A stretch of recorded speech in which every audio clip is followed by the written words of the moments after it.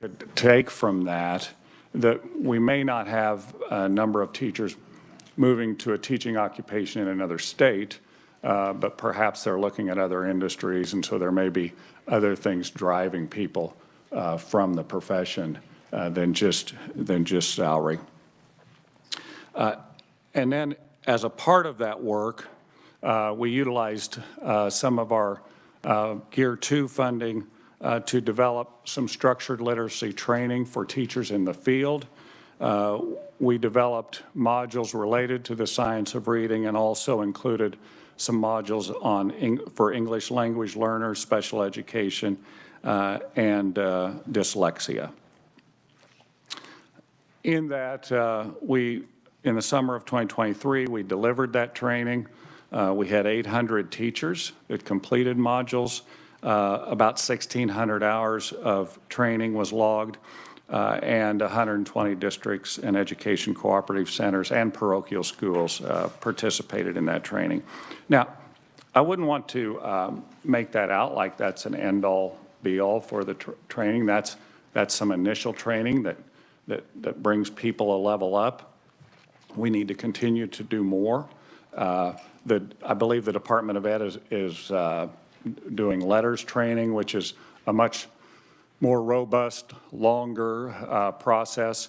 But what we're trying to do is say, how do we get people from point A to point B, level up, and then how do we continue that training to make sure that knowledge is deeper and that practice is more refined. We also, as a part of our work group, realized that we needed to do more in terms of program-to-program articulation from our community colleges. Students have an advantage if they go to community college. They can actually be part of the Promise program, and so you as legislators pass that and pay for it's a last dollar scholarship so that tuition and fees can be taken care of for students that are in need.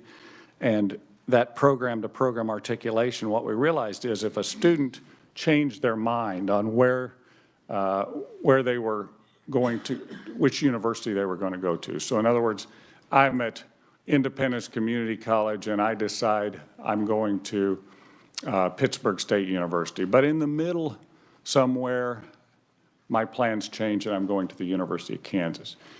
What we wanted is that there was not any credit loss depending on the program at our universities that you entered into. And so that's what we did. We tasked those deans with getting together, putting that. I will say within 3 months we had that program-to-program articulation, and I think that's a real positive. So now if a student changes their mind on which university they're going to, they're not going to lose credit. So where are we with next steps? We could advance the slides here, just keep moving. Right there. Okay, thank you. In terms of next steps, we believe that we can increase the transparency of our education programs by creating 2 courses that are common across all the state universities that focus on the science of reading. And at the end of that, to have a credential that each teacher receives as they go out in the field. So what are the advantages of having common courses? You know, what you have to beware of is that you don't stifle innovation, because sometimes at the local level, when is it an advantage to do something at the system level? When is it an advantage to do something at the local level? You don't want to stifle innovation. But with common courses, everyone can see exactly what is being taught at every university. They don't have to do a curriculum map across the entire curriculum. Also, what you can do is you can share best practices within those courses. So maybe there's activities that faculty develop. They can be shared easily across those universities because we want to, we want to continue to grow in this area. So, and then I think a micro-credential is important as students get out in the field. That concludes my testimony on the science of reading, and if you want me to stand for questions now or later, I can do that. Let's go ahead and start with questions now. And so we'll start with Representative Estes. Thank you. I have a question for you. As you guys are looking at this, to me, it's associated because I think exceptionalities, whether they be gifted or things that make learning more difficult, what are the universities doing to teach teachers to spot exceptionalities?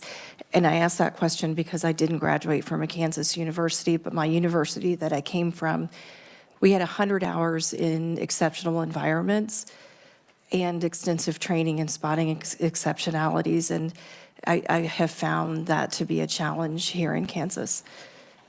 Yeah, so I would just tell you, I can't answer that directly. I'm going to have to go back to the curriculum and see how many hours we spend on recognizing if someone's gifted, and then an issue with at least as much gravity and perhaps more as if someone is has issues such as dyslexia early on. But I will get that information. Thank you. Other questions? I have a couple, so let's go to slide 9. That's that structured literacy training that occurred this summer. You indicate that 800 teachers completed the modules, and there were 160 plus hours of training logged.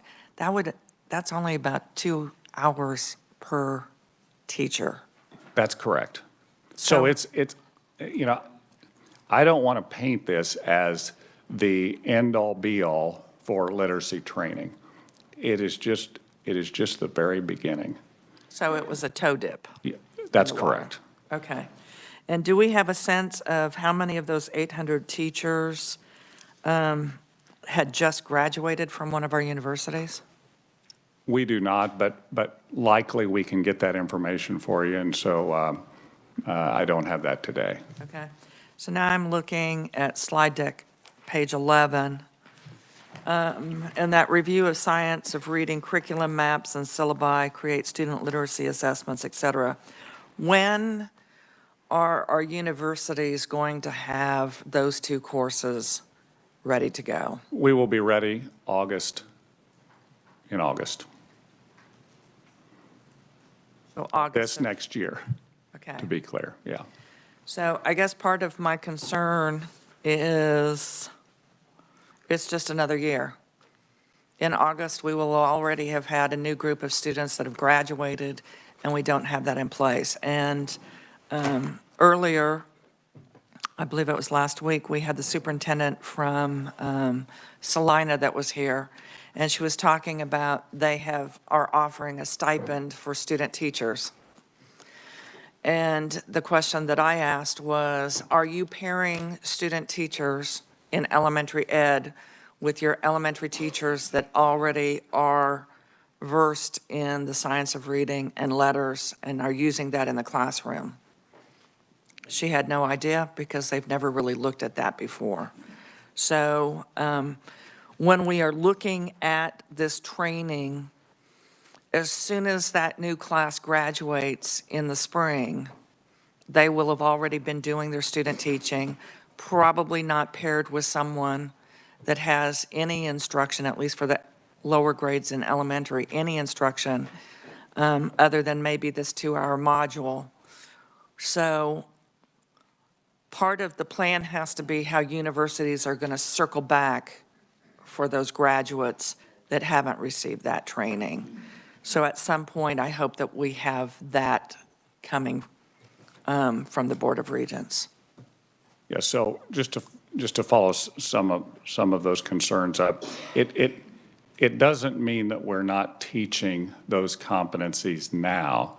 They're just completely across the curriculum, and we're just asking that for transparency, and I think actually just for additional accountability, we have at least 2 courses that are standardized, because I do think we can make headway there.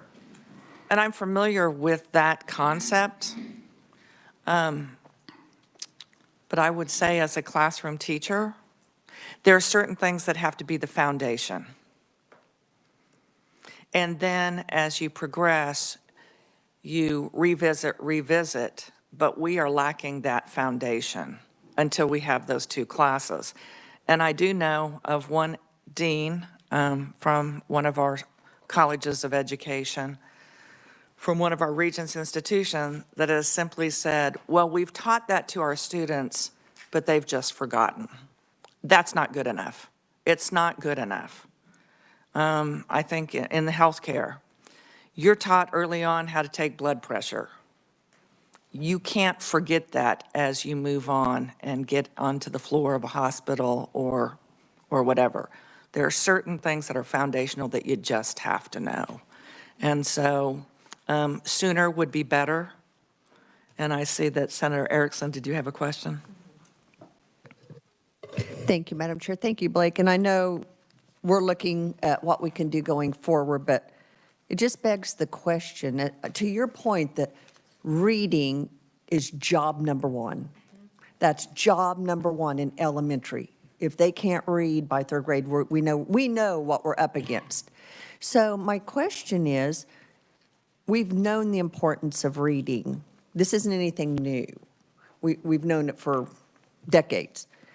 What have the teacher colleges been doing to prepare elementary school teachers to teach reading? I was secondary, so I didn't get that training when I did my education program, but what on earth have they been doing all this time to where we have to come back with this?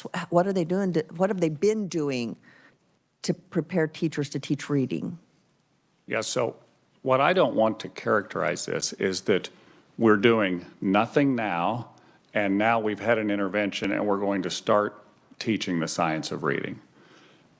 We sent over the curriculum maps. We're teaching the science of reading now. It's just varied across our public universities to where you need to do a complete curriculum map to see where all of those competencies are, because they may be in different courses. Wichita State may have them in different courses. University of Kansas may have those in different courses, and they may be spread throughout. What we're saying is we want to collect those. If you want to do more, that's good too, but we want at least 2 common courses so that everyone can see exactly what we're doing in those 2 courses. To your point, and it's a fair one, this is the base. This is critical, and we want, should this have been done 10 years ago? I can't argue with that. We're doing it now. Yeah, it's just so shocking to me because we know how to teach kids to read. We've known how to teach kids to read, and the fact that we are finding ourselves in this boat, because there's no dispute that what's been happening hasn't worked. The data just bears out it hasn't worked, and it's too bad for those generation of readers that we've failed as adults. And so I'm glad to see we're doing something now, but it just begs the question, what have we been doing? So thank you, Madam Chair. We're going to go with Representative Estes, and then we're going to move on to our next speaker. Representative Estes. To follow up, what I hear you saying is the focus now is science of reading, and I think the question is, what was the focus before? Was it whole word? Was it whole language? What was the underlying strategy prior to that? Yeah, so just to be clear, we've been focused on the science of reading for a number of years. What we're doing is making that more transparent by putting it in 2 courses. But there was a balanced literacy at one time that, as science progresses, that good people who'd done research thought was the right way to teach reading. As it turned out, it was not. And so now we've grown in other methodologies that are better than what we're doing now. But the current science suggests this approach going forward. Representative Stockstill, I'm sorry I did not see you. Did you have a quick question? I know.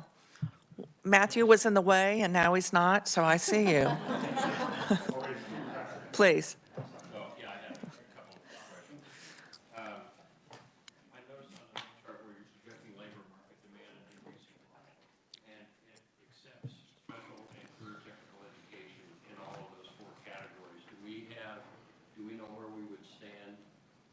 comparison with these other states in special ed, career technical education? Whoops, sorry.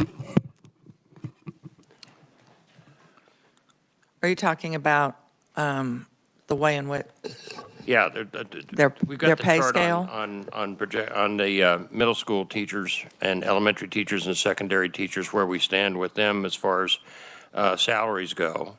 And, but then all four of those categories accepted special and career technical education. I'm just wondering if there's a major difference in what we pay our special education, career and technical education teachers.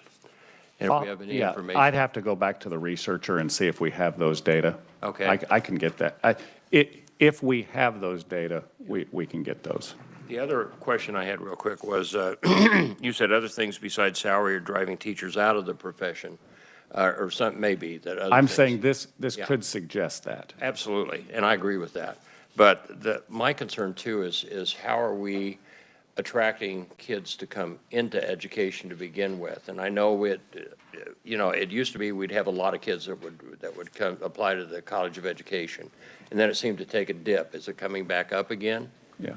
So I would say as a part of our educator task force, well, it's actually later in testimony, but as part of the concurrent enrollment that we looked at, we actually built out a couple of pathways from high school from the freshman year. One of them is education. The other one is healthcare. I think we need more student awareness of it early. I would say that the work environment probably needs to be addressed, because you can continue to produce, but if people are leaving the profession quickly, it's going to be very difficult. The teacher training that we're doing for new graduates coming out is just one component. If a district no longer has a long-term sub list because every sub is in the classroom, we're going to need, and to Senator Baumgartner's point, this is a little bit of a toe dip, but we're going to need short-term education and training if someone moves from, I'm on a sub list for 1 or 2 days, to now you're a longer-term sub.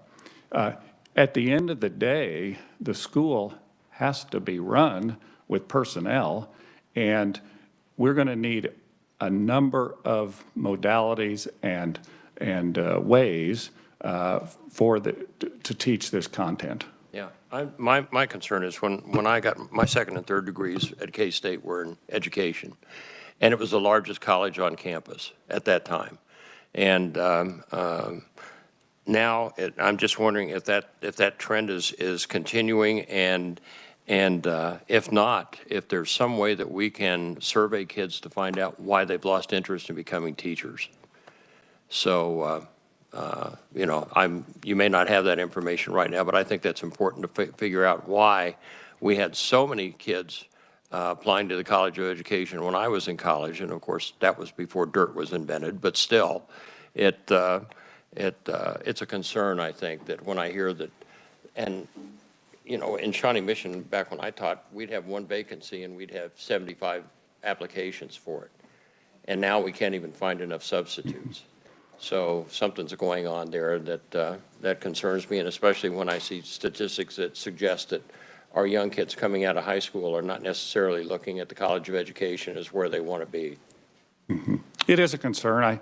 I gave a commencement address at one of our universities, and it was by college, and the College of Education had some more significant numbers, and I was encouraged by that. But when they said, how many are new teachers versus how many teachers are coming back to get a master's degree, it was predominantly people coming back to get a master's degree, not entering the field. So that is a concern.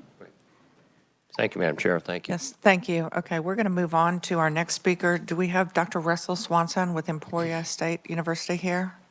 Dr. Swanson, welcome. And we have your testimony. So if you would talk to us specifically about what Emporia State University is doing with regard to the science of reading.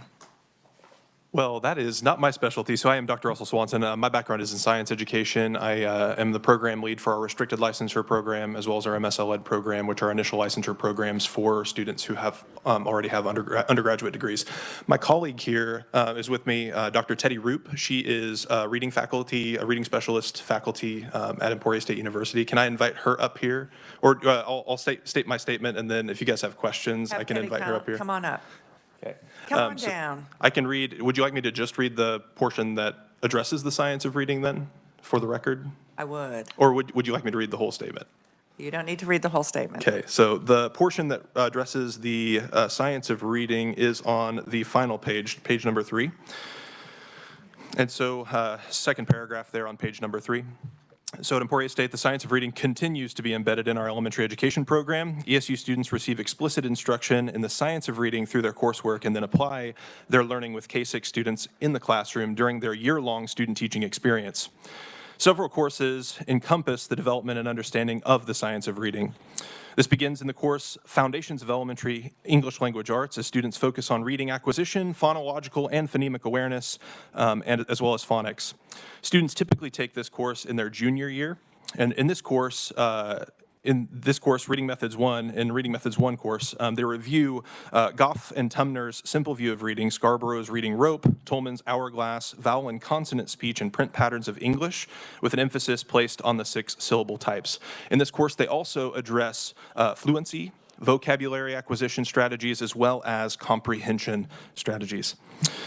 Secondarily, we have another course, Reading Methods 2, where students continue their learning as they apply their knowledge about the following concepts: identifying reading profiles, Aries stages of word recognition, orthographic mapping, structured literacy lesson plans, and implementation that includes multisensory elements. Taken in conjunction with Reading Methods 2, we have a second course during this first semester of their senior year called Reading Practicum. And this course allows students to apply this learning that they're learning in their methods course with actual students as they're at their placements during their first semester of student teaching. So students write and teach 2 lesson plans during this course, during this practicum course. One uses Goff and Tumner's Simple View of Reading with word recognition, and there's a second lesson that's taught focusing on language comprehension. The instruction is diagnostic. It's based on data gathered from diagnostic assessments, which students are actually taught to use during these courses. And the elementary students in the classrooms, they use these assessments. They're taught about these assessments in the course, and then they use those assessments during this practicum course while they are in their placements. Let's see here. The lesson plan addresses, so that they use this data to then write a lesson plan, and this lesson plan addresses phonological awareness, phonemic awareness, phonics, and as well as fluency, vocab, and reading comprehension. So these courses are taken during the Block 2 semester of our program, where students spend 2 days on campus taking courses, methods courses, as well as this practicum course, and then 3 days during the semester they are in classrooms with our mentor teachers as they do their student teaching. So that is our Reading Methods 2. And then after this semester, they basically spend a whole semester in their full-time student teaching placement. They get 1 placement in 2 grades in the K-6 K-6 grades K through 6, and then they practice these things with a licensed teacher who is a mentor that we vet according to our standards that are listed on page 2 of the testimony. Let's see here. I think that's all that I have regarding, Madam Speaker, regarding, or Madam Chair, regarding the science of reading.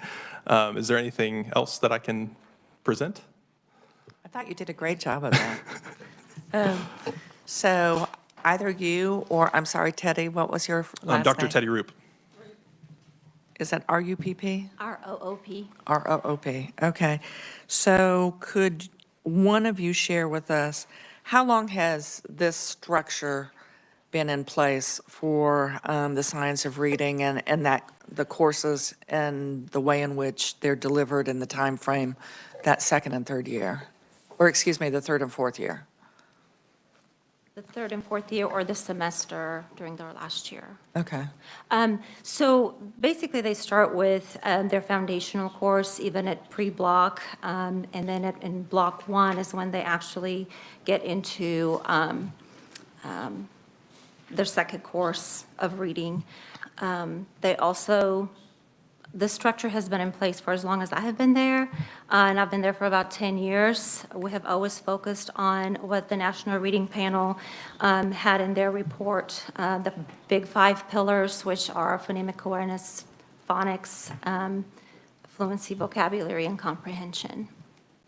Okay. And so the other follow-up question is the question we've asked before.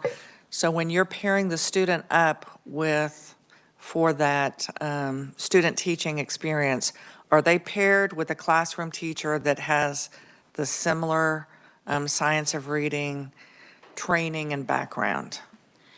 So I think that would be difficult for me to answer, but I know that the districts where they're placed in have been receiving letters training. I'm personally trained in letters, including the facilitator letters training. So they, I incorporate that into my instruction as well. Okay. So Chair Representative Williams. Thank you, Madam Chair. So my question's for secondary teachers. So what kind of science of reading is required or integrated into preparation for secondary? Because that could be 6th grade on up. And as we know, more and more students are slipping through the cracks. They're landing in classes. It doesn't matter if it's science, math. There's reading in all those classes. And when they can't read at grade level, which is so often more prevalent, what is incorporated for those potential teachers?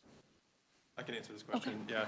So part of my position at Emporia State is working with the restricted license students, so master's level students who are taking courses that align with their licensure requirements for the state, and they're being placed in secondary classrooms. So currently we have students who are teaching English language arts are required to take, I believe, two methods courses, and as well as some background information. But I'm not certain that secondary students who are studying biology, for instance, have foundational reading elements embedded in their coursework. I will say that this is something that we are addressing going forward. Like for the restricted license from the restricted license side of things, we have biology students, history students, all of these students where reading is really the foundational skill that students need in order to access the content. And so moving forward in programs like this that are preparing secondary teachers for the field, we are embedding those science of reading elements going forward. But currently, I'm not certain that we do have those foundational elements embedded in those secondary courses. Thank you. So now Senator Erickson, and then we'll go to Senator Gossage. Thank you, Madam Chair. Thank you for being here. Thank you, Dr. Roop. It sounds like this is great. This is exactly what I would hope to see in how we are training our teachers to teach reading. So my question is, where's the disconnect? Is it at a district that has a curriculum that doesn't support the science of reading? Is it pacing guides? Is it the teachers you're training have the skill and ability to teach reading, but when they get hired, they don't have the freedom to do what they know is best in students? Is it time on task? I've seen an elementary schedule where they spend 15 minutes a day on reading. So where is the disconnect? Because if our students coming out know how to teach reading and we're getting the results we're getting, where is the disconnect in your opinion? And this would be my opinion, because I wouldn't have the data or the knowledge of what happens. It depends on the curriculum that the district uses.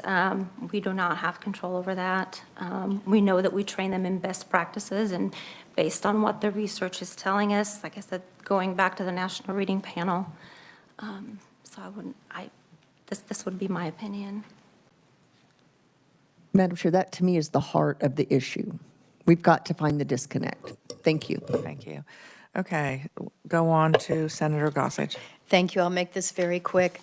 We've been hearing a lot about letters the last couple of years, and is there any way that we on this panel can see an example of this curriculum? Of letters curriculum, that is, the Soper's Voyager, I believe, is the publisher of letters. So I don't think that we can today, but legislative session starts the second week of January. So we typically in Senate Education start by education by the numbers, but I think that this year we could start with education by the letters. So we'll do I that. like that. And then, if I may, Madam Chair, I'd like to piggyback on what Representative Estes said, which is recognizing exceptionalities. We all know that children do not learn the same way when it comes to reading. And you can have, curriculum ABC, and some will learn great with even though we knew that it was a failed experiment with whole language, et cetera, there were still children who learned to read that way. So it's understanding, does this curriculum work for this child? And I think recognizing, letting the teachers recognize, you heard me say yesterday about my own son going into 4th grade as a total non-reader. Those teachers denied that. They were lovely people like, Adam, oh no, he can read. Can he? Have you ever had him read to you? Well, no, but because the para helps him with every single answer.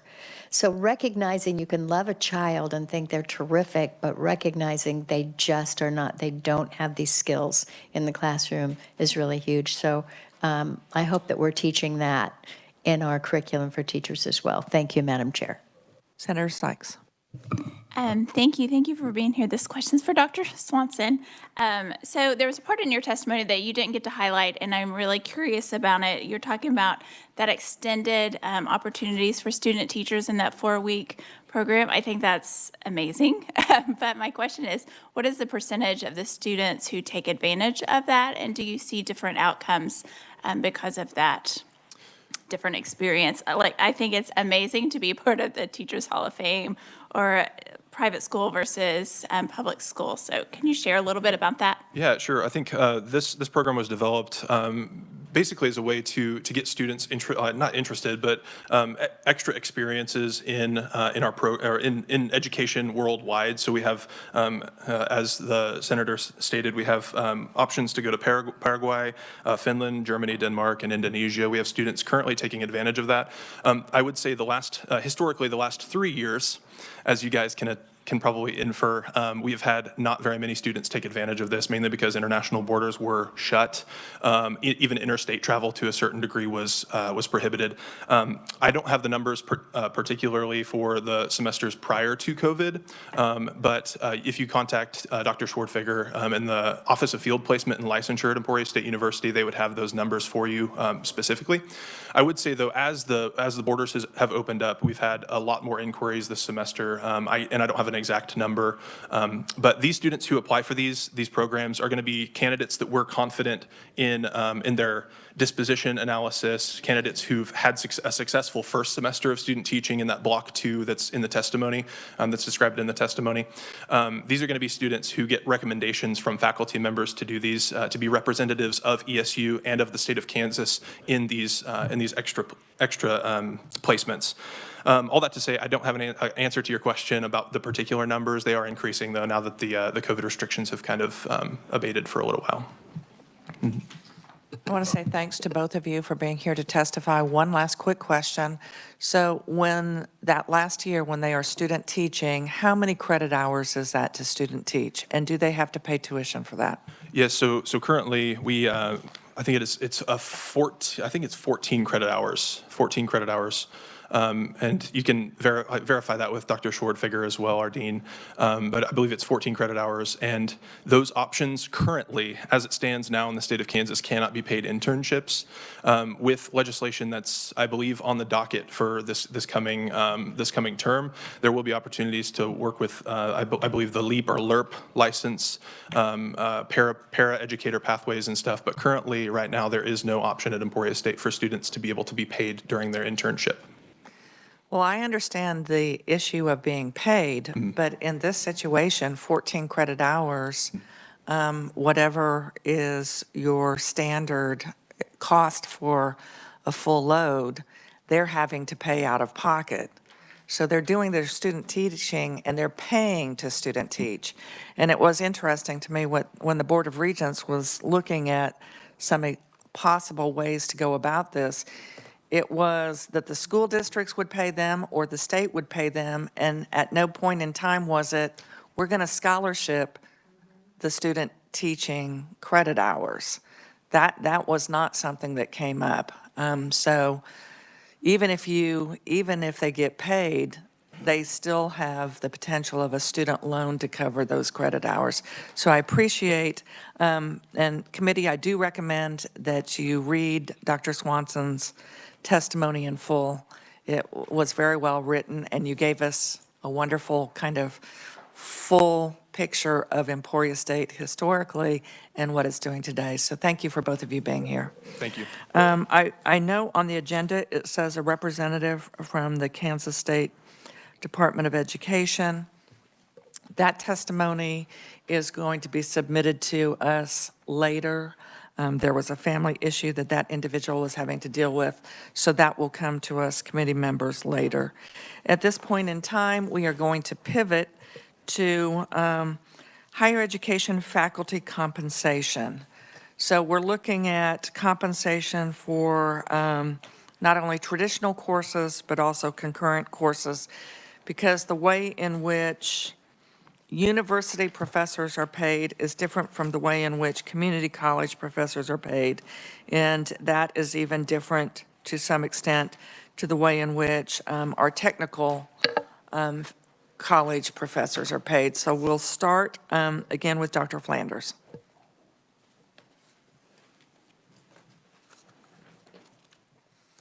And it starts on slide deck number 13 of his testimony. So thank you, and I'll just walk through each of our models, and then for traditional, and then at the end, I'll just give some brief examples on concurrent, and I know there's other conferees that are going to add some depth to that information. So in terms of the state universities, generally, it's not the same everywhere, but generally, those faculty are hired based on the market. And so it is different from each individual college within the university. As an example, a business faculty, someone in the College of Business, because of the outward competition for those individuals, may earn more than a faculty member in the College of Education. Okay, so it would be based on market demand. Also, within that is what rank of professor someone is. So sometimes it's confusing, and it's a confused issue that continuing contract that we have at the K-12 level and that we also have at the community college and technical college level is the same as a tenure track. It's not the same. So continuing contract is essentially, and we will use those interchangeably. Sometimes we'll say, well, this K-12 instructor has tenure. That's not exactly right. They have been on continuing contract, and so then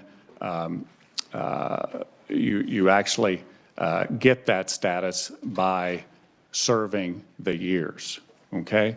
With tenure, there's an earned part of that. You might be a professor for a number of years, and you might not achieve full professor status. There's certain things that you need to do for that. So the rate of so college discipline, responsibilities, internal equity, all these things matter. Now, 2 of our 6 state universities have collective bargaining, and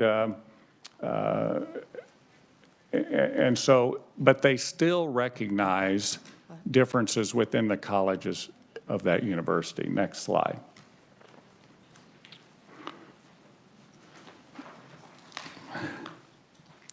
So while we go ahead and get that up, at the public 2-year colleges, to me, it's essentially kind of a holdover. Those were associated with high schools at one time, and so we have different requirements. Many of our technical and community colleges observe salary schedules that have been in place since their affiliation with K-12. I have an example of one of those. Many of the colleges also have faculty and pay benefit agreements subject to negotiation. We have a cost model that recognizes instructional cost for different areas, and it's tiered, particularly different areas in career technical education. This is just one opinion, but I would say that at least I believe a one-size-fits-all for faculty is deadly to hiring career technical education faculty in high demand. If we need to hire nursing faculty, and now you have an issue, particularly as hospitals went through COVID, there's more demand, there's fewer nurses out on the market, that's going to drive the salaries of those nursing instructors higher.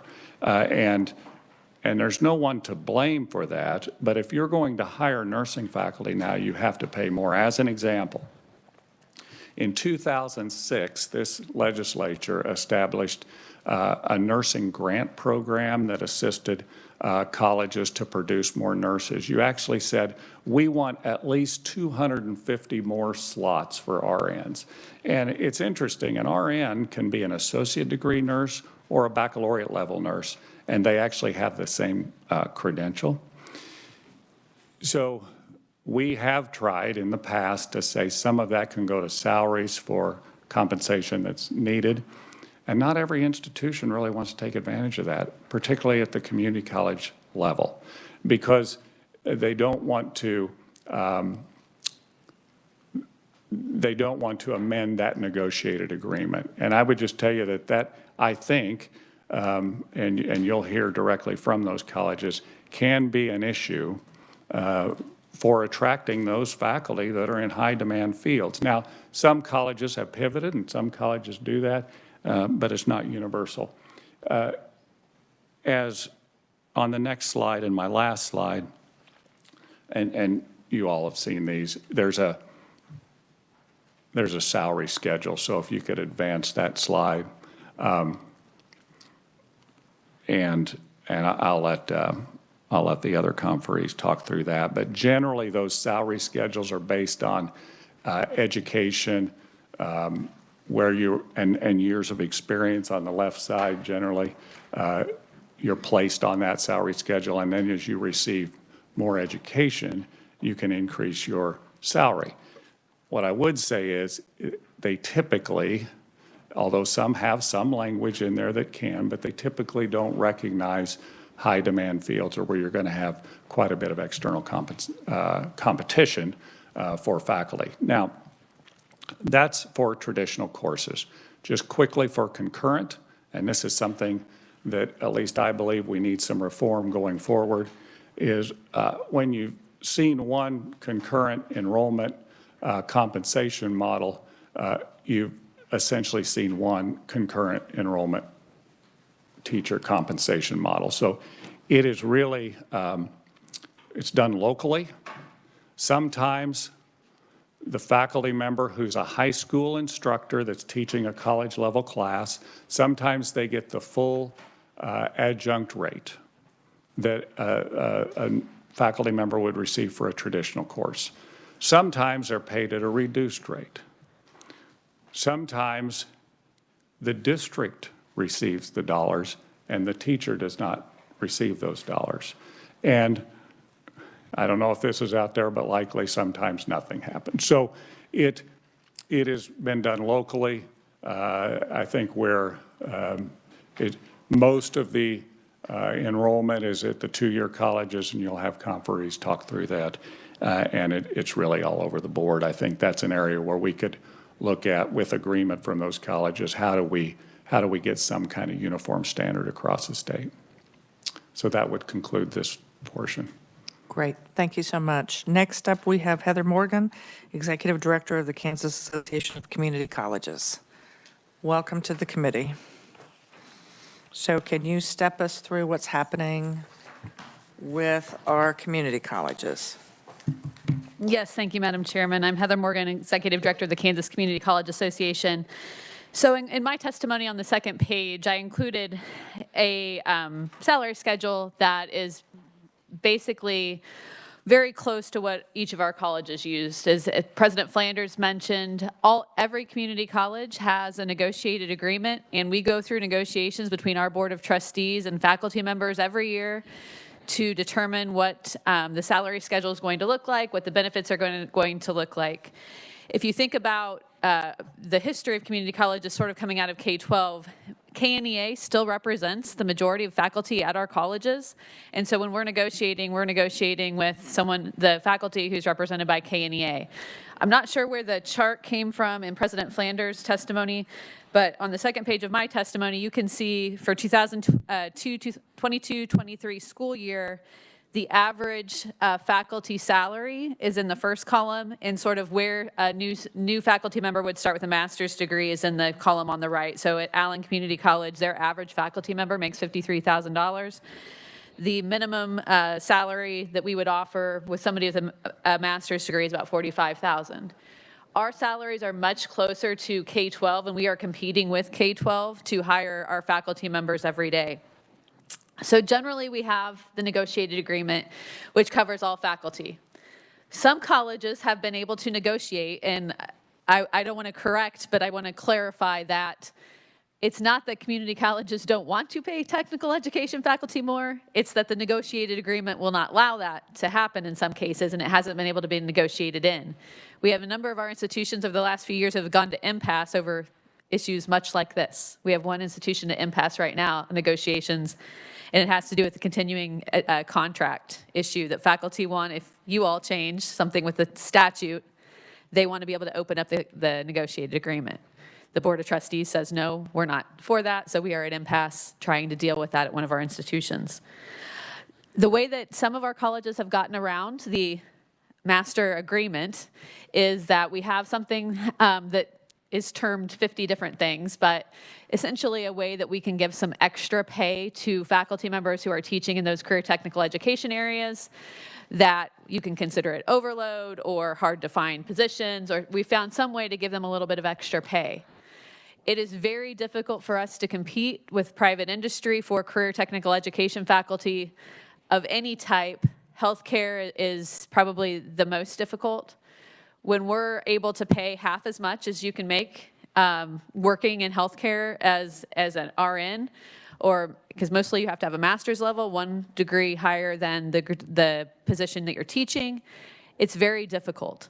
So a lot of our people we try to get through an adjunct. So can you work during the day and teach for us at night? Can we pay for your student loans? Can we pay for you to get that next level of education? Right now, I think we're doing okay on nursing faculty, but every time we have a nursing faculty position open, I can tell you that what happens in any of the career tech ed fields is we are not filling classes because we can't find that instructor. So you have a waiting list that we could be teaching more Kansans, but we can't find a qualified instructor to teach the course. That happen. I know that we have two colleges that have precision ag, cannot find a precision ag teacher, and they have wait lists to go into precision ag. If you think about how agriculture is changing to more the GPS and the computer programming, that's just an example of more Kansans seeking career and technical education than we're able to teach because we can't find the instructors at the price that we're able to pay. So transitioning from how we pay our normal faculty to how things work for dual and concurrent classes. So a concurrent education class is one that's taught by the high school instructor in the high school. Dual could be taught like that, but also could be taught by our faculty on our campus. So if we use concurrent and dual, some people use them interchangeably. They really mean different things. So for the high school faculty member, high school teacher who's on a USD contract, who is then teaching a college course for us, as President Flanders said, the way they are paid looks 256 different ways. Let's go with the traditional route. The traditional route would be that we pay them an adjunct faculty rate for the number of hours they're teaching. Our adjunct faculty rates range from $375 to around $770 per credit hour. So the high school faculty member says, I want to teach this college course. We say, okay, here's your adjunct rate. We write a check to the teacher, does not ever touch the USD. It's like a 1099 employee. Now, there could be a situation where we do the same thing, but we write the check to the USD, and then the USD may pay the teacher that amount. One thing you might not think about in that case is if the USD is paying it, that's a CAPERS covered. It's part of their salary. So they're earning CAPERS on that extra income.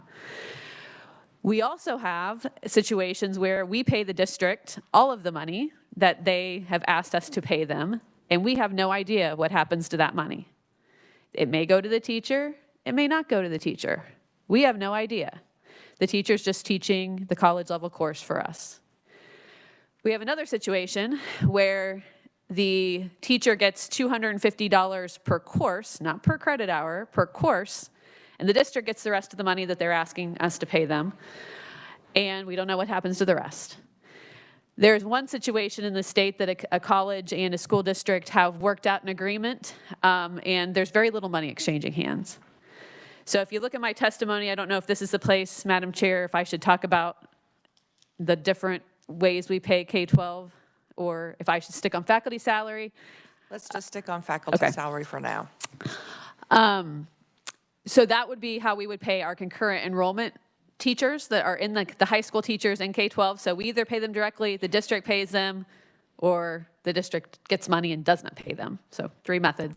For dual enrollment faculty, generally those are our faculty. So they're just under the regular faculty salary master agreement. Again, if you look across the state, there's definitely a difference. There's definitely a difference based on the cost of living, but there's also definitely a difference in the way we find faculty members. If you think about an urban community college, you have a lot more opportunities to maybe have an adjunct instructor, somebody who's working in the field in your community who can come to the college part-time and teach.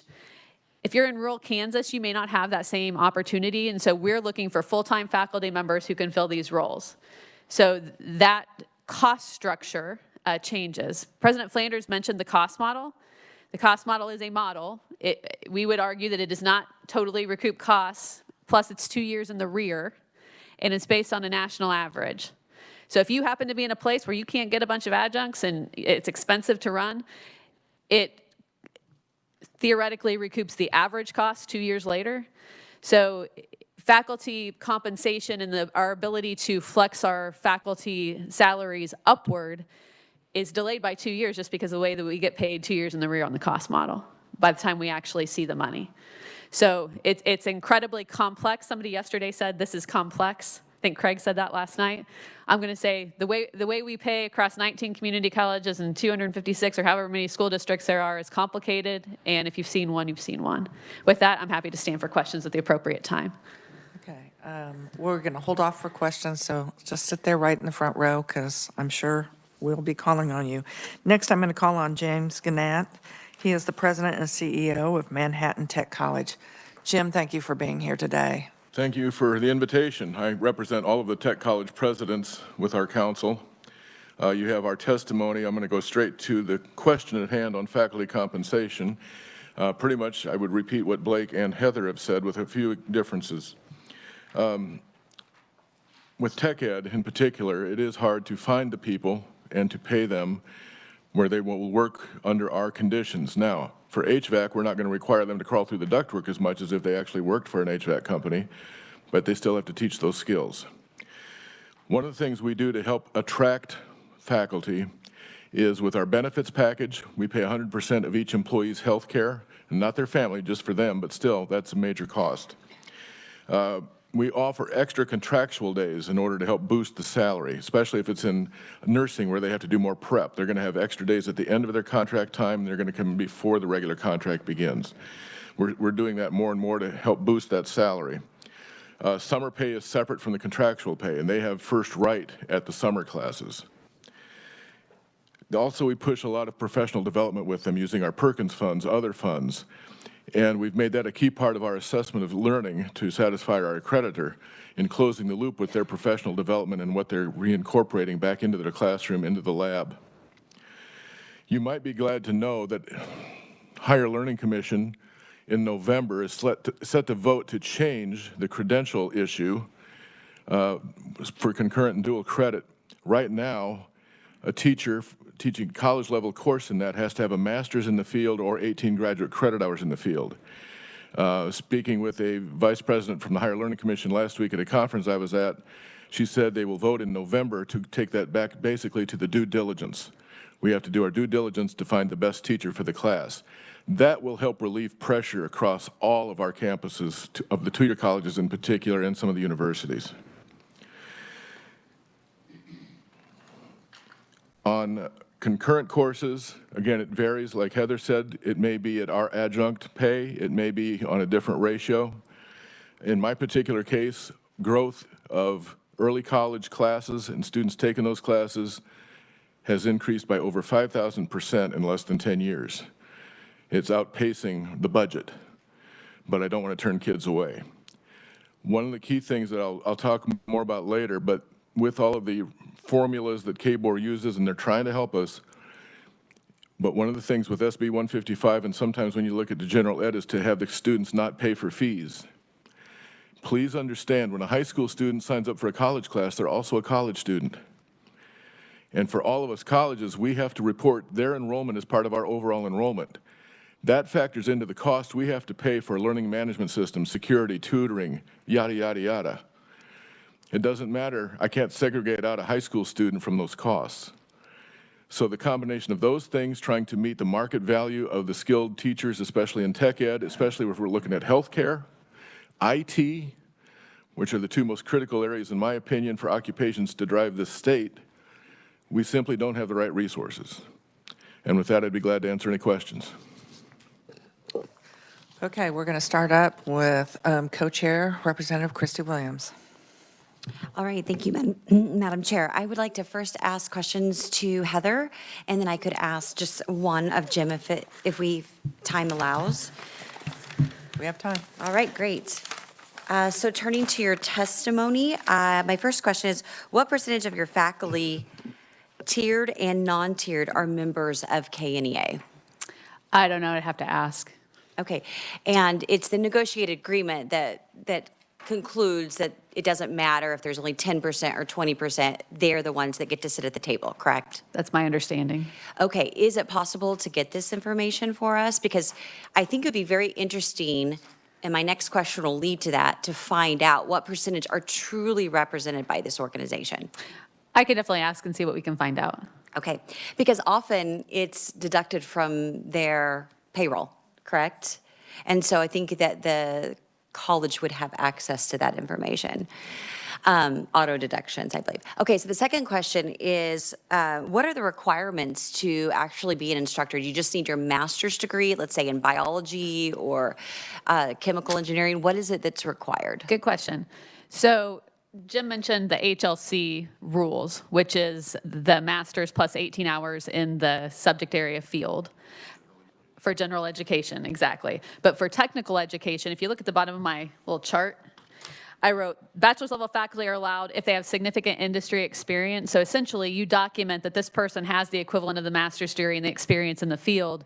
And with that documentation, you can take somebody who's been a 30-year master journeyman electrician, and you are vouching for them that they have the skills necessary to teach the course. So they may not have to have that. We like to, once we hire somebody like that, we try to help them move along in the faculty education realm to get into the HLC space, but we can hire somebody that is bachelor's degreed with significant experience for technical education.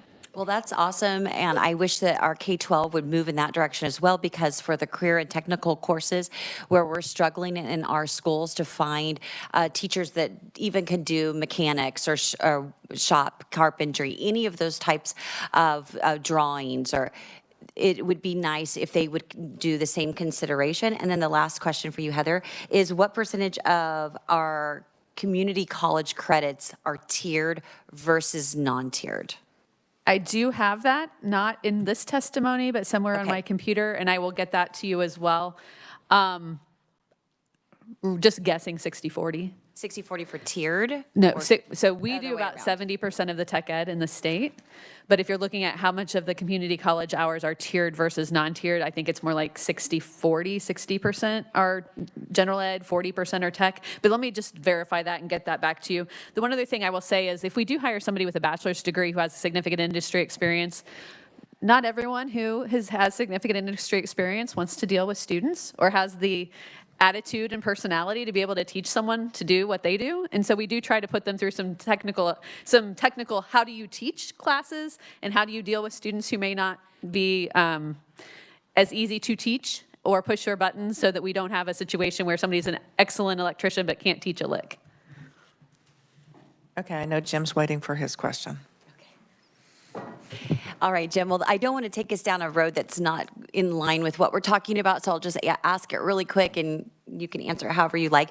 But we, of course, have these non-tiered courses in our community college as well. I come from one of those counties, and we are not compensated in the same way.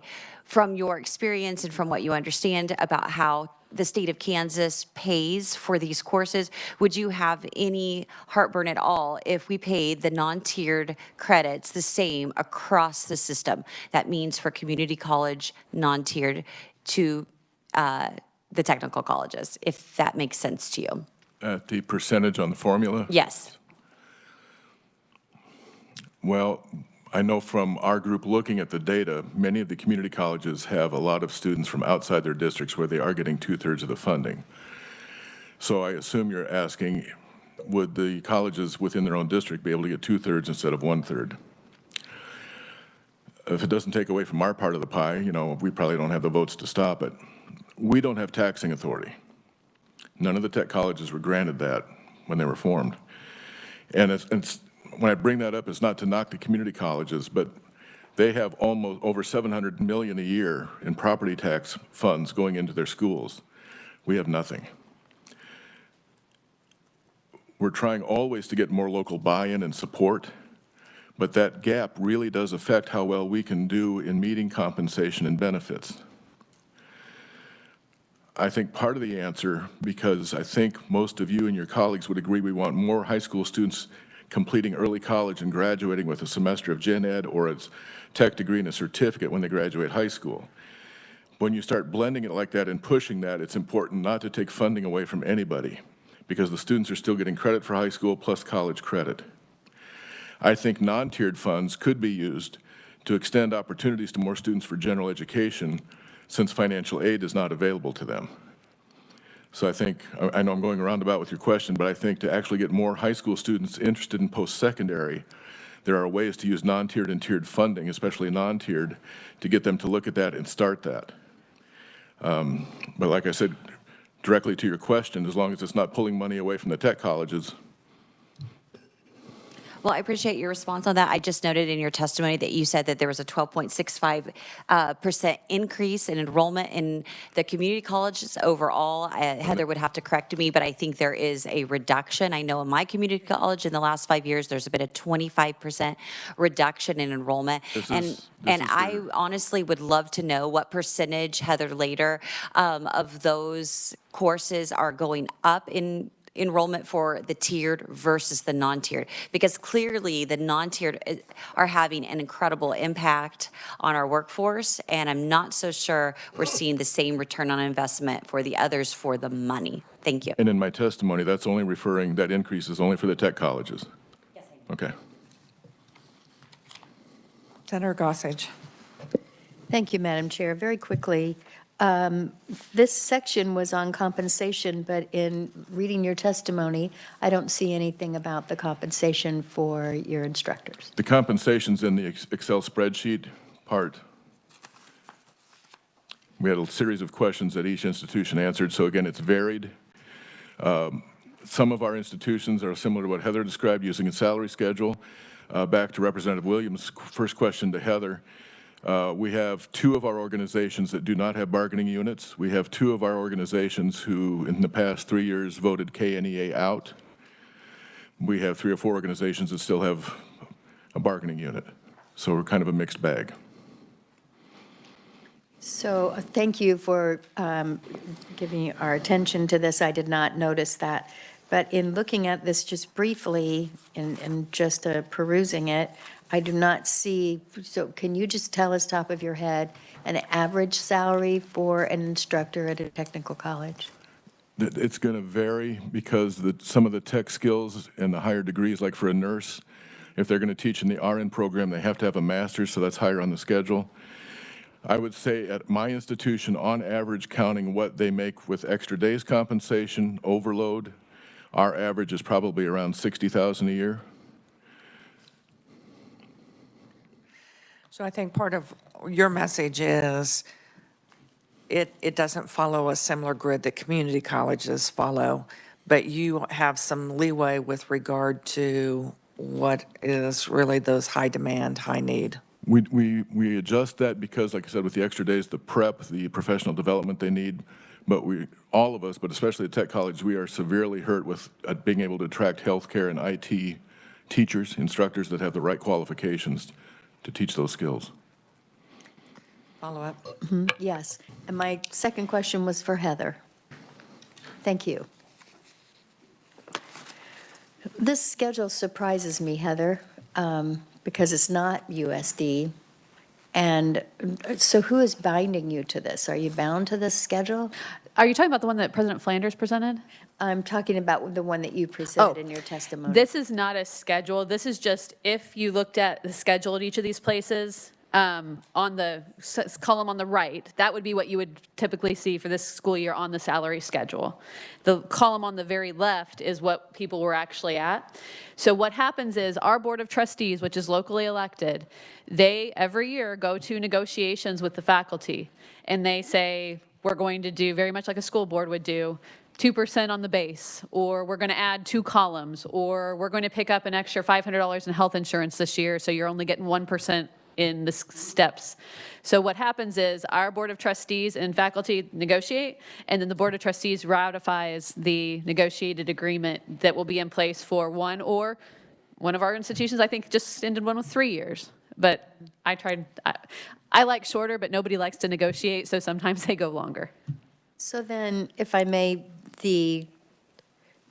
we in statute have not bound you to do something like this. This is something that you've decided to do as far as how you compensate. That is correct. And one thing I will add, and I saw Representative Waymaster earlier, and I wanted to ask him about this. Last year, you all dealt with an issue with state employee pay that you couldn't do signing bonuses or any kind of like retention bonus, and I think you changed the statute. Troy was really involved in that. We've found that we can't do signing bonuses or retention bonuses, and that might be one of the things that we bring back next session for those tech ed instructors. We may need a signing bonus to sweeten the pot to get them into our system. So right now, the statutory framework we don't believe allows us to do that, and so this is what has been agreed upon by our elected officials, but there's nothing in statute binding us to any certain schedule. Thank you. Thank you, Madam Chair.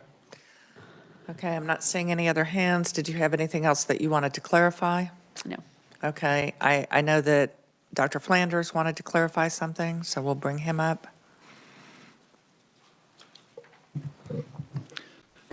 Yeah, I believe there was maybe just a misstatement. The local mill that community colleges have generates almost 300 million. So I think the number said was a little higher, but I wanted to clarify that.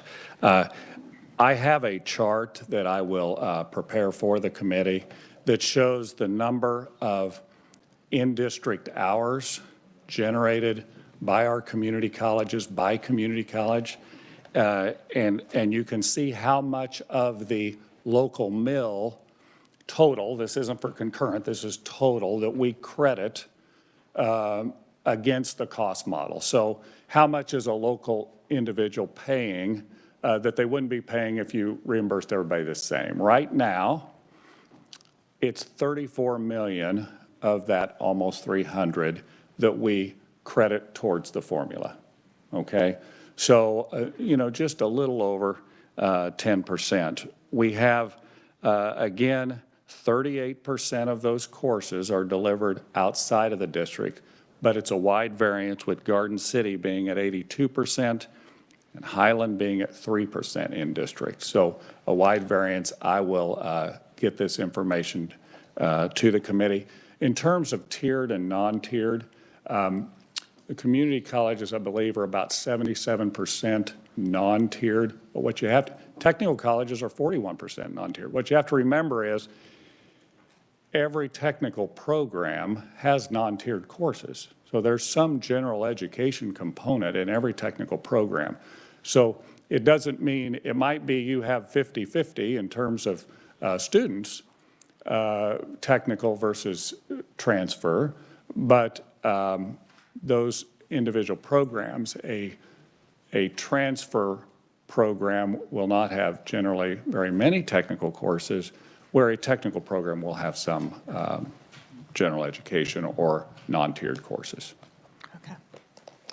Quick question. Real quick, so are we finding that these non-tiered courses where there are 77% and 44% and some absolutely are going to go in hand, do we know if the enrollment for those credits are going up more for the technical versus the non-tiered? So what I would tell you just in terms of enrollment by institution, and it's going to be slightly different this year, but we've seen a decrease in our community colleges enrollment over 10 years, and the technical colleges have actually enjoyed a significant increase. Now, some of that is due to technical colleges probably delivering more general education. Some might be better outreach to the high schools with Senate Bill 155. But I expect if we prepare those materials, we'll see a decrease in the non-tiered classes. I think this year we have a slight uptick, so that's encouraging. But that's coming off a number of years where we've dropped. So to dovetail on that, can, I guess between the regents, the community colleges, the technical colleges, are you able to grid that out based on regions as well? As far as where are we seeing changes like an uptick in tiered or downtick in tiered based on regions of the state? Oh, yes, we could do that. You know, here's the fact of the matter. If you're in a service area and you've been very rural and you're losing significant population, your numbers are likely dropping. And so, but we could do that by region. We could do that by college. Okay. Thank you. Committee, we are going to move on. We are roughly staying on schedule. Woo! So we're going to move on to concurrent enrollment. And with that, we're going to start off with Natalie Clark. Well, thank you for being here today. Natalie is the Assistant Director of Career Standards and Assessment Services for the Department of Education. So thank you for being here. Yeah, thank you, Chair Baumgartner and members of the committee. I've been asked to come today to speak about career and technical education at the secondary level, and I prepared some. Is this it? Yes, it is. Awesome. Testimony in the form of slides, if we're able to bring those up. Okay. Thank you. I think we lost it. It'll come up. Okay. Okay, talking about dual enrollment, concurrent enrollment courses. In Kansas, I shared the model of the Kansas career fields. We have 7 career fields. We have 16 career clusters. And this particular model is the pathway model, showing the 7 career fields with the petals, the 16 career clusters with the buildings, and the 36 career pathways. We have design sheets for each of our pathways. This particular is a sample in the finance career cluster, business finance pathway. We have introductory level courses that are not funded with weighted funding, and then we have technical and application level courses that are. Dual credit, within that definition are the concurrent enrollment courses. They are dual credit courses taught by a high school teacher during the day at the high school with a cooperative agreement. We have the Kansas Course Code Management System. So as school districts apply for their career and technical education pathways, we have a college and career field. So we have a designation of an L. And if it's an L designation along with the 5-digit course code, that could be any course from the Excel and CTE list or those tiered technical funded courses that can be included in a pathway, and high school and college credit is earned. I wanted to point out that if it's coded with a designated L, it does not receive the 0.5 weighted funding. It may be included in an approved pathway, and it earns both high school and college credit. If it is a C designation in that college and career field, that would be the technical and application courses in a pathway, those courses that are not on the Excel and CTE list. Those courses earn both high school and college credit, and typically the student, or perhaps in some cases the district, may pay the tuition for the courses. So in summary, the designation of a C, it is eligible for 0.5 weighted funding because it is not on the Excel and CTE list. It may be included in an approved pathway, and it earns college credit. So looking at dual credit concurrent enrollments, in the year 2022, we recapped that the courses with the designated L, those are Excel and CTE concurrent credits.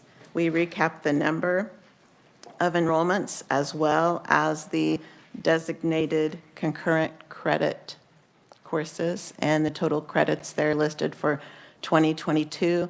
I will note the 2023 enrollments are preliminary.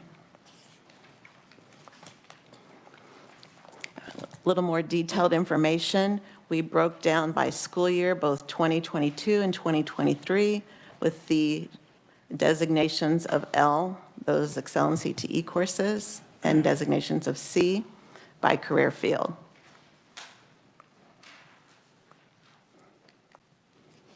So if you have any questions, I'd be happy to answer those. Committee, what questions do you have? Could you share with us how often are you going back and visiting the fields, the clusters, and the pathways? Okay, certainly. We are currently reviewing 7 of the 16 clusters this fall. We review those every 5 years, and we bring those before our advisory committee that meets quarterly. We have a business and industry representative that serves as the chair of that committee. And our cluster review committee consists of that chair representing business and industry, our advisory council, secondary educators across the street and across the state in all geographic regions, all sizes of districts, post-secondary institutions that include 2- and 4-year, and business and industry representing the occupations in that pathway. We also asked the Department of Labor to come and present on high skill, high wage in demand. And this year we have had the Board of Regents present on aligned programs. Co-Chair Williams. Yes, thank you, Madam Chair. So every 5 years, wow, I think that our workforce is changing quite dramatically. And I don't think every 5 years looking at half of them is going to be, or would potentially suffice. My other concern is that having a chair represent the workforce, come in and be part of that discussion is great, but honestly, if there's not an actual, where members of your organization are going to, or the schools are going to the businesses directly and finding out what they need in work in their particular field and area as it changes every single year so that courses can be updated. Because one of the concerns that we're hearing is that the courses are and the credits that are going to be available are lagging behind what the industry needs. So I'd want you to speak to that, and then I have a follow-up question. Sure. We also have articulated agreements that are part of our pathway approval process. And with that particular process, each year districts are asked to upload whether they're individual district and post-secondary institution agreements or whether they're statewide agreements. In that case, the district would share what they're teaching and be more up to date with what the post-secondary institution is teaching.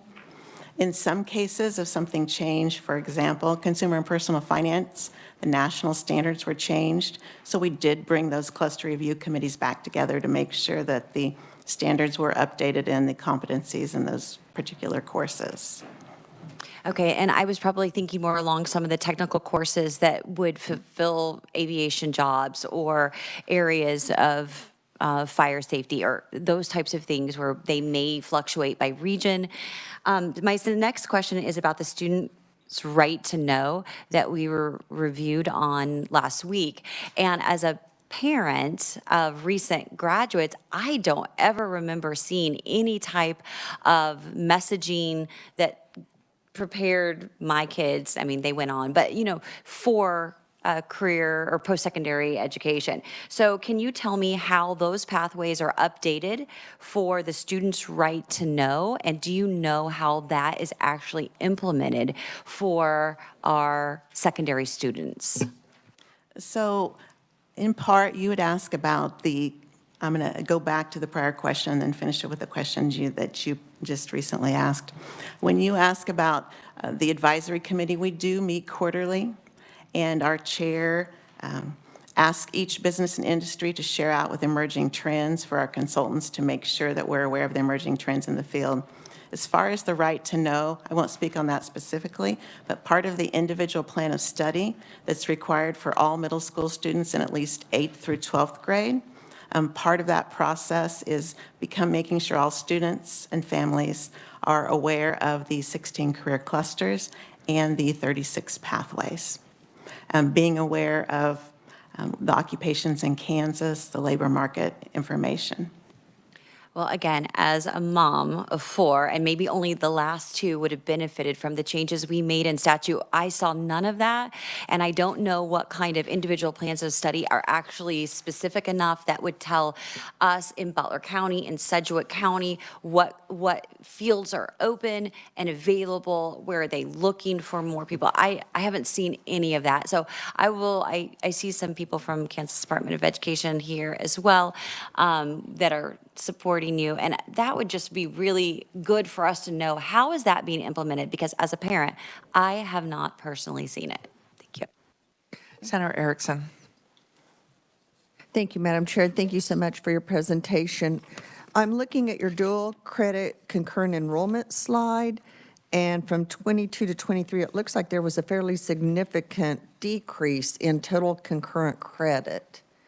Can you speak to that? Because I'm looking at other testimony from the community colleges and technical colleges that show an increase in their demand. So can you speak a little bit to that? So the courses that are coded, that is our policy as far as the L's and the C's. I'll have to say the 20 and 23 are preliminary numbers. They aren't final, but we pulled the numbers from our pathways as far as how the courses were coded in the individual pathways. Okay, so I'm still not clear. Is the demand for these courses increasing or decreasing, whether they're an L or a C? So as you see, there was in the numbers from 2022, the total concurrent credit was 5,777 enrollment, and 23, 4,313. So as far as how our courses are coded for the pathways themselves, we have a different system that codes the college and career field in addition to the L and the C. So if there are courses in the pathways, as far as overall, but these are these particular college and career fields. Got it. That helps. Thank you. Thank you, Madam Chair. Representative Poskin. Thank you, Madam Chair. In looking at those numbers, can you clarify when it says school year, is it the 21-22 school year followed by the 22-23? Yes, that's okay. correct. All right, thank you. So you're talking about last school year? Correct. Okay. Any other questions? I'm not seeing any, so thank you so much. Okay, next up we have Dr. Blake Flanders.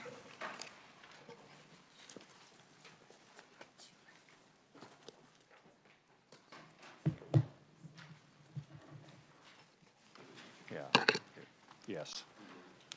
So I believe we're at the concurrent enrollment high school student section. I have just 3 quick slides here.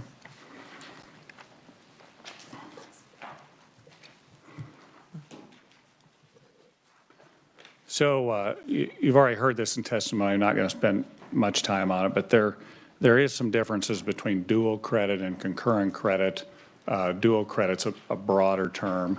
Concurrent, we talk about a concurrent enrollment partnership, and that is that we have a high school instructor teaching that college class in the high school that's qualified and hired by the community colleges or technical college or university, as it may be. And then I've got some language just in terms of the eligibility. Now, you passed the Kansas Challenge to Secondary School Acts maybe 2 sessions ago or perhaps last session, and there's some good things in that act. As now the district can pay the tuition for those students. It's permissive, but that can be done. And the Challenge Act does require academic credit granted for courses successfully completed by high school students to qualify for both a high school credit and also a college credit. One piece of cleanup there that you might consider and probably need to do a deeper dive within that is, and we have the same issues with transfers. So if I tell you a course transfers or counts, that's positive, but it's not the whole story. If it transfers only as an elective and not in your program of study, yes, it transferred, but you just have extra credits on your transcript. I think it's important if the college delivers an English class that it's not transcripted back at the district as elective credit, but that it actually counts course for that English credit. And so that's a nuance that I think just could be looked at just to ensure that students and parents are getting the most efficient model possible. Because if you get elective credit, you would still have to retake an English class at your high school level. So that's one point that's sometimes missed. Do I advance the slides now? Okay. Is it this button?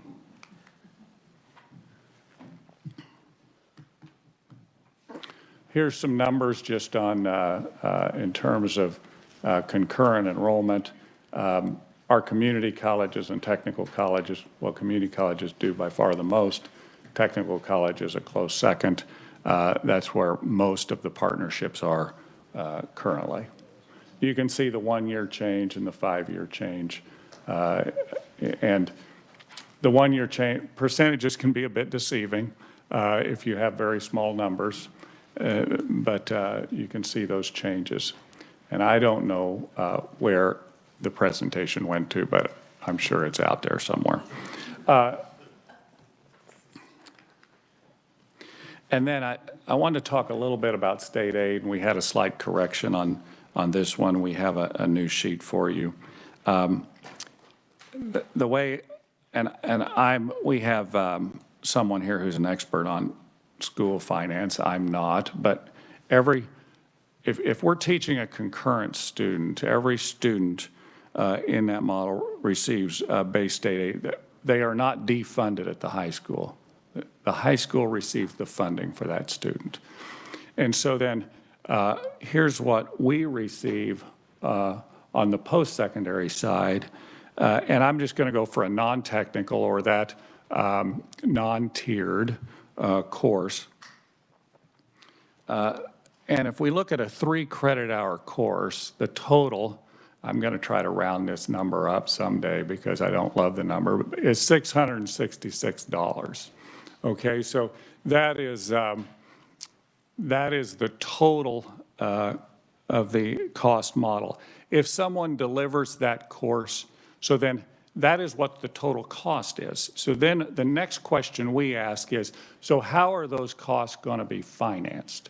So we say the student pays a third, that's tuition, and then we reimburse a technical college $444 for that course, and we reimburse a community college the same amount if it's delivered outside of their district. If it's in their district, it's $222 because $222 comes from the local mill. Okay, so we credit that local mill. So that's the financing for that student. And later, we will talk about a program that the board is putting forward where we'd like to see more students be able to take advantage of these opportunities. So that concludes this part of my testimony. Well, part of your testimony shows an increase in concurrent enrollment with state universities. So, in fact, a one-year change of 34% and a five-year change of 106%. So talk to us how it is that the universities are increasing their concurrent enrollment. So likely that happened in counties where a university is located, generally. If I drill down in there, I would expect much of that is in Douglas County. And the university started delivering that. They don't receive additional funds for that, but that's probably where those students and credit hours came from. Okay. But when we compare technical colleges and community colleges with our universities, the income for community colleges is based on three components: what they raise from local taxes, what they raise in tuition, so that's driven by enrollment, and then what they raise for what the state pays, the state aid, which again is driven by enrollment. Technical colleges receive their funding from tuition and then what they receive from the state, correct? That's correct. Okay. Whereas universities receive a block grant not driven by head count or FTEs. They receive block grants to offer that. Is that correct? That's correct. So with the increase in state university concurrent enrollment, are the universities receiving payment for tuition? So they receive the block grant. Are they also receiving tuition payments? Yeah, so what they would receive is there's not the same incentives, and that's probably why you see the numbers lower. There's not the same incentives for universities to deliver concurrent enrollment. They would receive the tuition, just as a community college or a technical college would receive the tuition, but their aid would not increase on the back end. It's just base state aid. But is their tuition going to be the same level of a technical college or a community college? So I've seen all kinds of agreements.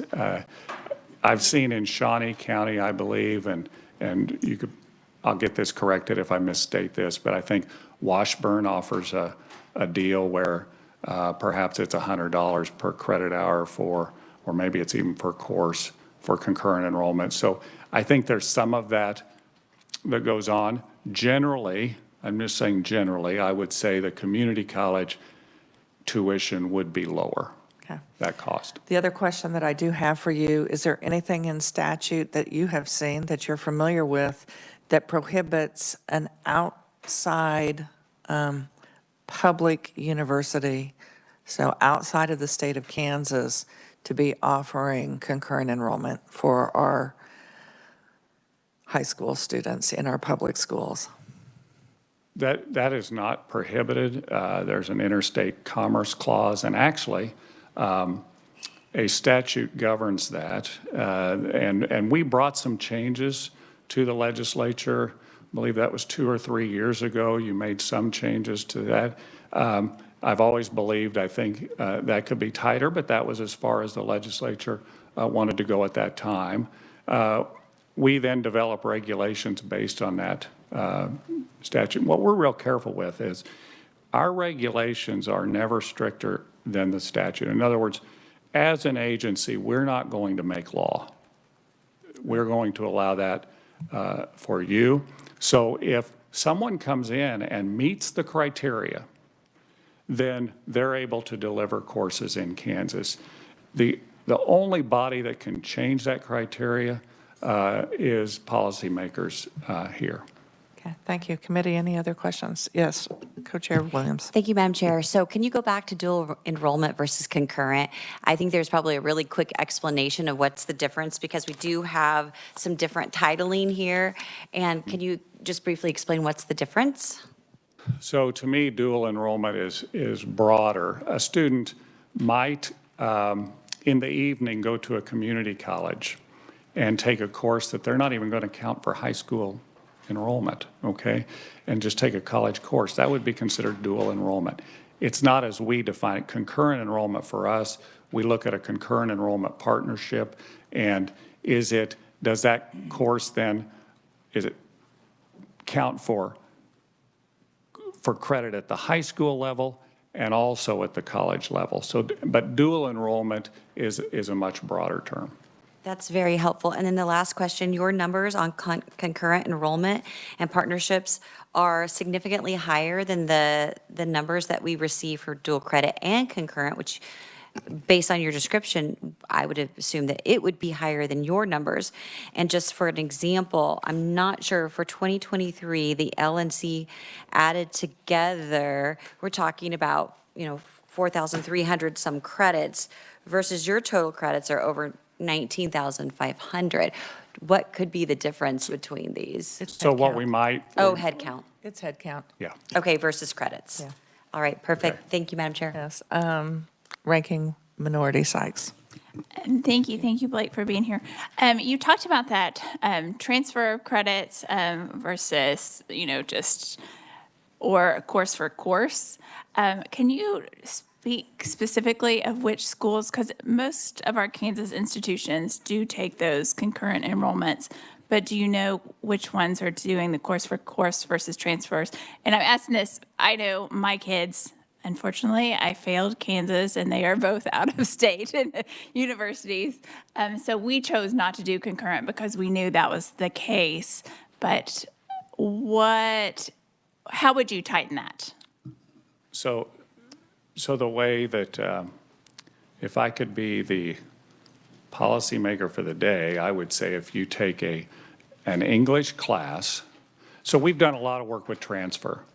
So when I hear things like, well, I'm not sure the quality I'm getting. Our quality, we've done all that work with transfer. So an English comp class is going to have the same outcomes at the University of Kansas and Kansas State University as it is at Independence Community College. We've done that work with all of our faculty. So this would be a question for the high schools. I'm not sure if that's happening. I'm just saying it could happen. I would just require, if someone took and completed a college-level English class, that it count for that credit back at the high school and not elective credit. If they took college algebra, it counts for the math credit. It may be that's not needed, but I expect that there's some variance out there because we have a tremendous amount of local governance, and there might be variances. So that's how I would clean it up, because we've done all this work at the post-secondary level to make sure that we have over 100 courses that transfer. And we want to make sure that that's recognized. Sorry, Senator Blasey. Thank you, Madam Chair. So on your numbers here about state universities, does that include the private universities like Newman University, or where would those concurrent enrollment numbers fall, or are they not being any of this since it's public and private? Yeah, so just in terms of the way we designate, public universities include the 6 state universities and Washburn. If we say state universities, it's just the 6 state universities. And then, so based on the numbers here for 2023, 87% of the enrollment headcount appears to be in community and tech colleges, which makes sense. Have we ironed out all the issues that I know existed at one time about in terms of courses transferring? So when you get let's say you get 20 hours in high school, and then you either go to community college or you go to university, are all the issues ironed out in terms of those courses transferring 3 hours for 3 hours, English or calculus, whatever it is, to the university in Kansas? Because I know one time that we struggled with that, and people were taking classes and then weren't getting the credit transferred. So has that been ironed out with the partnership with the universities and the community colleges? Yeah. So is every issue ironed out? That's probably more of a journey than a destination, but here's what we've done. We've ensured the course counts course for course. We now have a common general education framework that's the same across our entire system. Okay, that's incredibly important. And now we're moving through program to program articulation. So Is everything totally ironed out? No, but we are so much farther than we were. So generally, like I talked about in our education degree. Now, you go to community college, you get the associate degree, you're going to transfer everything course for course. And that's the pinnacle. That's where we need to be. But we've made great strides there. I'll still hear about sometimes a student losing credit. Generally, it's the student changed majors. So if you change majors, if you want to be a welder and then you say, no, I think I want to be an artist, and you've already got a year's worth of credit, you're going to lose some credit because the programs aren't the same. Thank you very much. Next up, we have Heather Morgan.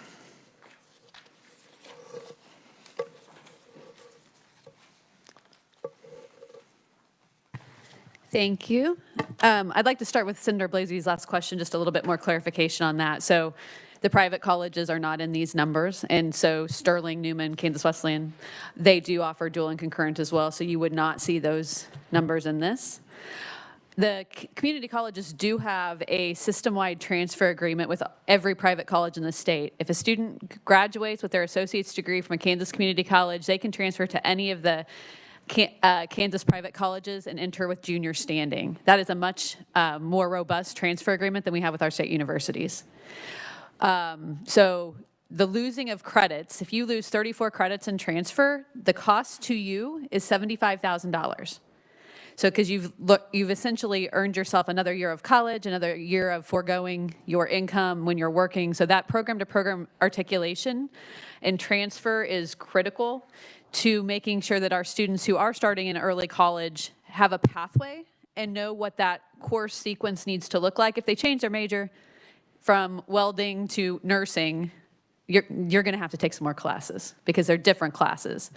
But if you want to be a business major or an education major and you start when you're a junior in high school or a sophomore in high school and you know you want to be in education, we need to have a pathway so that students don't lose any credits in transfer and they know exactly what does transfer. So President Flanders mentioned the system-wide course transfer list. There's 100 courses.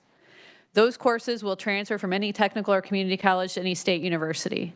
Now, whether an out-of-state university will take that class, that's sort of up to the receiving institution, but everybody is safe with that. President Flanders briefly mentioned the general education core, which was what we are moving to. Essentially, it's complex. This is how I explain it to people. There's buckets, and you got to take certain courses in a bucket, and once you fill your bucket, no more courses in that bucket. And so if you complete the 34 hours in general education, you have essentially completed the education that you need at a state university. That is hard for parents to understand, it's hard for students to understand, it's hard for counselors to explain, but it is better than what we have. What we would like at the community college level is, they mentioned the teacher education pathway, which is now program to program. We need that for criminal justice, we need that for business, we need that for nursing, we need that for every program, so students, if they know what they want to do and they don't change their pathway, can get those courses. So I just wanted to, this all actually starts when the student's in 8th grade with that IPS. You may later today hear something that we've been calling career navigators. I think Representative Williams referenced yesterday. Counselors are not necessarily equipped to do the career education and exposing students to the careers that they need to have. We're calling it a navigator position. When that student's doing their 8th grade IPS, they need to know where their Senate Bill 155 classes are going to be scheduled in. They need to know what dual and concurrent classes they're going to take. I call it exploring versus completing. If we've got a bunch of exploring with college credit, that's where you're going to potentially have stranded credits that are going to be extra electives. But if we can get a better system from the time they're in 8th grade, and as long as they don't change their mind, if they stay along that same IPS, we know where they're going to take those early college classes. And they're going somewhere, whether it's a certificate or their associate's degree, we're going to be a lot better off. In my testimony on the front page, it includes the dual and concurrent numbers and the Senate Bill 155 numbers for the different sectors of the higher education system, minus the private colleges. So you can see that in academic year 23, we served 15,264 students for Senate Bill 155 in all sectors. Obviously, the state universities and Washburn do not participate in Senate Bill 155. That's head count. A student could take a Senate Bill 155 class and also be taking a dual or concurrent class For simplicity, just think about dual and concurrent classes as general education, Comp 1, Comp 2, public speaking. Senate Bill 155 are technical education classes. The real key to this is the unduplicated number. So the higher education system in Kansas, minus the privates, are serving 35,000 high school students through one, either technical or general education, while they're still in high school. And then you can see what percentage of enrollment that is for the different sectors. So the top tables are head count. The bottom tables are enrollment, full-time equivalent enrollment. And then you can see the different sectors. So that full-time equivalent enrollment number gets much closer to the KSDE number you were seeing earlier. If you think about what has happened in higher education enrollment in Kansas in the last 10 years, there was some alluding to it earlier. As the technical colleges have started offering more dual and concurrent credit for just general education, there has been some shift to some of those students who were taking that general education at a community college to a technical college. But I would also ask and think it's really important that you look at the percentage of enrollment growth that is high school students versus traditional education students. Because if you back out the high school enrollment numbers, in terms of growth, it looks very, very different. So Senate Bill 155 was passed in the beginning of the Brownback administration for no cost to the student taking career and technical education classes. So as we've offered those no cost to the student classes, I'm avoiding saying the word free because someone's paying for them, right? The no cost of the student classes, there's been a tremendous growth in Senate Bill 155, and I think we're going to talk about that later today, but I think it's important to know as you think about the increase in dual and concurrent, the same increase, but probably steeper, has happened with our technical education classes. So we talked a little bit earlier about how we compensate our concurrent enrollment faculty. You heard from President Flanders related to how a non-tiered general education class is paid for, $666. You get 2/3 or 1/3 for community college, depending on where the student's from. For technical education courses, there are many tiers. So every technical education course sort of has its own rate. It's pretty complex. It has to do with extraordinary costs. They do a survey across all of our colleges, say, tell us your extraordinary costs. Again, they average them together, and then about 2 or 3 years later, we get paid for those extraordinary costs that we're incurring today. So the financing of the system is a bit complex, but essentially that's the way it works. In terms of other things to know about dual and concurrent enrollment, I think your question earlier about what does it look like at each high school is really important. There are some high schools for convenience of staff or convenience of scheduling may not have as much dual and concurrent. If they say, I want my students to take dual or concurrent classes first thing in the morning and band is first thing in the morning, and you got to have that student playing in the band if it's a small school, there are some challenges like that. Scheduling is the #1 challenge we hear about from our high schools about why more students don't take part in dual and concurrent enrollment. The other thing that just to highlight is AP courses or IB courses, those are not counted automatically as college credit classes. And a tremendously low percentage of students actually take those exams to then maybe enable them to transfer those for college credit. So if you're going out of state to an Ivy League, perhaps you need to take AP or IB to get that weighted enrollment. But if you're staying in Kansas, it would be far more beneficial to your family and less expensive to obtain a college degree by taking early college through dual and concurrent courses to be getting college credit and ensure you're going to get college credit for those courses.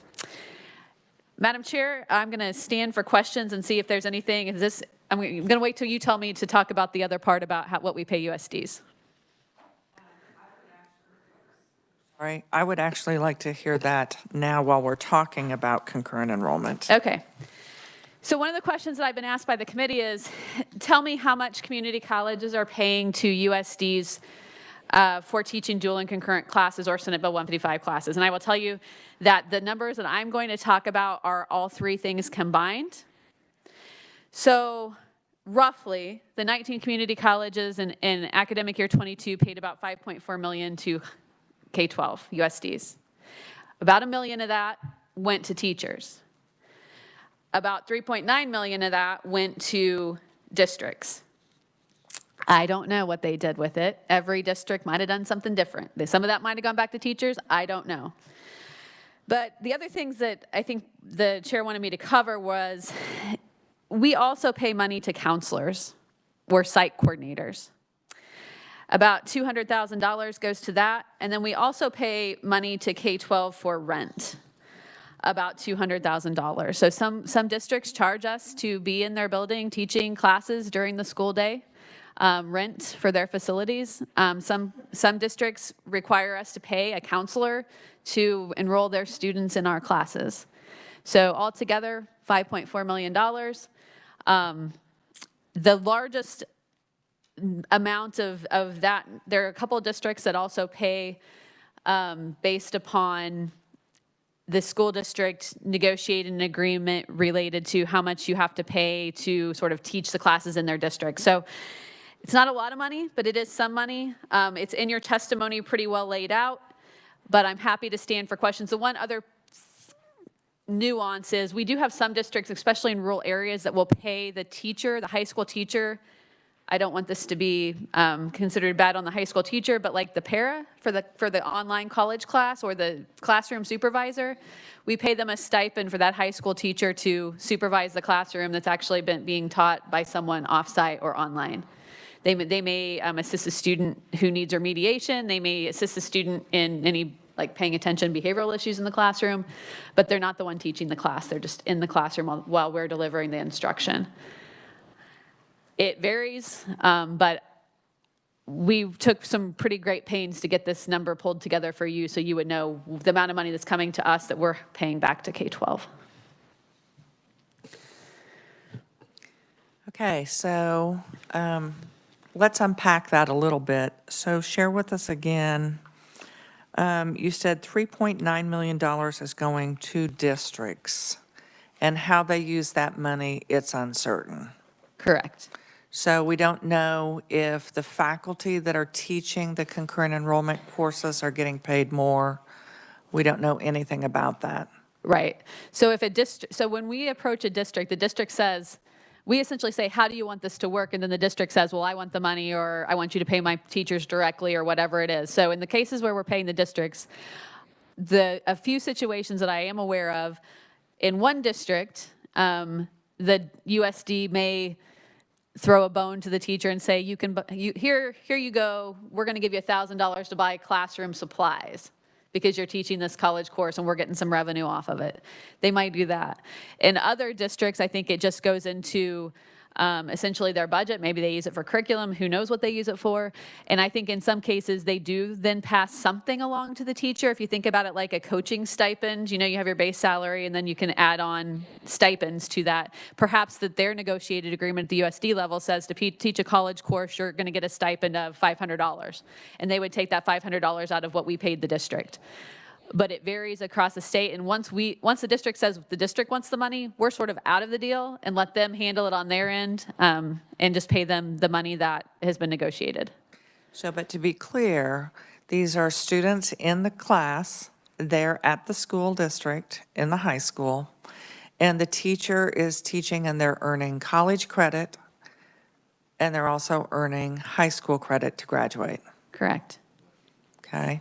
Is it possible at any point in time that some of those students in that classroom aren't earning college credit? Yep. Good question. We do not like this, but in some cases, we are aware that a school district may have, let's say, a Comp 1 class, and they offer it to their seniors. There's 30 students in that Comp 1 class. They say, who wants to take it for college credit? And 15 students raise their hand. The other 15 students just took Comp 1 and didn't get college credit for that because they didn't elect to pay the tuition or the district didn't pay the tuition. That might be one other thing I mentioned. President Flanders mentioned that the districts can pay tuition after the legislation you guys passed 2 years ago.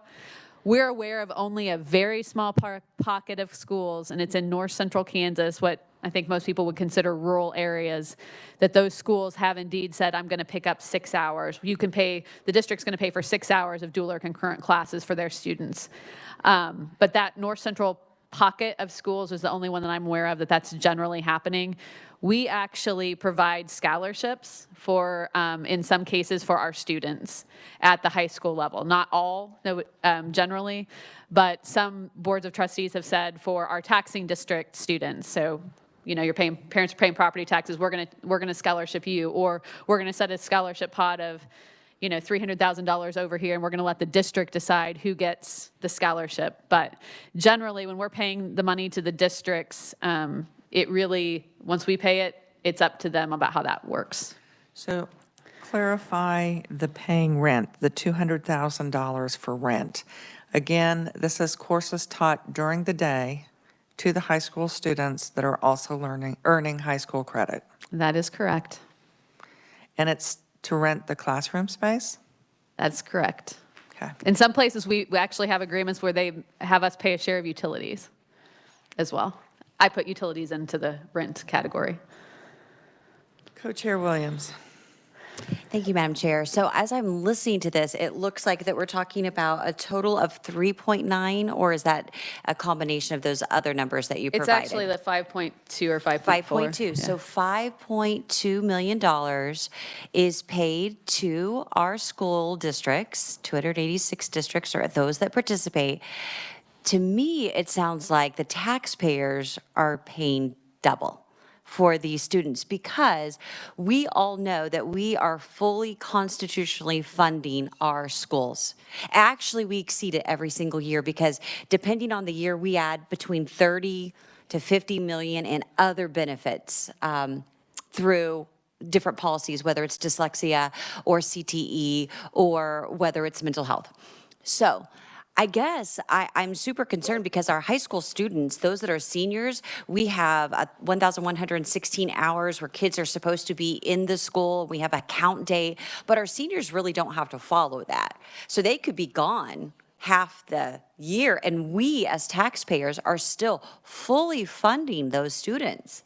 So is there something that you would recommend to the legislature to correct this double payment?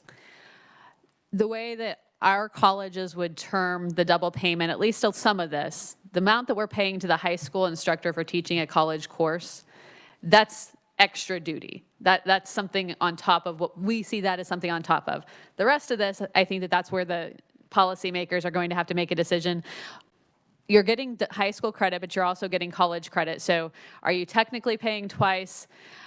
Our folks would argue that you're paying it at a different time. You may be paying it late. If the same student took the course after they graduated high school, you're going to still pay the same rate to us. The K-12 funding formula is sort of a different thing. The only cautionary tale that we would like to tell you as you try to figure this out is anything that economically disincentivizes districts to have students in these courses is going to hurt enrollment. And so as you're thinking about what policy levers that you might want to adjust, anything that economically disincentivizes early college is going to be harmful to potentially students. It hurts the students. Correct. It hurts the students if the school districts are unwilling to. I guess the 3.9 million that you said goes to the districts. There isn't an assurance that the teachers that are teaching the concurrent enrollment are actually getting any cut of that. That is correct. Okay. And I guess I just hearken back to I think it was in Dr. Flanders' materials. So the chart that you received as far as the pay chart, the schedule. Oh, yeah. Again, to be teaching at the high school level a concurrent enrollment, technically you need to have a master's degree plus 18 hours, or at least a bachelor's degree with 18 graduate hours in the discipline area. And so when you look at that pay chart where you're comparing a master's or a bachelor's degree to a master's, it's only, the increment is only an additional $800.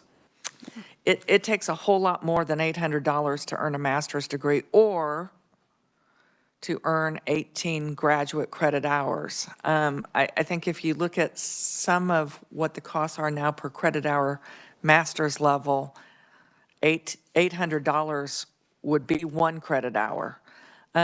So what's the incentive for high school teachers to earn a master's degree? It's very little. I am troubled. I think if taxpayers are paying double for anything, it's the paying for rent or utilities. That building is already there. It's a public building. It's being supported by public tax dollars, either through SGF or the local.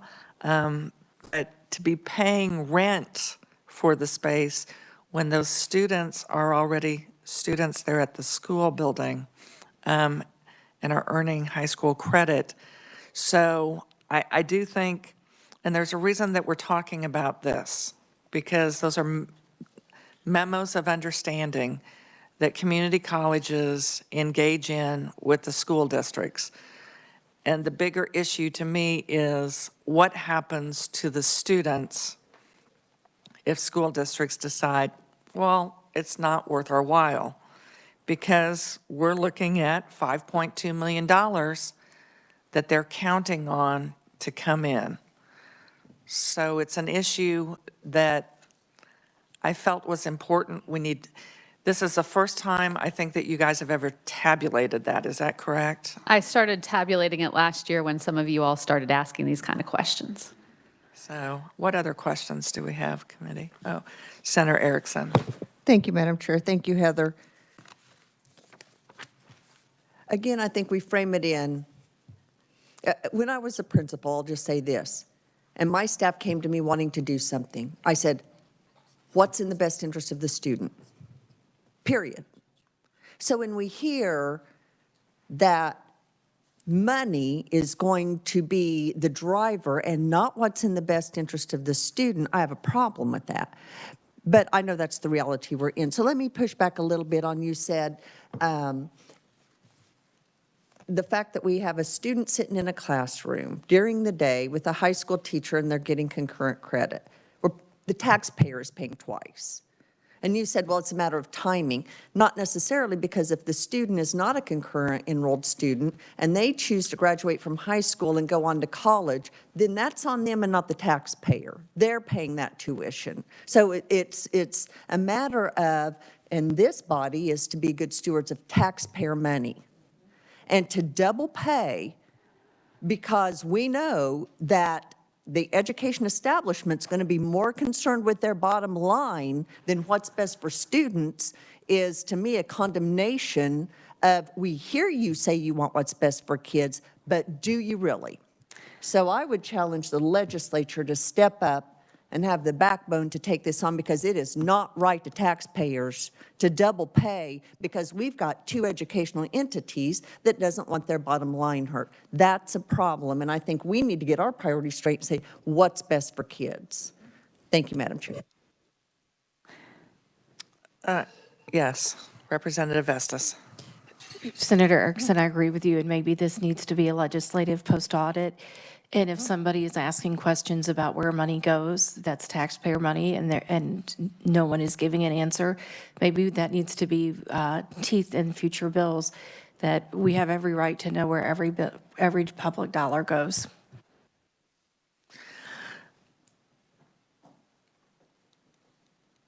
I think one thing that hasn't been mentioned is, so we have the 19 community colleges, and where's Jim? Jim, we're going to get to you, I promise.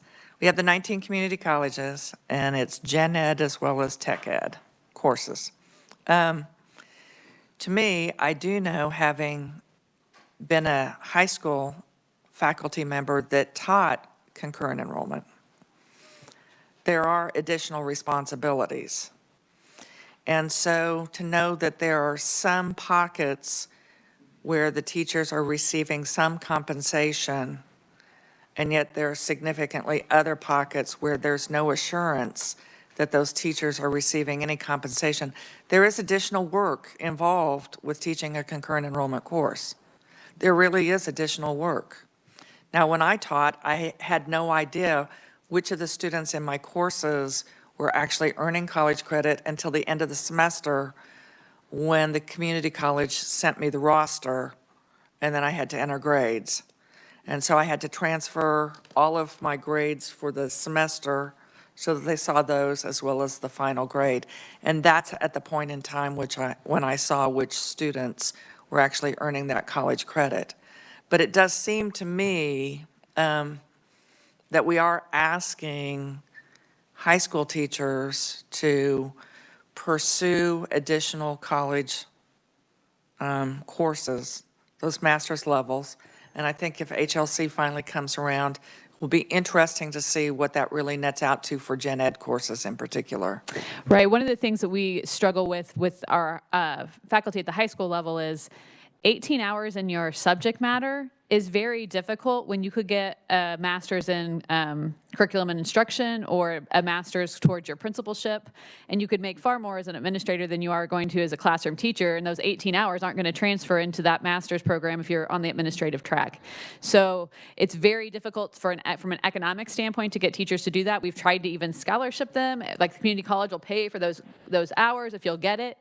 Getting somebody who's out of school going back to take 18 hours in history, for example, that is a hard sell because economically it doesn't make sense. You're taking away time from your family. And if you want to be an administrator, athletic director, superintendent, those hours are not going to help you. And even more so, you will not use what's been gleaned from those master's levels courses in the subject area. You will not use those in your gen ed courses. Representative Wynn might disagree with you about her intro to history class, but generally probably not. Yes, Senator Gossage. Very quickly, so can you tell us how much students pay to be, because you said some pay tuition, some don't, so some don't earn the credit. How much is that tuition? 19 different rates. So it would appear to me from what Senator Baumgardner said that it is additional work to take on to do the class. It seems like part of that money that's paid for their tuition could be used to reimburse the teacher. Correct. There could be, because of the negotiated agreements at the local level and what the district negotiates with us, we would have no problem paying every teacher directly. Now, that doesn't get them capers on that money, or something that if you pay the district has to pay a teacher X amount of money. But right now, there's no framework for any of that. I would argue, my bachelor's is in secondary ed. If I taught a college class, I would expect an extra duty stipend, whether it's like the PEP club sponsor, the junior class sponsor. I'm doing something more, so there should be a stipend. What that is, I think, is all over the board. Thank you. Thank you, Madam Chair. Okay, so now, Jim, it's your time to shine.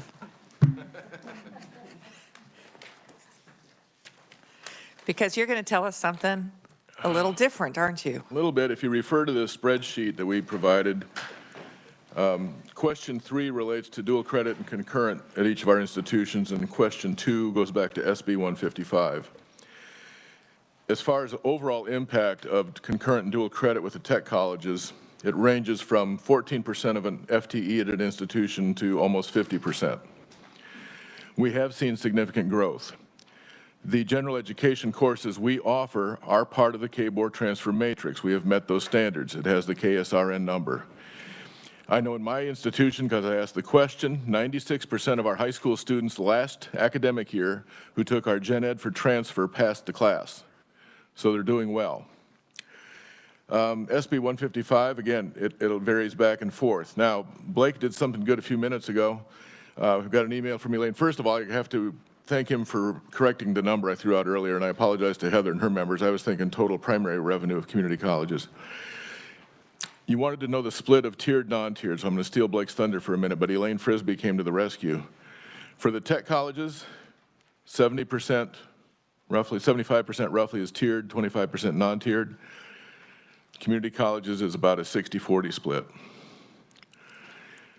But all of our tech programs, whether it's at a community college or a tech college, have some gen ed in it. So that's, our programs, it's not teaching Johnny how to change oil because he's too dumb to go to college. It's teaching Johnny how to do statistics and data analytics because he's got to read the manual to fix that car digitally. So there's been a big reset in that thinking over the years. With the high schools, there are tons of issues, and any solution won't solve everything. I've had a superintendent tell me, this person is retired this last year, but of the money that I paid for him for a teacher to teach for me, the teacher got part of it. He gave part to other teachers who had to pick up the slack of what she didn't teach. I understand that, but I didn't feel that was a good use of my money, frankly. And you'll see in the spreadsheet the different answers we have. Most of us do not pay rent. We might provide equipment, or we work that out with the school as we work through with Perkins funds or Perkins agreements. The students are getting credit for high school and college optimally. They're getting 2 sets of credit for one price if the school is not getting 0.5 funding. But not every one of those students is going to complete the college portion. They may satisfy the high school part for the high school credit, but not the college part. But we're paying on enrollment, not on outcomes. So I think that's one distinction for you and your colleagues to consider, is how do we look at outcomes with this? Natalie mentioned a very good point in her testimony that I've thrown out to some of my colleagues. Almost every two-year college could do 1 or 2 course articulations at the high school level for the juniors to take, where the schools would get the 0.5 funding. We'd find out if the student actually had the interest and ability with an introductory course and a first level course, let's say in auto technology. And then the two-year college would come in on the senior year with the college credit classes. If the student took those, then what they passed in an articulation would transfer over on the transcript, and they'd have college credit for it. But that way you're still giving the high schools 0.5 funding through the junior year. We come in the senior year with college credit classes under Excel and CTE. Now there's holes all over that, but frankly, the students, if they do this right, are getting 2 sets of credit, but only 1 payment to an entity. I mentioned earlier, my big problem is the legislation says we can't charge for fees, but we all have institutional credit hour fees that pay for mandatory and compliance items. Learning management software, which is an essential, our database systems. Over the last 4 years, I've lost $300,000 a year in fees not collected between concurrent, general education, and tech ed classes. I can't afford that. So when I start adjusting what I'm going to pay the high schools, they're a little angry with me. But I have to make sure I meet my costs. Frankly, we've grown too fast with early college classes. 9 years ago, we had 12 students. This semester, we have 629. The formula funding is good, but it doesn't address the gap. My costs go up far higher and faster than the gap than the formula addresses. Because we're any tech college, the only thing we have revenue control over is tuition and fees. And I'll guarantee you I'm raising tuition and or fees every year. I have to. So there are those things at play, but you mentioned this earlier and I want to come back to it. What's the outcome for the student? Are we getting them ready to go into college with a semester of gen ed done? We've saved them money. We've given them confidence to do post-secondary education. Do they have a credential and a certificate related to some industry where they can walk right in, like CNA, and go right into healthcare? They might have a data analytics or a computer support specialist certification to go into IT, auto technician, et cetera. But I think one of the answers for consideration is to look at the outcome side of it, and that's when we get paid. Not all my colleagues are going to like that. Another issue relates to foster kids. I was a foster parent in 2 states. I had 13 foster kids, adopted 5 of them. In Kansas, they're supposed to go to college free. I get that. We're supposed to get paid by the state, but the state has not appropriated funds for that. And frankly, if I had 7 or 8 foster kids going to nursing and I had no funding coming to me, I'm going to bankrupt that program.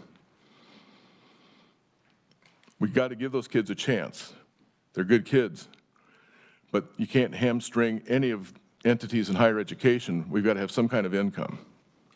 One of my previous states, they made those kids apply for financial aid so that any Pell Grant or scholarship could be applied to the bill. We would have to waive the rest, but at least it gave us some compensation in. But we're not allowed to do that in Kansas. The last thing I want to bring up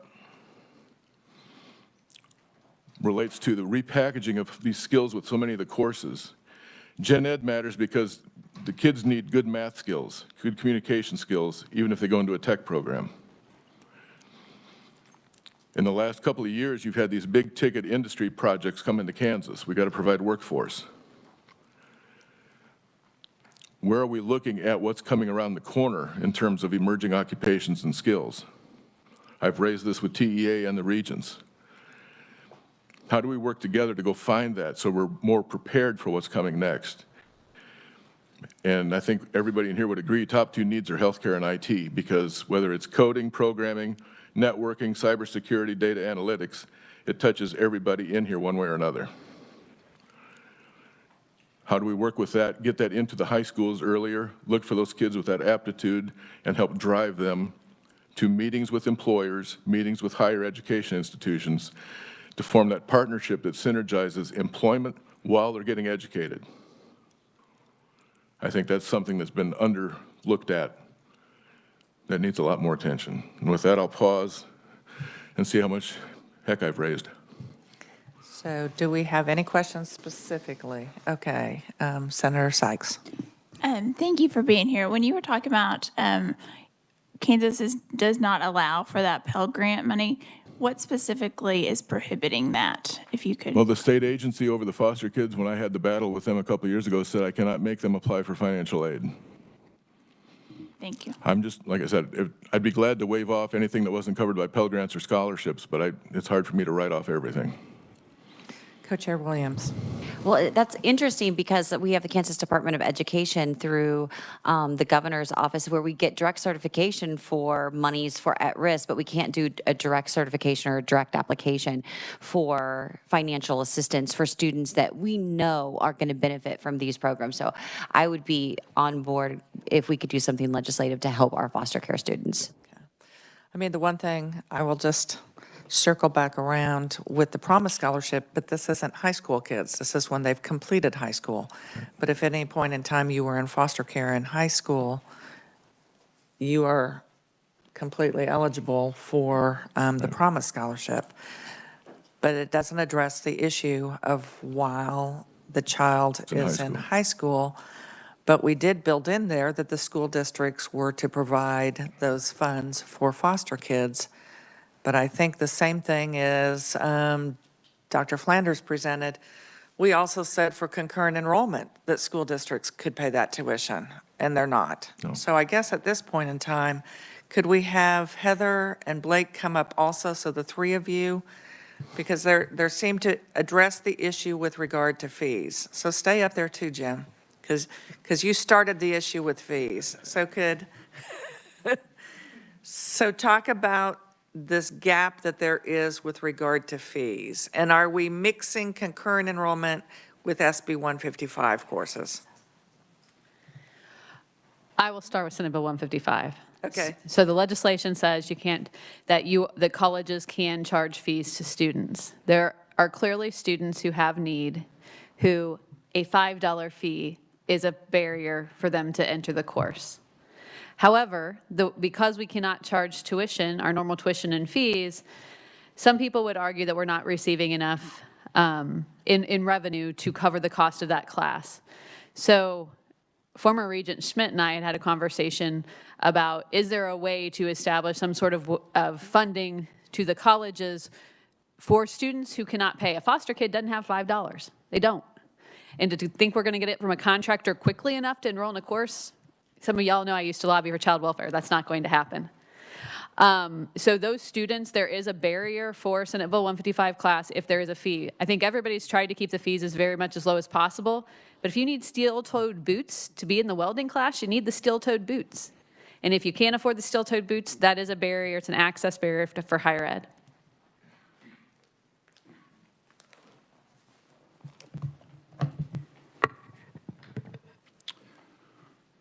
Yeah, so I would be probably on the other side of the argument.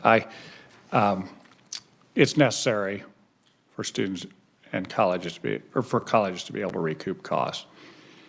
But to the earlier testimony on Senate Bill 155, it's not free college, state-funded college, but it was designed for students so that they could enter technical education without cost. Without cost. So if I'm a student that doesn't have that much resource,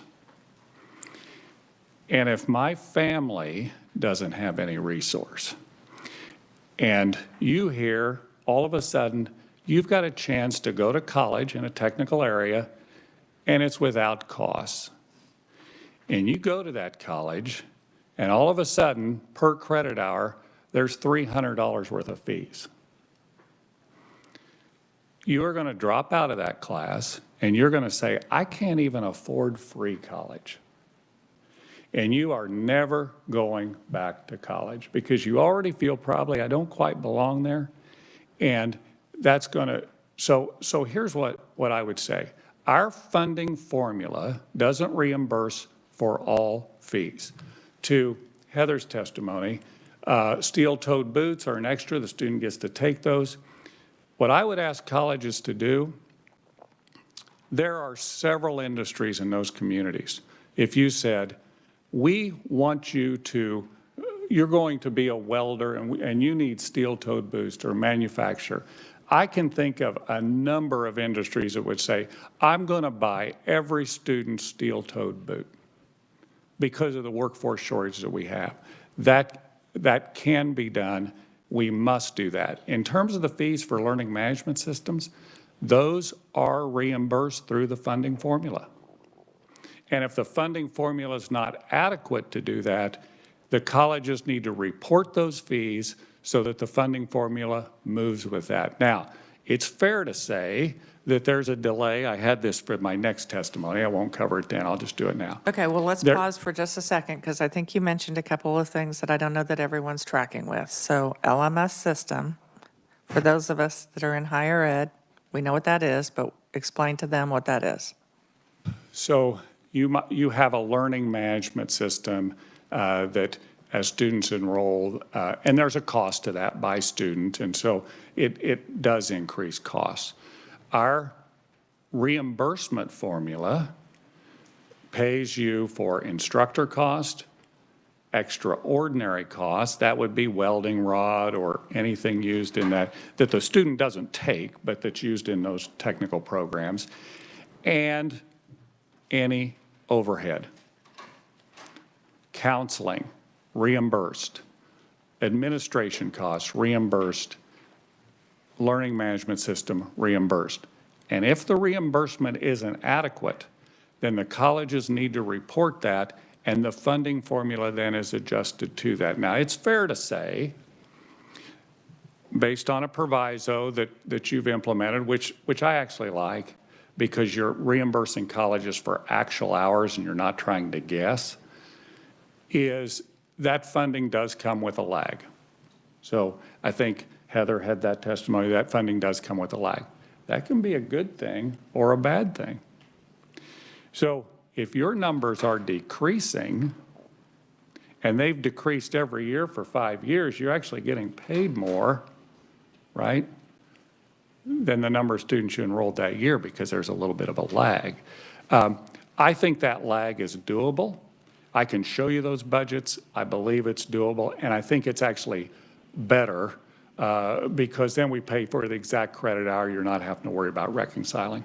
So let's talk about fees because we've now kind of mixed things up because we were talking about gen ed and we were talking about tech ed courses for concurrent enrollment. So are there fees with any of the gen ed courses? Yes. And are the students paying them? So almost every college will have tuition, and they'll probably have something like an institutional credit hour fee. There are also program fees, but for most gen ed, there's no program fee, but there are on the tech ed courses. And again, the institutional credit hour fee is what I say pays for mandatory and compliance items, safety and security, the learning management system, our database system, on and on and on. We chose not to pass that cost on to our gen ed students in high schools. We froze our tuition rate. We are not charging them the fees because we want them to enroll and get the credit. And again, in my particular case, it's grown so fast, I've got this huge gap. Blake is correct. The thing is the increase from the state, as you said, with a lag, but my costs, I'm raising my tuition and fees 5 to 10% per year. Their formula doesn't go that fast, frankly. Part of my answer is I have to renegotiate with the schools because I need to pay them less. I don't pay them rent. The instructor costs, I'm willing to pay a fair part, but I have a problem paying for somebody who's just going to take the money and use it wherever they want in their school district. There's got to be I'm the one awarding the college credit. I have costs related to that and integrity and compliance. I have to address those. But those fees are part of our lifeblood to operate, especially with the tech colleges. Representative Stogskill. Thank you, Madam Chair. I've worked a lot with the trade unions in the Kansas City metro area. Are you all doing anything with the trade unions? And they'd obviously have a great deal of interest, I think, in this area. They are desperate for more electricians, sheet metal men. Very few of the two-year colleges, tech or community colleges, are charging the students any consumable fees, even though we could. There's only 2 or 3, I think, that are. You'd have to ask Johnson County and KCK about in the Kansas City area. I work with our contractors all the time, and they'll help on that, but it doesn't help on that credit hour fee for the institution. Business and industry across the state has been tremendous at all of our community colleges. They all give, obviously, money for scholarships, money for equipment, give us old piece of equipment. While it sounds nice to say, will you give us $5,000 for steel-toed boots, that's a lot harder of an ask. They're often investing in scholarships and equipment and other things like that. So we do work with the unions. The other thing is with apprenticeships, we have all sorts of programs that are work and learn, and then that's where we're trying to get the employer to buy some of that PPE type of stuff, so that person's going to use the PPE in their job. Well, then that avoids the fee at the college. We've also gone to, some of our colleges have gone to bring your own.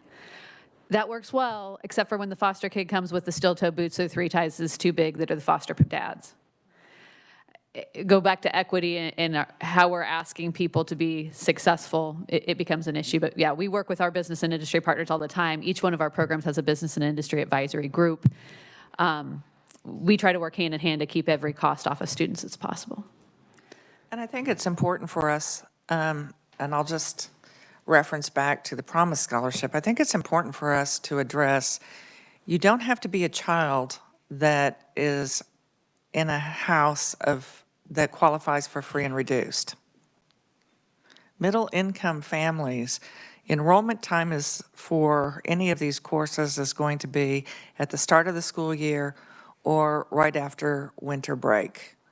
And those are the 2 times that families have the least available funds. All of the fees and costs associated with getting kids ready for school, and then all of the costs associated with winter break and whatever religious holiday they might celebrate. We have a lot of kids whose parents are both working, that they can't go home and say, I need a check for $300 or $450 to take either an SB 155 course or a Gen Ed course. That's just the reality. So I think we need to, the issue isn't just going to be for foster kids. Senator Erickson. Thank you, Madam Chair. And yesterday, as we were talking about FAPE, it struck me because as a former building administrator, most families pay $200 to $500 in additional fees when they enroll their child in a K-12 public school. So somehow we're figuring out how to deal with the fees and those in the public school. So help me understand why this doesn't translate to higher ed.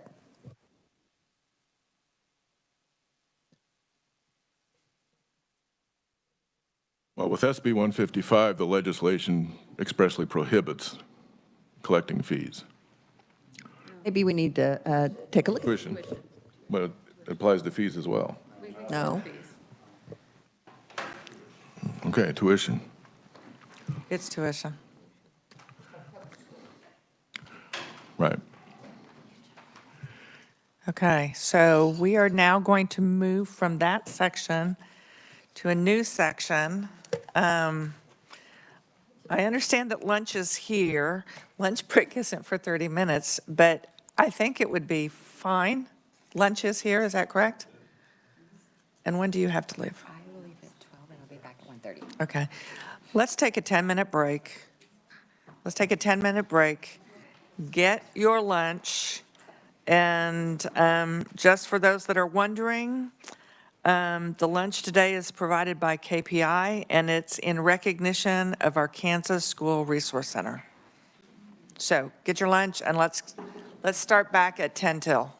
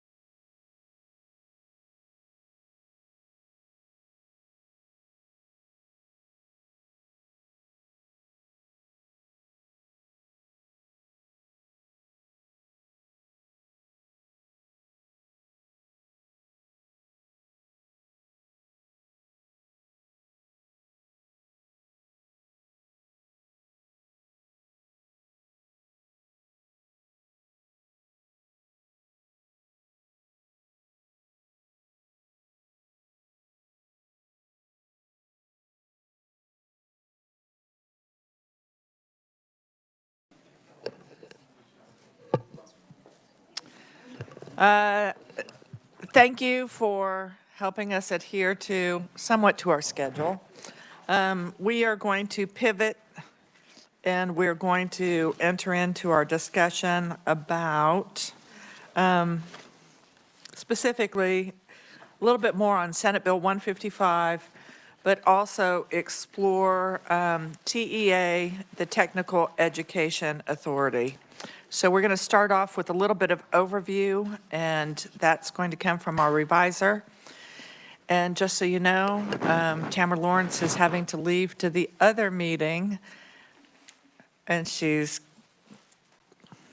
got 8 minutes. So let's hear it, Tamara. Hello. As Vice Chair Baumgartner said, I am going to briefly go over the statutes that govern the Post-Secondary Technical Education Authority, or TEA. You should have a memo available to you from the revisor's office. That's the basis for my comments today, and it contains a little bit more detail than the words I'm actually going to say. So TEA was established in statute in 2007 by the Legislature and is composed of 12 members. 4 members are appointed by the Board of Regents, including 2 members of the Board of Regents or their designees, 1 member representing community colleges, and 1 member representing technical colleges or their designees. 2 members representing the general public are appointed by the governor. 3 members representing general business and industry, and of those 3 members, 1 is appointed by the governor, 1 by the Speaker of the House, and 1 by the President of the Senate. There are also 3 ex officio members, the Commissioner of Education, the Secretary of Commerce, and the Secretary of Labor. No more than 2 of the members are to represent any one specific technical career cluster.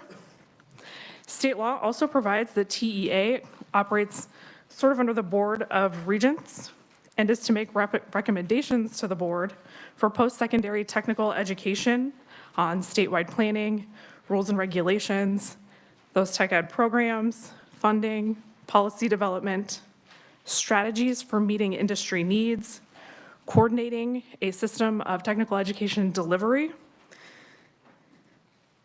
Additionally, the TEA is authorized to develop and recommend a tiered credit hour funding distribution formula.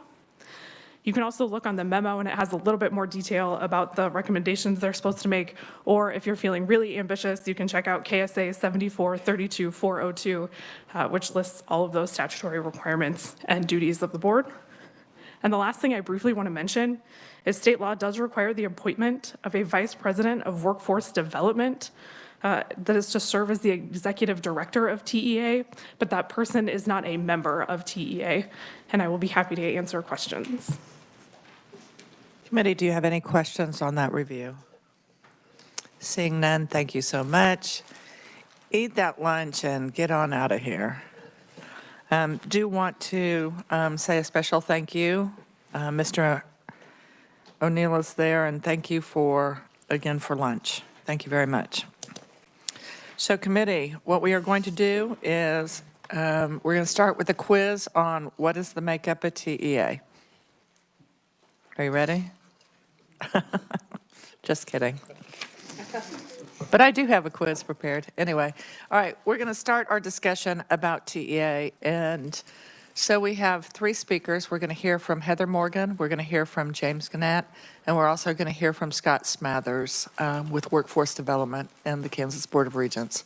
So Heather, kick us off with TEA.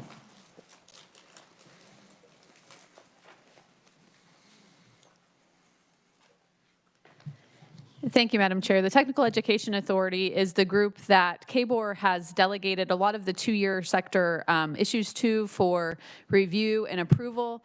The TEA essentially makes recommendations which then are generally ratified by the Board of Regents. The Board of Regents ultimately has authority to approve those programs. The Technical Education Authority's biggest role, I would say, is the program approval process. So Jim mentioned some of the large economic development projects that have come into the state recently. Those projects in meeting the speed of business and industry is one of our biggest challenges. So normally, if you want to bring a program before to be approved for state funding, then it has to go through the Technical Education Authority. So they have different subcommittees. The Program and Approval Subcommittee will review the program that has been submitted by the college. So I think one of the programs that's going to be reviewed later this week is a medical diagnostic program. So Seward County Community College currently does not offer this medical diagnostic program. They submit a lot of paperwork to the Technical Education Authority after working with KBOR staff to get all of the paperwork in order. There's a lot of paperwork. The Technical Education Authority Program Approval Committee then reviews the program. They approve the program. If it's approved, it would be eligible for state funding. They also approve the program to be Promise Act eligible, if it's an appropriate program to be eligible for the Promise Act. And then they also approve any Excel and CTE fees, which we were discussing before we had the lunch break. The Technical Education Authority, the subcommittee makes a recommendation to the full board, and then the full board would approve that process. That process could take anywhere from 6 months or longer to go through, from program development through the whole process to be approved for state funding. Obviously, the speed of business is not 6 months sometimes. And so if we develop a program that is at not going to be eligible for state funding, we can develop that program in the matter of weeks. We work with business and industry, talk to them about the skills they need their workers to have, and then that program could be delivered for business and industry training. Just to be clear, the community colleges serve about 35,000 students that you'll never see on any enrollment report from the Kansas Board of Regents. When we do business and industry training that is not for academic credit, that's not ever reported in KBOR. Quite frankly, business and industry today cares more about the skills and credentials that their people have, the technical ability to prove that they have the technical skills that they need, than they do an academic degree. For example, Kansas City, Kansas Community College and Johnson County Community College have both been working very closely with Panasonic to develop the skills and trainings that they're going to need for their employees. Panasonic's been very clear. They need skills. They don't necessarily need that degree, and those programs may or may not ultimately be approved by the Technical Education Authority for state aid. In order to be approved for state aid, it's got to be for academic credit. So sometimes it's better to just do what the business industry needs, but there's no funding source for that. So that's where sometimes things become for academic credit in order to have a funding source from the state. So the Technical Education Authority also looks at, when they're approving these programs, they look at, work with the Department of Labor for what's in demand. That's a great thing, right? We want to train people for the business and industry needs that are most in demand in our state. However, when something new comes along, like semiconductors and the chips and what's happening with EMP Shield and Integra, it's not in demand today, but it may be in demand tomorrow. And so it's hard to get some of that in-demand data and to be looking forward-looking versus reverse-looking. The demand's already here. We can show demand versus this demand is coming, and how do you document that demand's coming in order to approve a program for state funding? So the community colleges work closely with the Technical Education Authority to try to get the programs approved. They also ultimately approve the distribution of funding or recommend the distribution of funding for tiered and non-tiered to the Board of Regents. The Technical Education Authority's purpose really is to focus on that technical education piece of what business and industry needs. KSD, Natalie Clark, who was here earlier, sits on that, as well as the Department of Labor and Department of Commerce. And frequently, Department of Commerce is more up to speed on what's coming to the state or the emerging needs of the state than maybe some other members, because they're working statewide, hearing directly from business and industry, just like we are locally. The community colleges are frequently involved in these visits. Our community colleges flew when the Panasonic super top secret Panasonic trip happened. Our community colleges were there with them. The community colleges and technical colleges in the state are one of the major reasons we are getting so many of these projects, because they need technical training, which far exceeds the number of bachelor's degrees folks that they need. So that's a little bit about the program approval process with the TEA. For Senate Bill 155, in order for a course to be approved for Senate Bill 155, it's got to be also go through that TEA process, be in demand, but it also cannot require a bachelor's degree. So one of the concerns that some of our colleges have had is cybersecurity, for example. Butler County Community College has one of the premier cybersecurity programs in the nation. Cybersecurity in IT generally advertises for a bachelor's degree, but we all know that they hire for far less. And so if the majority of the businesses are advertising for a bachelor's degree position, sometimes it prohibits some of our courses from becoming eligible for Senate Bill 155 and non-tiered funding. It would move from the tiered funding list to the non-tiered list. So if you're teaching a computer science class with that expensive computer science faculty member and you're only getting that $666 per course rate, at the same rate that the English instructor is getting, sometimes that's where we get a disconnect. But with that, I'm happy to stand for any additional questions. I think we're going to go ahead and have Jim speak, and then Scott, and then we'll have questions.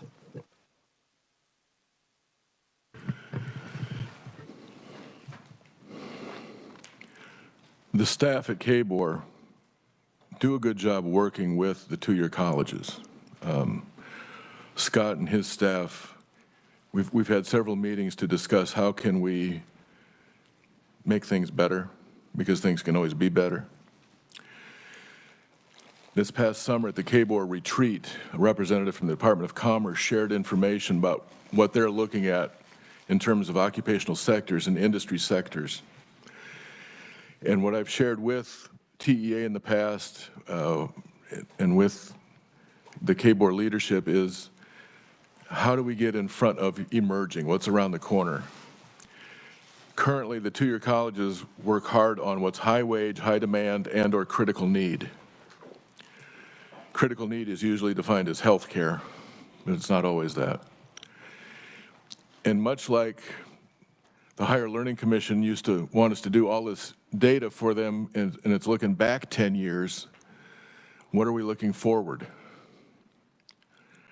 And so I think one of the things is, how can we start working together more from the two-year colleges with KBOR, but with industry sector representatives to get a handle on what's coming next.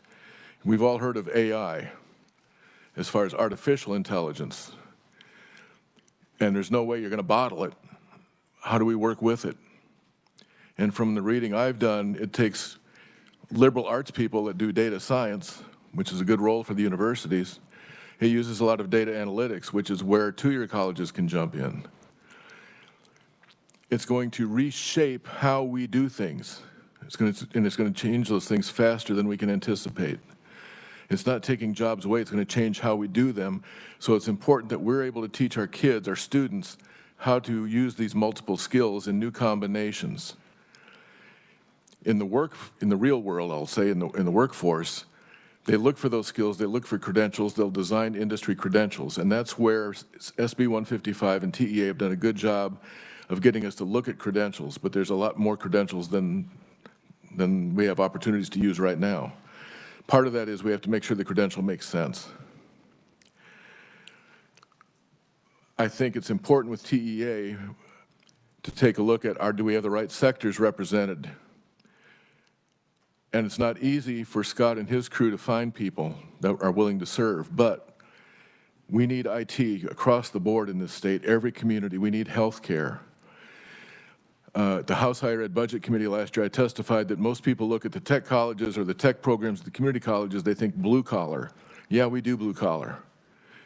We fix your car, your air conditioning, your power, but we're also new collar in terms of these data applied technologies. Manhattan Tech is signed to be one of the nodes for Enterprise KC to bring in cybersecurity education. That's going to be statewide. But for us to find someone who can help monitor that, mentor that, we can't pay it a higher ed salary. So I think it's important with TEA and with KBOR and with the two-year colleges to look at where can we get some of that expertise to help us go after resources to invest, so we're not waiting a year. We have it ready now as these companies come and as we grow new companies.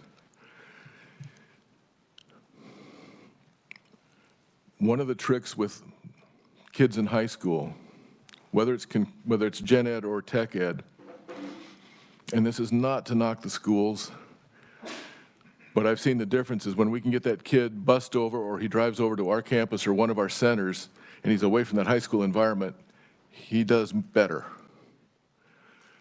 So I think that's one of the things on how we improve SB 155, perhaps how we improve more early colleges.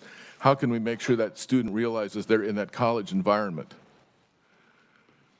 Because again, I think more focus has to be on outcomes. How many students are completing with good GPAs and or that industry credential, but where are those emerging ones? Where can we start committing 10 to 15% of resources into what's coming in the next 5 to 10 years? Because it's going to happen faster than we can imagine. I apologize for this being such a 100,000-foot view, but it's real, and we're wrestling with it every day. Thank you. Thank you. And next up, we have Scott Smathers. He's Vice President for Workforce Development, Kansas Board of Regents. Welcome, Scott. Thank you, Chair Baumgartner, and thank you for the committee. You've already heard how the TEA is structured, so I'm not going to spend time on that. Instead, I thought I'd talk a little about the program review process, what the TEA does, and the way it looks at it. So starting off, the program structure, when the TEA looks at programs right off the bat, by state statute, the statute says a program to be a technical program must be designed to prepare individuals for gainful employment in current or emerging technical occupations requiring other than a baccalaureate or advanced degree. So it eliminates baccalaureate degree type programs as being qualified as a technical program. And then it also must lead to technical proficiency, industry recognized credential, a certification, et cetera, and be delivered by an eligible institution. So I start off with telling you that. So when the TEA gets a program, the first thing we do is say, does it require a baccalaureate degree or not? And what we start with is absolutely right. We start with the Department of Labor's demand. And if the Department of Labor says it does not require a baccalaureate degree, we say great, and we move on. If they do say it requires a baccalaureate degree, we say, well, let's double check that. So what we use then is we go in and look at a system called LightCast. And for those of you that are familiar with it, that used to be a combination. It combined from Burning Glass, EMSI, and others. But it's a package out there. And it provides us all of the latest job postings. So then we go out and look at the job postings. If over 50% of the job postings say it requires a baccalaureate degree, then we agree that, yes, it does require a baccalaureate degree, and that's how it's eliminated. But if less than 50% of those job postings do not have a baccalaureate degree, then we say it qualifies and we move on from there. Now our process, once we get a completed application from the college, and most of the work done for the program applications coming from the institutions that's really where they spend a lot of their time.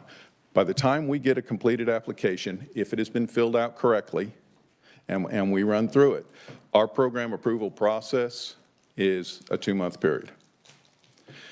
The way it works is they take it to us, we look at it for a couple days, we get back to the college, then we've been asked by the colleges and have in our process to provide every college a 10-day opportunity to respond to it. So we send it out to all the colleges asking for a comment period. After the 10 days, we take it to our committee, our program committee. They review the program. Then it goes to the full, assuming they forward the program, it goes then to the full TEA, normally on consent agenda. And once the full TEA approves the program, then it goes to the Board of Regents, once again on their consent agenda. Of course, it could be pulled off if any of the members want it pulled off, but it's put on the board's consent agenda. So the process overall is a 2-month process on reviewing the programs. By far, the biggest thing we look at is demand. When they look at it, they're looking at, from the Department of Labor demand, they're looking at LightCast demand, they're looking at local business comments, and what are local businesses saying. And I was in economic development for a lot of years. Letters from me on programs, if my institutions asked me, will you write us a letter to approve basket weaving as a technical program, I would have written them a letter saying, sure, I support you, that's fine. So the Economic Development, the Chamber of Commerce's, great people, but they're going to support their college no matter what. So what we want to hear from are actual businesses saying, yes, we want to interview people, we want to talk to people, we want to know what's going on. Once we hear from them, they then make a call, they make their decision and vote on whether the program's approved or not. Other areas that the TEA does look at is whether the institutions looked at working with other institutions, whether there's a possibility of some collaboration. And then lastly, they do go ahead and look at salaries, the cost to set up the programs, and other things like that, but that plays a very minor role in the overall program referral process. Now, for new business and industries coming in, or all, I worked in the technical area for a lot of areas, and we used to call it bleeding edge. You were right on the edge of what was going on technically. We're fine with that. If people can come in and say, yes, we have companies coming in. They're not here yet, but we're going to have to offer that. Or, yes, this is where we're going. Or they can show some demand or some definition of what's coming forward. But with a process of being able to take programs, pretty much we accept programs monthly except for over the summer, where they can come in, and the TEA meets 10 times a year, so we don't meet in the months of June and July. But with the process of them being able to submit programs throughout the year, the TEA then can look at it as jobs are coming into the market or as demand can show up, or as demand is shown, and they can make an evaluation of whether the programs are justified or not based off of demand. As you appreciate, sometimes demand in one area of the state may not necessarily exist in other parts of the state. I also want to stress to you that just because some of the programs are not classified as technical programs, that doesn't necessarily mean that courses can't be taught. We'll use cybersecurity as an example. We have many programs out there, whether it's computer support or whatever, that CompTIA cybersecurity courses are taught, and they're approved for inside the programs and are funded as technical programs and technical courses. So that is also available to the institutions and from a course perspective as needed. So just because a program may not qualify as technical doesn't mean that some of the basics of that program are not covered. In addition, as you all know, with the Promise Act accepts transfer programs. So then, once again, even programs that require baccalaureates, while they're not part of the technical structure, they do qualify for things like the Promise Act going forward. So with that, I don't know what else you want to know right off the bat, but I'll stop there and see if there are any questions. Okay, we'll stop right there. Talk to me about the makeup of the TEA from the standpoint of what industries are represented. Because I believe, do we have a new appointment that was just announced last week? We do. New appointment is Todd Zimmer, was appointed by the Speaker of the House, and Todd works for Textron Manufacturing. So is that Textron Aviation there in Wichita? It is. So how many does that put us in the aviation? Because I believe we have someone with the Topeka Airport Authority, someone with Spirit Air. Do we have a fourth person that's with some type of aviation supply company? Right. The person with Spirit Air has retired from Spirit Air and is now consulting businesses, but you are correct. There was somebody from Spirit Air that was on there. We have somebody that does aeronautic plane engines. That is Keith Humphrey. We have Curtis Sneeden that was just transferred. He is doing the economic development efforts for the Airport Authority. And we have Todd Zimmer, who does the manufacturing with Textron.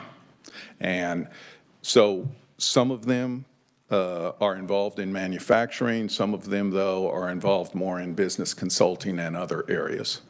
Okay, but I think you can understand my concern. Sure. Because what I don't think we have, and you know, it all starts with how we started today. And I don't see aeronautics on here.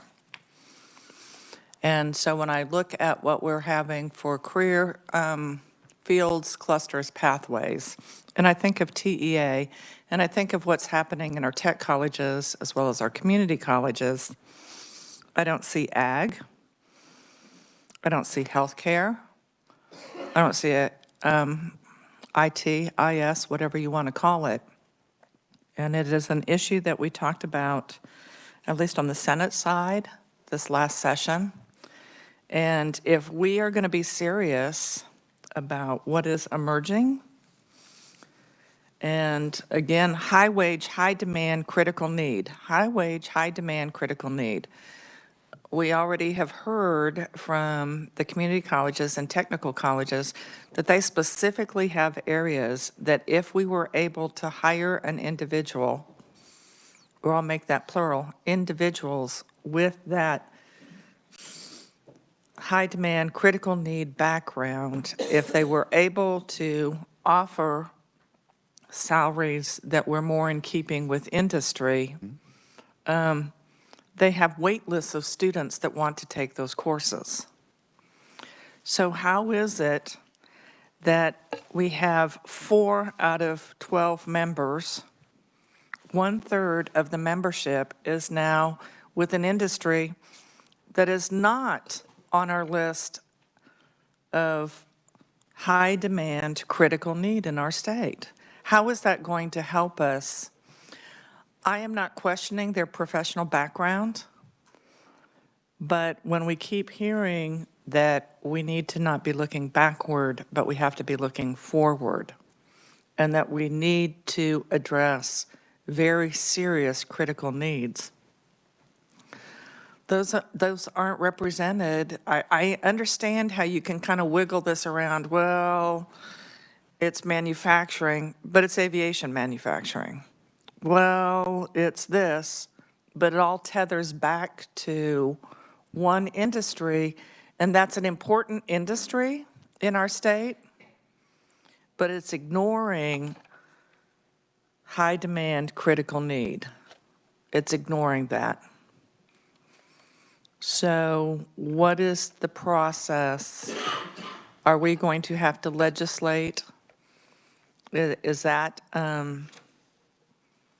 Scott, is that what we have to do, is we have to legislate to get that to be changed? The way the board has operated historically is that the appointing, as you heard before, the governor has 3 Right. appointees, the speaker has 1, the Senate president has 1. And what the board has tried to do then when they've been doing their appointees is to find the balancing of it. Now, we currently have some of the board appointees that are on right now, one of which was in or from the aeronautics, but we have others that are available. So as the board gets opportunities to appoint new members, then the board comes through and takes a look often and tries to find that balance for the other industries. I would argue in some ways, respectfully, but I would argue that, for instance, one of the people on this has an engineering background. So they're familiar with engineering, and they're involved. When you look at some of the manufacturing associated with it, while I don't disagree that it tethers back to the aerospace industry, they're dealing with welders. They're dealing with a multitude of skills, tool and die makers, and other things that are involved in what's going on, the electronics, composition, everything like that associated with those industries as well, which I think comes into play and can factor in across the board. Lastly, I would say when we're looking at the programs and the demand, they're looking at the data like really any other business person is. The TEA, and this is not something the TEA has historically done. The TEA has not been involved in driving new programs at the colleges as much as reviewing the college submissions where the colleges are looking at their local needs assessments and their demographics and making decisions for what programs they think and they need in their areas. So the TEA members are really business people taking a look at the data and making a judgment call based off of the data as to whether that program meets the criteria or not. I mean, I follow that. I also know, because I've reviewed the minutes, that oftentimes there are more attendees that represent employees of the Board of the Regents than there are actual members of TEA. I understand the process, and it's support staff that crunches the numbers. But I have to tell you that what I'm hearing from community colleges and technical colleges is, well, how do you think it makes us feel when we are wanting to be looking at what are emerging needs and how do we continue to address high demand critical needs, and what we have is, here's another person representing aviation. So I'm just putting it out there that it is an issue, and what it really means is representation for healthcare or representation for IS or IT. Representation for ag is just going to have to wait until either legislation changes it or there is the lengthy process of the Regents Board being able to look at. You know, we did have a bill. It was revised, but we had several hearings on it where it made recommendations that these different industries would be able to offer up, here's someone that would represent us. So at any point of time, that could have been implemented without law, where a couple industries that aren't represented on the TEA could have reached out to and said, do you have anyone that we could hand over to the speaker to consider? Do you follow? So I just think it's important that we address that particular issue, because the makeup of the board and where the strengths are and where the weaknesses are going to be a factor in how that board drives forward. So let's go ahead and have Jim and Heather come up and let's ask them questions about TEA. And let's address the issue with regard to, from TEA's recommendation, how does that impact funding for what you're able to do as far as hiring people?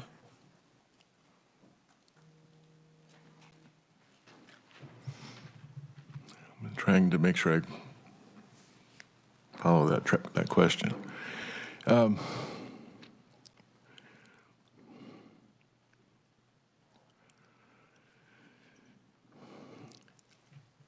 So we need somebody who can help push our group with IT. And maybe, you know, there's concern about geographic locations and the political appointees, but maybe it needs to be, okay, we're needing somebody in IT, who's up next that has to make an appointment, Speaker of the House, President, Senate, can you find someone with either healthcare or IT? Because maybe if it comes from them, we're going to get somebody, because it's going to be hard to turn them down, easy to turn us down. The funding, like Heather mentioned, we're getting called on to do more and more that's not academic credit based. And that can work in our favor in terms of what the market will pay that we can collect. And not everything we do has to go through the Regents. I think they'd be the first to agree to that. You've had some great success the last few years with the legislature and with Commerce. If we keep driving that, how do we look at some kind of connection of the tech and community colleges with Commerce that can help look at business buy-in, business investment, so we can provide the training? We can work with them to find, maybe they have a recently retired employee, or they're going to have employees that we can use as adjuncts or as trainers. But I think part of the solution is not everything has to be for academic credit, but it should lead to a credential. And I can realize I'm a heretic among some people. Again, it's not for lack of effort by KBOR and the staff. In healthcare, so many things are related to the imaging equipment, but there's also the whole notion of how do you repair some of that equipment, do the upgrades, and it's a technician job that probably can be trained in a year or less. Is it high wage? More than likely. It's definitely critical need. So I think some ways just to think outside the box related to, does everything have to be for credit? If it can be through a credential, how do we work with commerce to really tag those things that are driving the economy?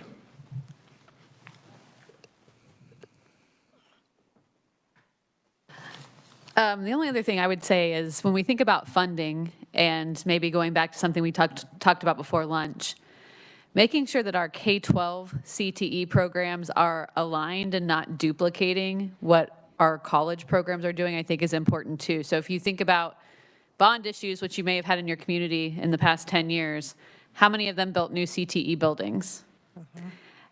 Okay, we have community and technical colleges that are doing those programs. Some of it we are using, but some of it may be duplication. So how do we not look at what was yesterday, but look at what's coming up in the future? How do we most effectively deliver this programming in a way that students are, when they get to us, no more exploring or very little exploring? If you're taking a college credit, let's get to a credential.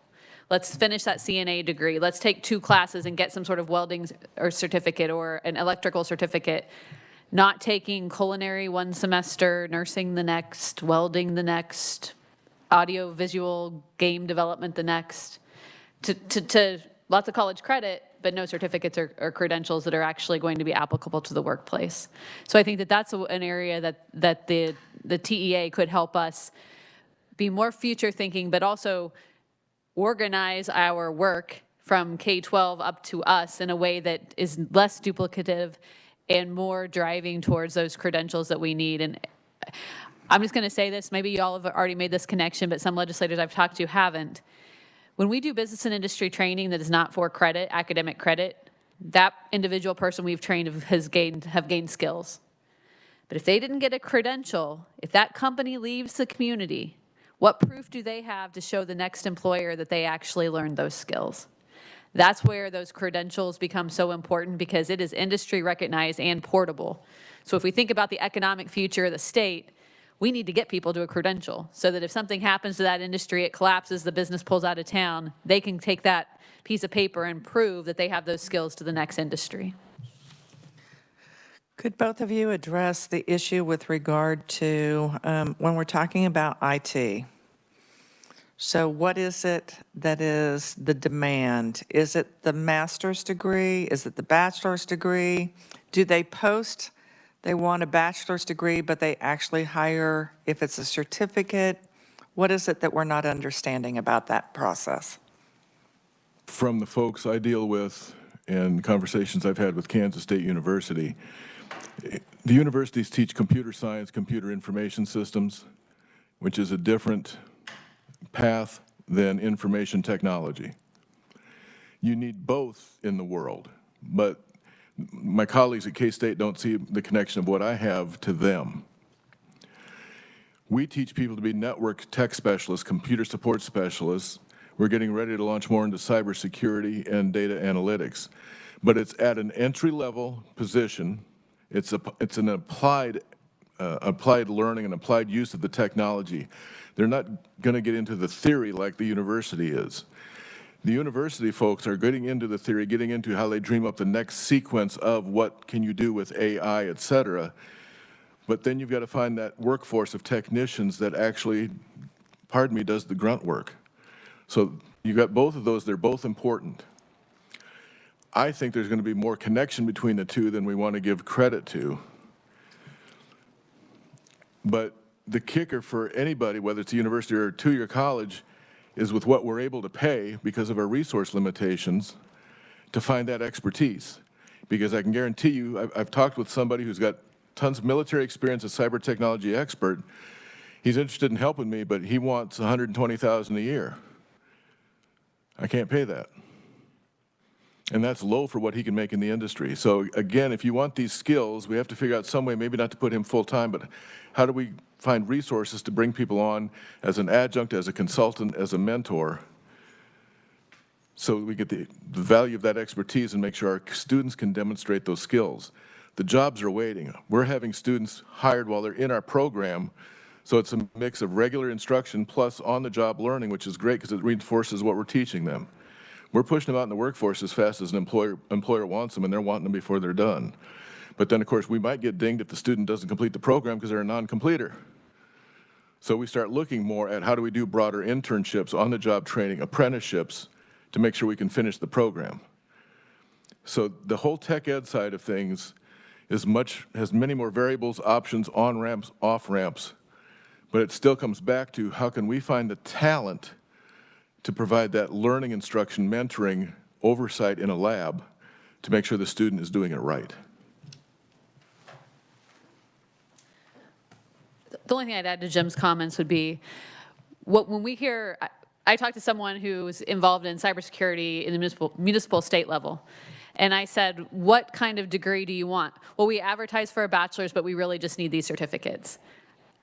In this labor market, everybody wants the bachelor's degree, but the certificates are really what you need. The bachelor's degree is sort of like well, I know that you can do what you're supposed to do, follow through, do these things. And so we are seeing that in cybersecurity. But the other thing that we have seen is, for example, we are having companies come back and say, we've got a 4-year degreed engineer who's never turned a wrench.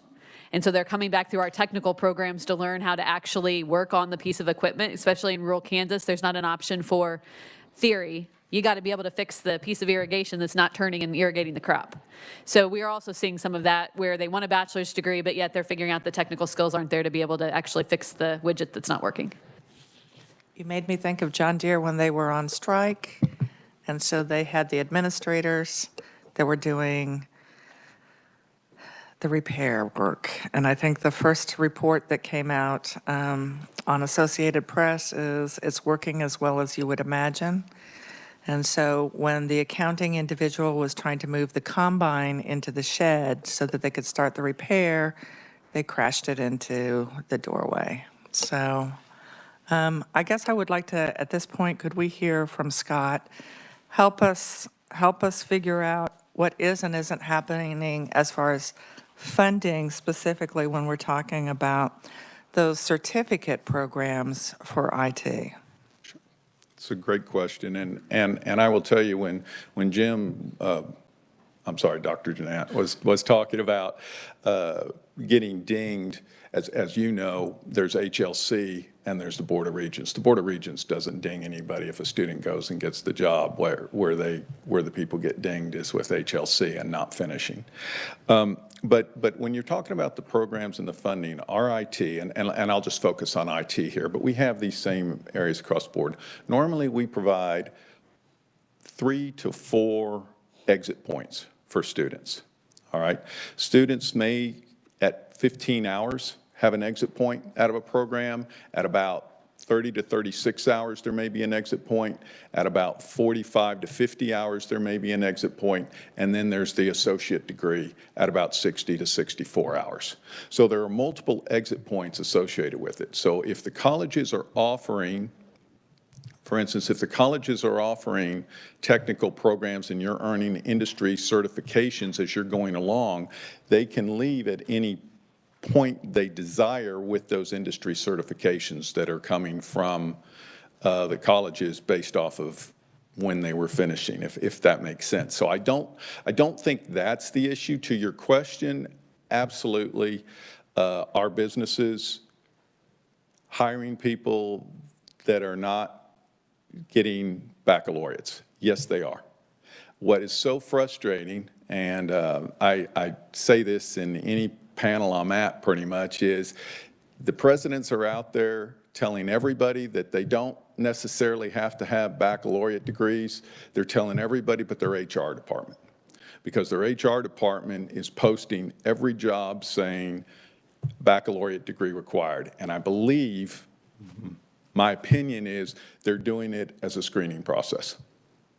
And what they're missing out on with a lot of people is when people see that baccalaureate degree is required, a lot of people do not apply for those jobs that would be qualified and could do a great job for those companies.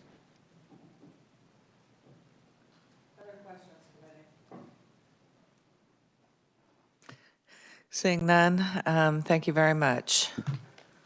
Dr. Flanders, we have you back up here, and you are going to talk to us about Diploma Plus.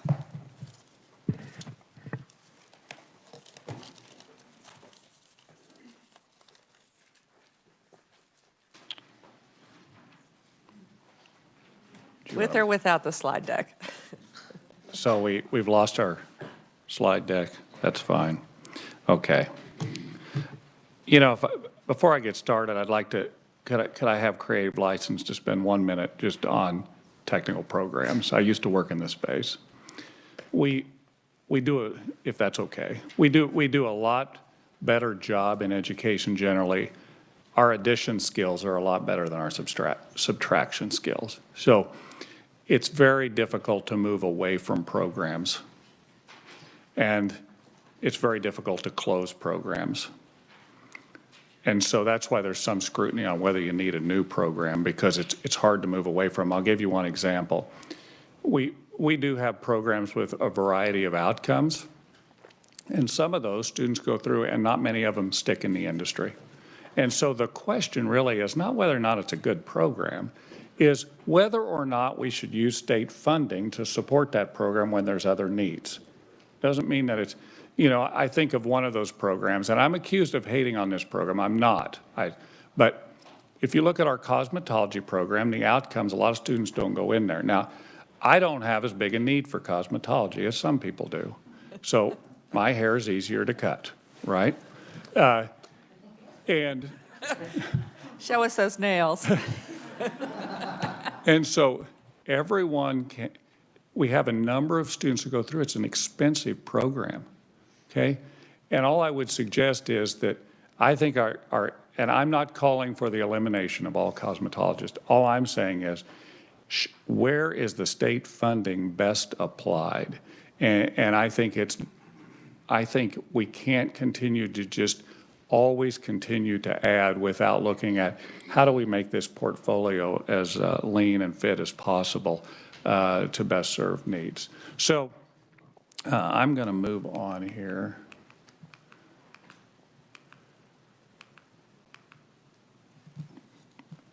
And talk about enhancing our early college program, which we call Diploma Plus, and which is no longer on the screen.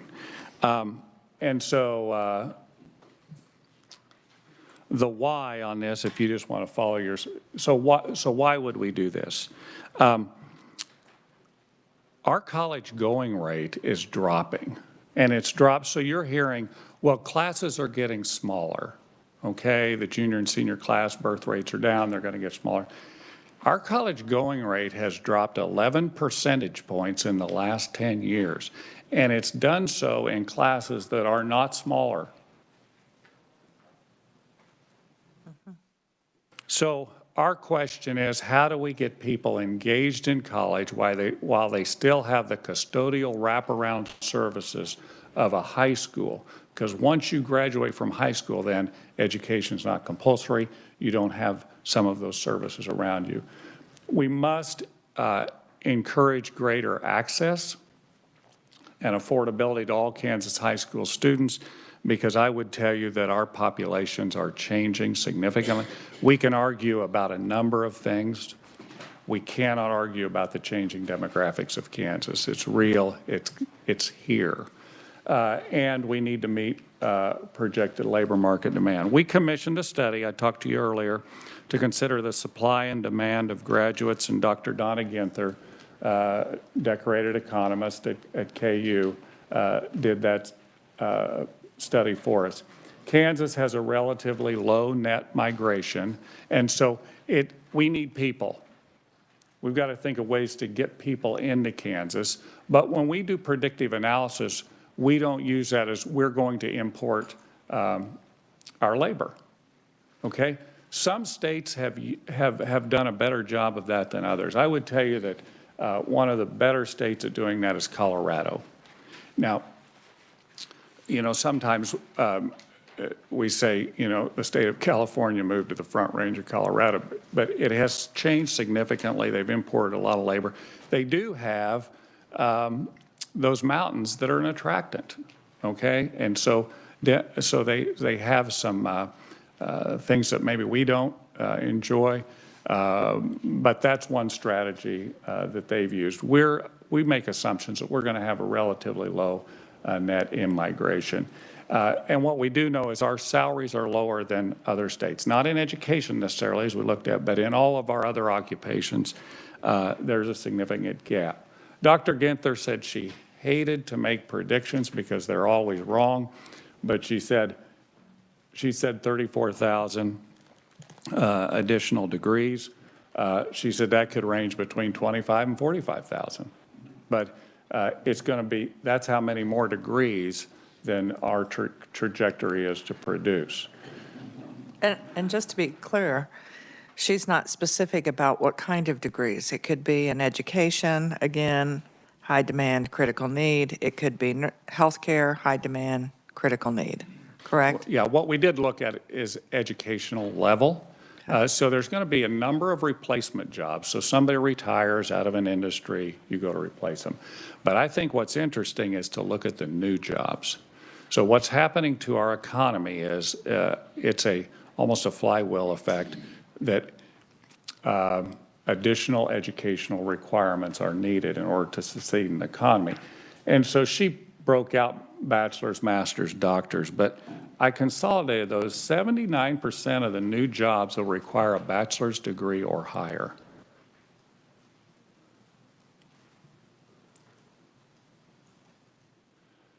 So if you think about that, with some college being at 2% of the jobs, what Dr. Ginther said is you can still get a great job with maybe only a high school diploma or 1 or 2 college courses.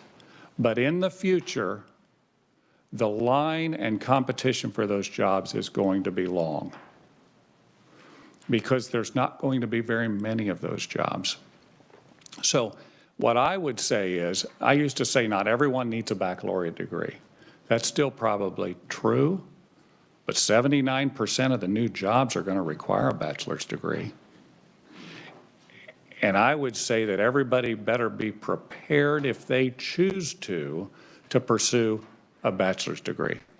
Doesn't mean you need to if you're interested in a different area, but you should be prepared to do that.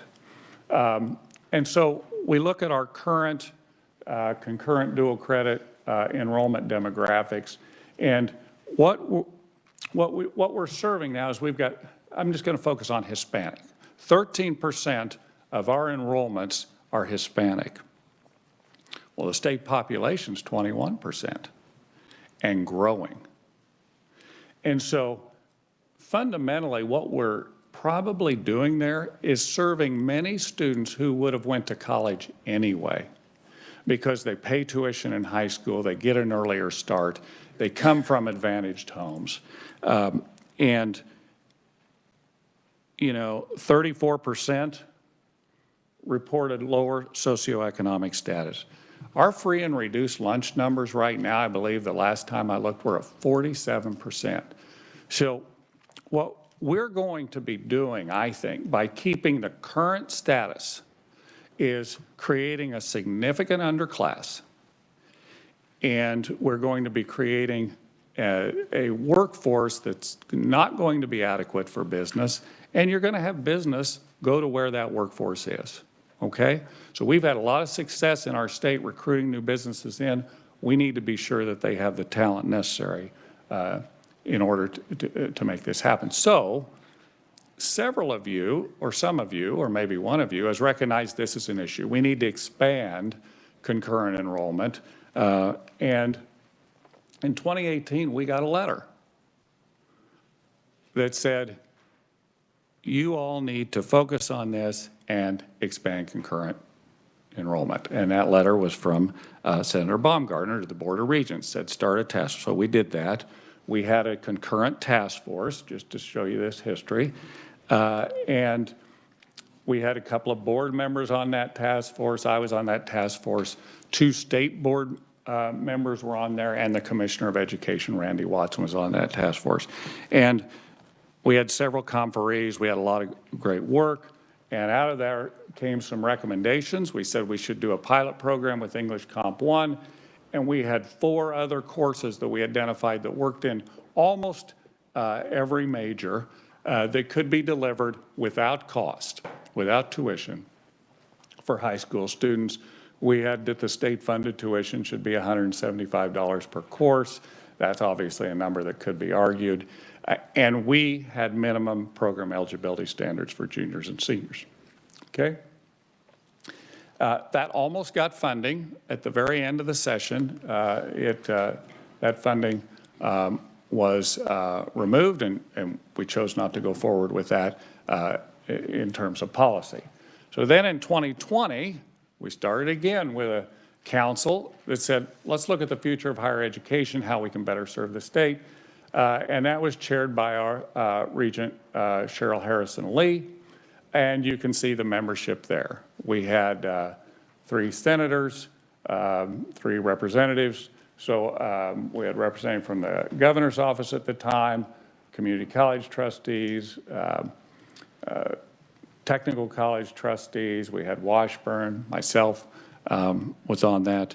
And the council recommended the Kansas Board of Regents explore, develop, and scale early college programs using a comprehensive, multifaceted approach. So I think what we're interested in is not pilot programs anymore, but how do we get to scale?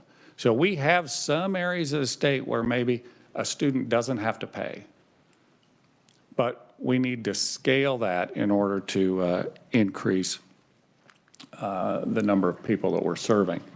So we had a concurrent enrollment task force. I know it seems like we're doing this over and over again, but we're hopeful this time.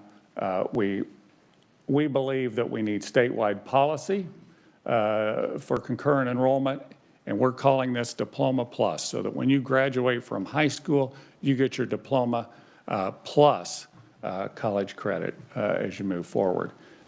We're saying offer 3 system-wide transfer courses in all Kansas public high schools.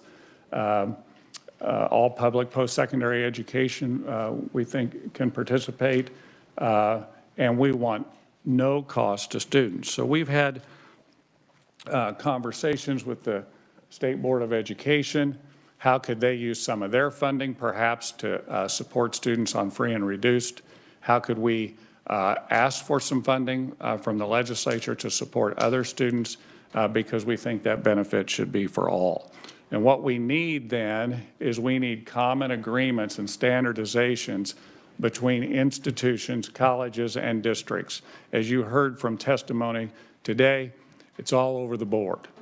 So if we're going to have a state-funded program, we're going to need to standardize those agreements. We need common admission standards for the program. It's really not equitable to have someone, because you live in a district for a college that has a certain standard, and then right next door, it's a separate standard. It needs to be common across the state.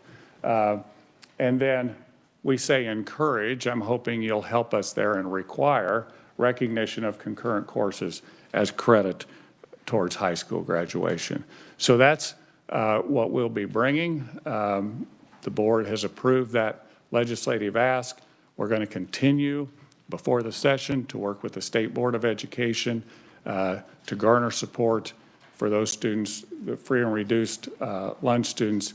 If we don't get more people in the pipeline, there's going to be a major workforce crisis. And so we think this is one way to do that. I'd stand for any questions. Committee, what questions do you have? We'll start with Senator Blasey, and then we'll go to Senator Gossage. Thank you, Madam Chair. I've got quite a few questions, but I think we spend a lot of time on this subject. I mean, this is a subject about workforce, and I think we should I don't know if there's a committee on interim, this interim to talk about workforce, but there's certainly a crisis on the horizon. I mean, if you just look at the statistics based on the kansasregents.org higher education statistics, community colleges are down 14% in enrollment in 5 years. Universities are down 7%. And yet we just heard that we need to produce $34,000 additional diplomas to meet the needs of the workforce. And I think this morning's conversation, we heard a lot about, well, why aren't people pursuing degrees in education and getting in to become teachers? And I think the reality is it's not just education. I mean, this is an issue affecting every single career. Pilots, law enforcement, manufacturing, you go down the list. Everyone is looking for people. And so I guess my question is, what can we do? I mean, I see you have a plan here to hopefully get kids, maybe some college, looks like 3 classes maybe.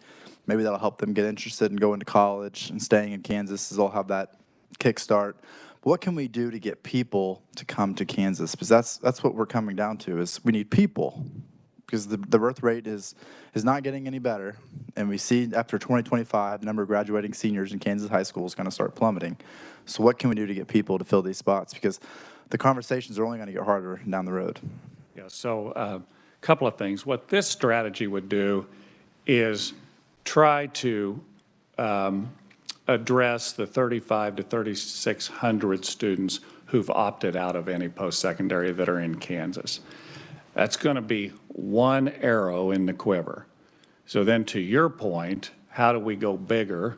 The issue is we do have an advantage at our universities in that we recruit about twice as many students into the state as leave the state. So a student at Dodge City says, I'm going to the University of Missouri. So that's one. We recruit twice as many in. I would work with us to say, how do we increase that number exponentially? What incentives can we do to really drive that number? We've had some institutions have been more successful. University of Kansas is way up this year. Wichita State has bucked the trend of dropping enrollment. And the way they've done that is they established early on an I-35 corridor strategy where they linked with areas where they had tighter links with industry and began recruiting students from an oversubscribed state such as Texas to Kansas. I think we need more of that. We need more incentives to do that. And if we don't get really aggressive, I think it's going to be really tough to make these workforce needs come to fruition. Well, last week we had 2 seniors, graduating seniors from high school locally, speak about curriculum that was in their school, and they were asked, what do you want to do, after high school? One said, I don't know, and the other one said, I want to go to nursing, but I don't know where I want to go to nursing school. And so are we seeing that trend among, and I know that's not just those 2, I hear it from a lot of people's parents and others who just say, my senior doesn't know what they want to do. And I know it's a big decision, you have to, for an 18-year-old to decide they're going to do it the rest of their life, but are we seeing that children or kids coming out of high school are struggling to find a path on what they want to do? I mean, you mentioned you don't want to do career pipelines anymore. What are we doing to help kids really decide what the options are? I'm not sure that's changed a lot. I'm not sure. I have to tell you, when I was in high school, I didn't aspire to be the president of the Board of Regents. Didn't even know it existed. So I mean, I wasn't for sure what I wanted to do when I went to college. But what we have now that we didn't have then is we do have pathways that we're developing. So out of this task force, we developed 2 pathways, education and health related, that students can clearly see. They need not only to see what occupations are out there and where you might have an interest and what's that related to, but they also need to see what courses do I need to take now and what preparation do I need now. I think we're better at that actually now, but sometimes if as we've seen the numbers of free and reduced student qualifying for free and reduced lunch increase, as we've seen our demographics change, those conversations may not be happening inside the home. And so we need to we need to continue to be diligent there. I'm just not sure if it's changed. Representative Estes. Thank you. In the beginning of your answer to Senator Blasey's question, you cited a number of certain students who aren't getting a post-secondary in Kansas that we graduate. Could you repeat that number for me, please? Yeah, we used to had that number. On college going rates, we were at about 54%. I think we're now at 43% in terms of the college going rate for public colleges. So, you know, you've seen, and that's not just community colleges decreasing, that's everybody decreasing. It's at one time, these questions relate. At one time, having those career conversations maybe wasn't as important because you could leave high school and get a pretty good job. In fact, in many of our communities, jobs were really targeted towards about 8th grade skills. And if you think about, if you've been to an 8th grade graduation, the reason we still have those is they're a remnant when people used to leave in the 8th grade and they could get a really good job. That's no longer the case. So to Senator Blasey's point, the stakes are so much higher now. Yeah, so your answer to him fits in with a conversation that we had with Commissioner Watson last year in education. And one of the statistics that's terrified me was he said 30% of our students who are in our level 1 on their standardized test score when they graduate high school will go on to get some kind of post-secondary. Well, that means 70% aren't. The number for level 2 students was higher, but it wasn't good. So I feel like we're leaving a lot of kids on that could be part of our workforce solution out there. And you said something that I keyed in on, and you talked about it's important to get to them while they're in high school and we're wrapped around them. But certainly we have a large number who are not, that we're missing. So my question to you is, when we do it well, what are we doing well, and what should we be doing differently? So I wouldn't want to sit here and say that concurrent enrollment is not going well. We do better than many states. So we do well reaching back.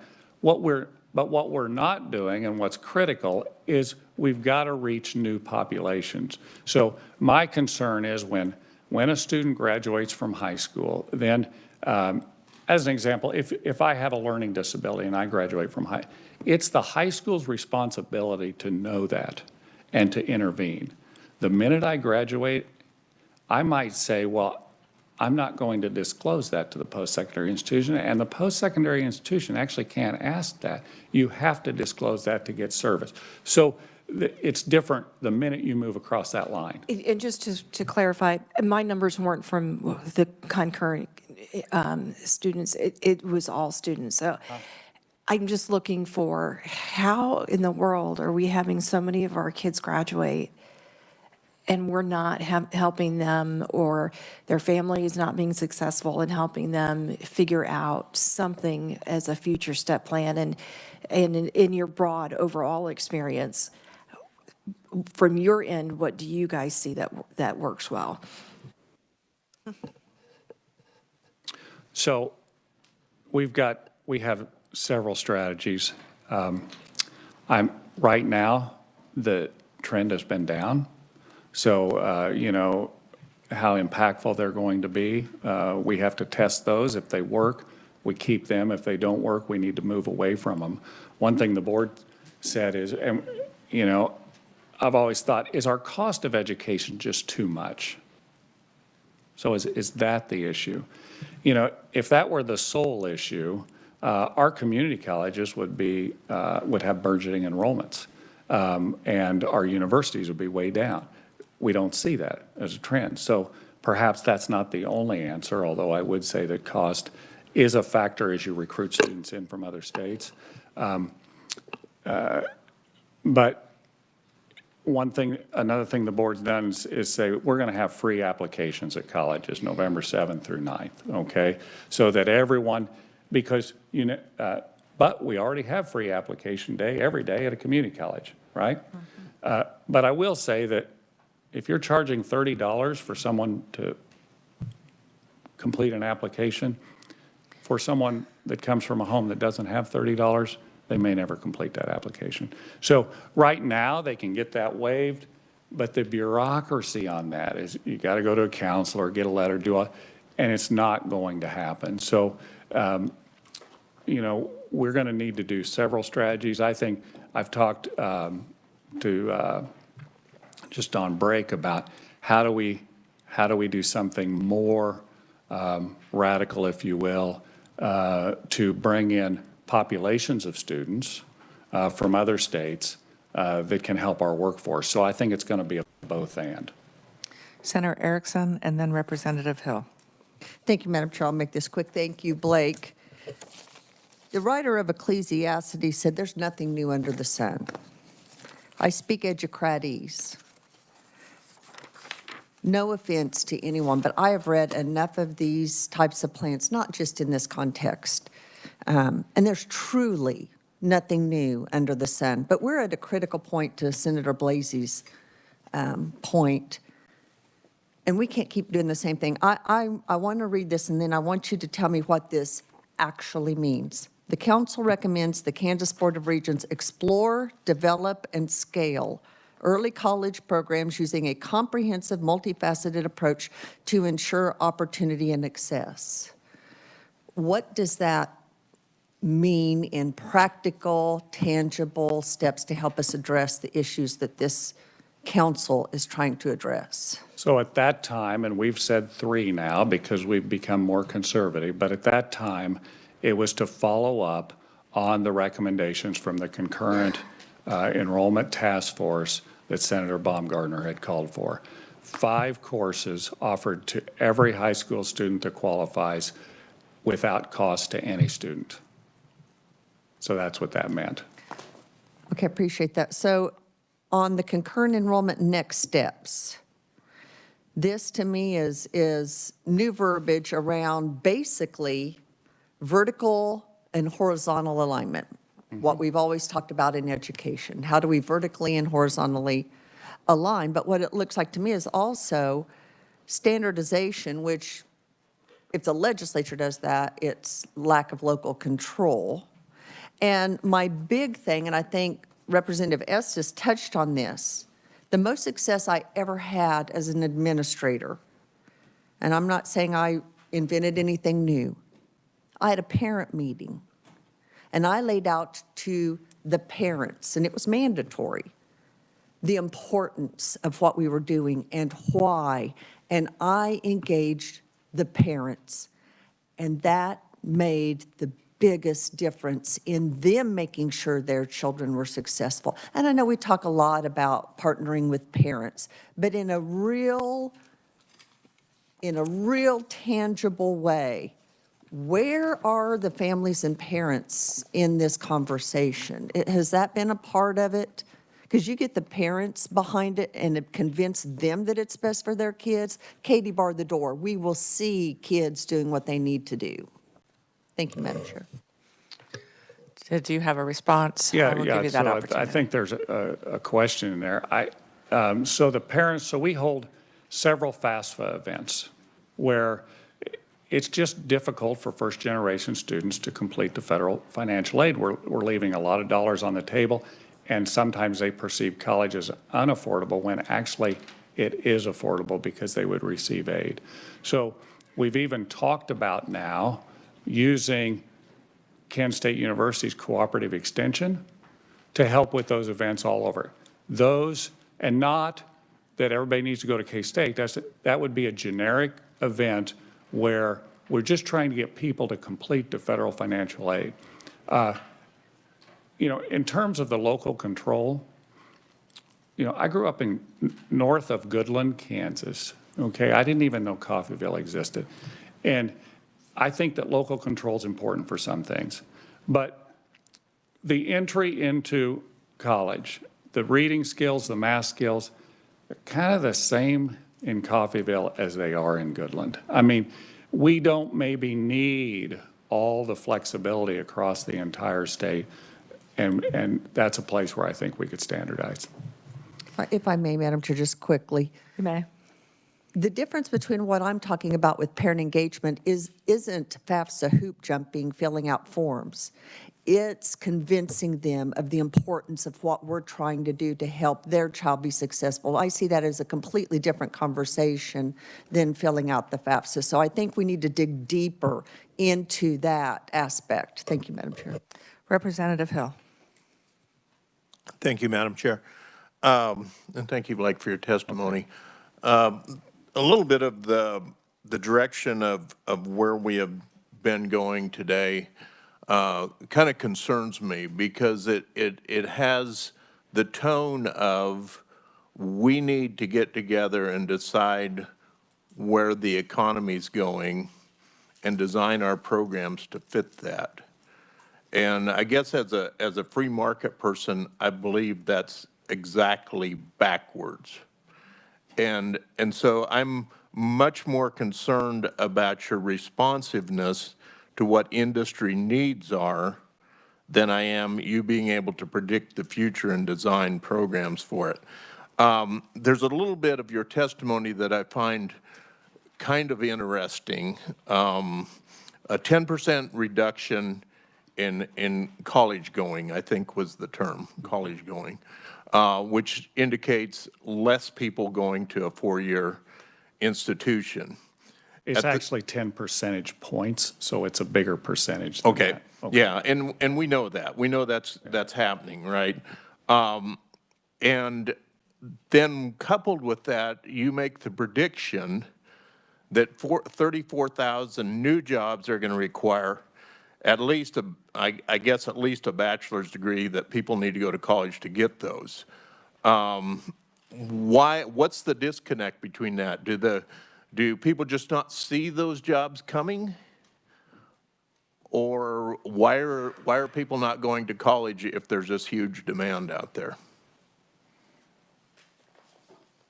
So if we get that question answered, then, you know, everything will be good for us. I mean, we've looked at, I think some people see, I think there's been a lot of rhetoric about college, and almost a divide, if you will, that there's some parents and families that think if my student or if my child goes to college, they're going to leave my community. And so there's a resistance to that. I think a new demographic, they might say, I don't want my student to leave and go to college. So how do we don't have a public university in Southwest Kansas. Mm-hmm. So how do we deliver those services there in that community so they don't have to leave? You know, I can't answer for sure why there is that disconnect. But I just know what the data shows, and that's not my data, that's data from an economist. The data just clearly says there's going to be a high demand for that, and that if we stay on the current trajectory, we're going to have a shortage of credentialed individuals ready for the workplace. I would counter a little bit on that, and I don't have data. I just have visiting with people. And I guarantee you that there are 34,000 jobs right now in our state that are going unfilled. Mm-hmm. And the vast majority of those jobs are not people saying that you need a master's degree. And you know, I have to take a little bit of issue with your statement about there aren't good jobs for high school graduates. Because in my community, I can't get an electrician. I'm on a 6-month wait list to get an electrician. I cannot get a plumber. They don't even want to talk to you unless you have a month's worth of work for them, because they're not going to turn down a big job to go do a small job. The demand for semi-educated, semi-skilled labor is absolutely unbelievable in this state right now, in what I'm finding. And so I think that has probably a lot to do with the reduction in college seeking, okay? Because those jobs are there. And I also want to mention that we do have migration into our state. I mean, we're having some migration into the Kansas City area, but our population is going up. We have a tremendous migration into southwest Kansas too. And you've kind of alluded or talked a little bit about reaching that population and providing services and education for them as well. Do you want to talk to that some more? Yeah. So I think I had a misstatement there in that I classify an electrician as not somebody that just leaves high school and starts. So I classify that as maybe not a baccalaureate degree, but some post-secondary. So when the economist talks about new jobs, that's not about replacement jobs. So there are a tremendous amount of tradespeople that are retiring out of the workforce. So those jobs are going to need to be replaced. And there's been a chronic shortage, okay? And generally, we've seen shortages in areas where jobs attract only one gender. So if you look at nursing, I mean, we still say male nurse. We shouldn't, but we do, okay? And if you look at and I made the slip, I said tradesmen. If we look at many of the trades, they're male dominated, okay? But I would classify the electrician and the plumber now as needing higher skills than they maybe needed at one time. And that would be some post-secondary education. So I think those individuals do need to go to college or to post-secondary. Post-secondary could be an apprenticeship too. And if I may. Yeah. You may. Okay. Last one. Question about concurrent.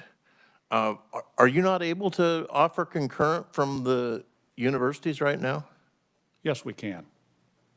I guess I'm confused. Is the gist of what you're asking is for the legislature to require concurrent to be in every school? Yes, I'm asking for that. I'm also asking that you fund it. So right now, the student has to pay tuition. And I'm saying we're saying for 3 courses, we think it should be treated more like technical education. And we say for those 3 courses, we should fund the tuition so that a student could take those without charge. So they could begin their college career, see that they can do it without cost, and then transition into college after they graduate. Okay, thank you for that. Closing remark, and nobody's really talked about it today, but we know that there's in the neighborhood of 300,000 able-bodied Kansans that are either unemployed or marginally employed. And any of you guys that come up with, I don't mean to be sexist on that, any of you men and women that come up with programs that can re-engage those people in the workforce would be excellent. Thank you. Thank you. I guess I will share this. First of all, I think that it's my understanding at least 2 of your regents members are presenting tomorrow to the State Board of Education. Is that correct? Okay. So I know that it was interesting to see my letter included in here from 6 years ago. I couldn't quite read it. I wish I could because it was 2 pages. But I think... I still have a copy I can send to you. 6 years later, I think I'm looking from a little bit of a different lens. And one of the things that we have mentioned is what's happening to our high school kids. And I think what we're seeing is that IPS, that individual plan of study, that was one of the early initiatives of the Education Commissioner, we're seeing that it's done in middle school, but I think it's just a check off the box. We did it in middle school, and it's being set aside because I haven't heard any evidence yesterday, last Monday, last Tuesday, today. I can't think of any time during the last couple years of Senate hearings in the Education Committee where we've heard any mention of IPS and how it's really applying at the high school level. And I think it's a tool, but it's just a piece of paper, or it's just something that's online somewhere. It's no longer a tool if it's not being used. It's just taking up space. And I think the tool initially, I felt it was very positive. I've not heard from any parent that had a child going into high school where the counselor or anyone, when they were looking at course selections, that any reference to the IPS was being transferred by the time they got to the high school level. So I think when you're talking with the Board of Education, I don't even feel like pursuing this will be effective if we have an IPS that's not being used. It's either going to be used as a tool. If it's not, let's not pretend that it is. And let's implement something at the high school level that really will be a tool. When I look at what was presented earlier today about concurrent enrollment, it appears that we have strong concurrent enrollment in gen ed courses in the high schools, delivered not only by community colleges, but growth in the tech colleges of concurrent enrollment.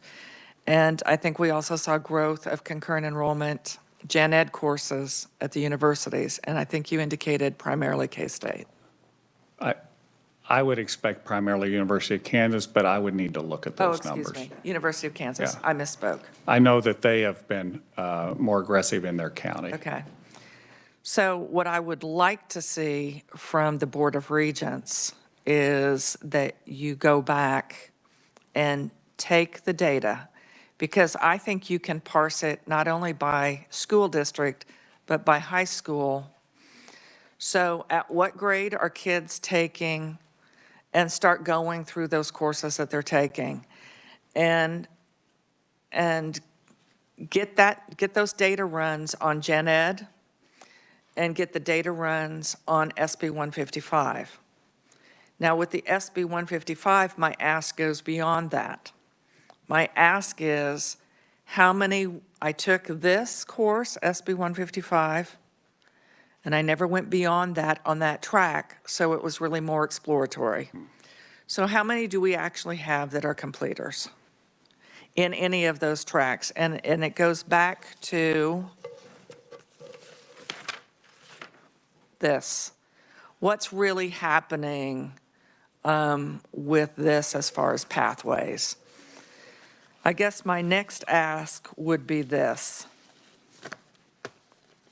And those that have served on my committee know that sometimes I just kind of look outside the box. But I'm thinking if what we're really wanting is high school kids, when they graduate, to have something that's tangible. Well, you know, I think higher education is something tangible. But today, I think something that's more tangible is if they took some higher ed courses, but they actually have a certificate in the end. So I know we're looking at gen ed here in this recommendation, but when I think of the needs of Kansas, and I think of the positions that are open, and I think of statewide, so east to west, it takes 6 credit hours to earn a CNA. And that includes the CPR component. It takes 6 credit hours to earn the EMS. That also includes the CPR component.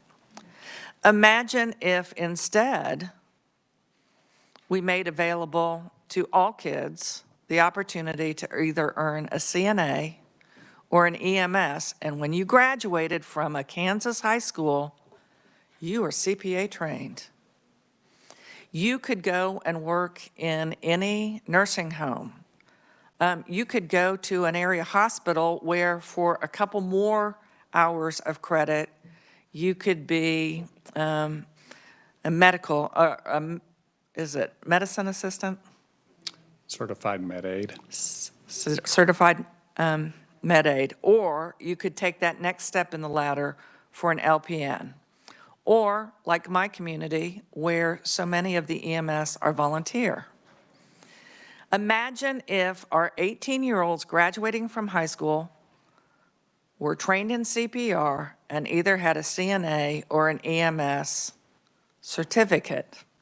Imagine how much better that would be in our rural, and actually all of our communities, when there is some type of emergency. First of all, being able to tell, is it emergency or not? But also for the care of our elderly, and we know that that is an issue. I double-checked with my ranking minority. Takes 16 hours for the early childhood certificate. But if they were able to earn 9 credits in high school, that just meant 5 more credits. And what do we know we have a shortage of? Childcare, because we had an interim committee addressing that. And then I know that I heard with regard to the tech colleges, that there are certificates that within earning 6 credits or 9 credits could be earned. So imagine if we had kids graduating from high school with an IT certificate. Now, why do I mention this? I mention it because I'm circling right back to what we talked about earlier today, high demand, critical need. Is it high wage? No. But all of these ladder up to something that could eventually be a living wage. The other thing that I see as an avoidance of a problem, when I look at the gen ed courses, college algebra, Comp 1, we already know from the data that we looked at last week, and I understand that some of the scores are looking higher. I don't know if it's elementary scores or if it's high school scores, but if we have 1 out of 3 kids that are at level 1 or 2 in reading and math, they're not going to be ready for these college courses.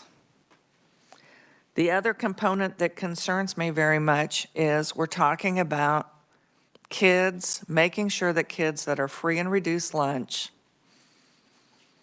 would have access to this. And I asked Commissioner Watson last week, how do teachers in a classroom know if a child is free and reduced? He says, oh, they don't. It's confidential. Can't share that. So with that being a barrier, and also knowing it's not just kids that are eligible for free and reduced that don't necessarily have family funds to pay for tuition, I understand the scope of making it available for all students. But I feel like the students that are able to afford for the gen ed are doing it, but we don't have kids that are moving toward the CNA, not in the masses that we could use in CNA, EMS, or the IT. So I only ask that, I think I'm sensing heartburn from this committee, and I know they don't represent the whole of what will happen when we're in session. But I have a feeling this is going to have a large price tag. And when I'm looking at something with a large price tag, I think my colleagues and I are looking for, what is the ROI going to be? And if the ROI is that everyone that went through this and got that training, they're CPR trained, they could immediately go out and get a job, not just because they are a high school graduate and have a diploma, but because they have a certificate and they have specific training. So I think I'm wanting for the Board of Regents, who I understand you represent Regents institutions, and a lot of what I'm talking about isn't so much Regents institutions, but I'm looking at the needs of the state, the lack of any appearance that the IPS is going to the high school years, and just that what are we doing if we're going to spend money, how is that going to make Kansas a better state? So I would ask that you, if it's fine if it's not shared tomorrow with the Board of Education, but the Board of Education needs to understand that come January, if there's a bill that's introduced, they need to understand that there are some other discussions that are going on.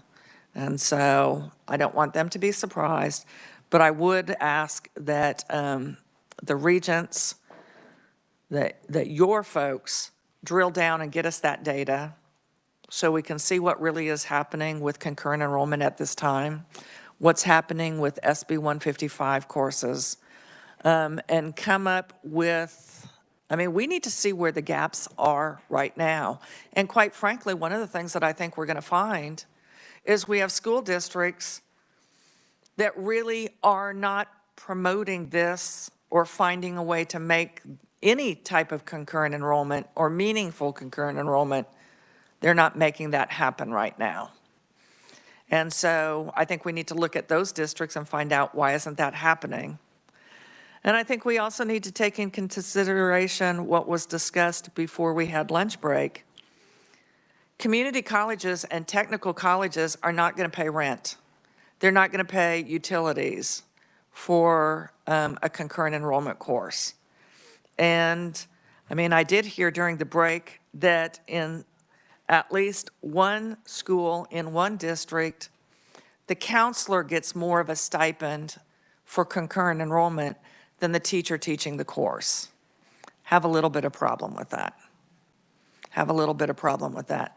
So we lack that consistency, but I think some of the data, if you would get that for us, would be helpful when we address this issue in January. So. Yeah, so we'll get those data. You know, I can just say from my own kids' experience, IPS is happening in some of the high schools. I'll bet it's probably uneven across the state. It is happening, and that's one thing we've called for is some navigators to be in the high school to really help students, because counselors now are dealing with other kinds of issues, and I don't see as much college navigation happening. When I say college, I mean post-secondary happening. We do have some data, I believe, from a study that we did just a couple of years ago about with the CNA. We currently fund all the CNA instruction, about how many students enter the occupation after they get the credential, how many stay there. I will say not everybody's cut out to be a caregiver, and the CNA can be a hard job. Sometimes people go into that job and they don't stick as long as we'd like, but I believe we can pull some data there. Just in terms of cost of navigators, cost of, you know, a more radical intervention for getting more of our populations engaged in post-secondary. There will be a cost to that. It could be significant. But I would tell you the cost on the back end of not doing it is going to be, in my view, much more significant when you do the math on our economy and when you do the math on an individual student and a family that doesn't have a sustaining job. I think we're going to see more social costs than we ever have before. I'm not opposed to the position of the navigators. What concerns me about the position of the navigators is that's designed, as I understand it, to help the child bridge from high school and beyond. And quite frankly, that's one of the things that Randy Watson told us at the get-go that he was measuring, that K through 12 was responsible not just for what happened during that time period, not just for the graduation rate, but for those 2 years and beyond. So what you're really telling us is that's not at all, that was a little extreme. That is not a focus right now at the high school level for the beyond. It's like we just need to get them through the finish line, which is to get that diploma. that's not honoring what he said was the responsibility of K through 12. And you know, K through 12, this is the 5th year that it's been fully funded, and we are now on the CPU average. So some significant increases in funding have occurred due to that, and they will occur. So it's, as long as K through 12 is 50% of the budget, then I think the obligation that the commissioner set out for the 2 years beyond, I think there will be some pushback on the navigator. If the regents are saying, we are going to fund, because now we've got a maintenance of effort issue. Is this higher ed is funding this and this is a higher ed expense? Or is this a K through 12 expense? But if they're in fact going to be working in K through 12, who truly is going to hold them accountable? Because obviously that responsibility for the 2 years post-graduation is no longer perceived by districts as their responsibility. At least not even that simple transition, which gets us back to this notion of filling out FAFSA. If the school district is not going to help in that process, then the funds should be flowing a different way from the school district to the community college, the technical college, or the university that's providing those services. So I appreciate, I guess I gave you some assignments to do. I appreciate this conversation that we've had. Madam Chair, welcome back. We have just concluded Diploma Plus. So we are, as expected, we are 30 minutes behind, and we are ready to pivot to you.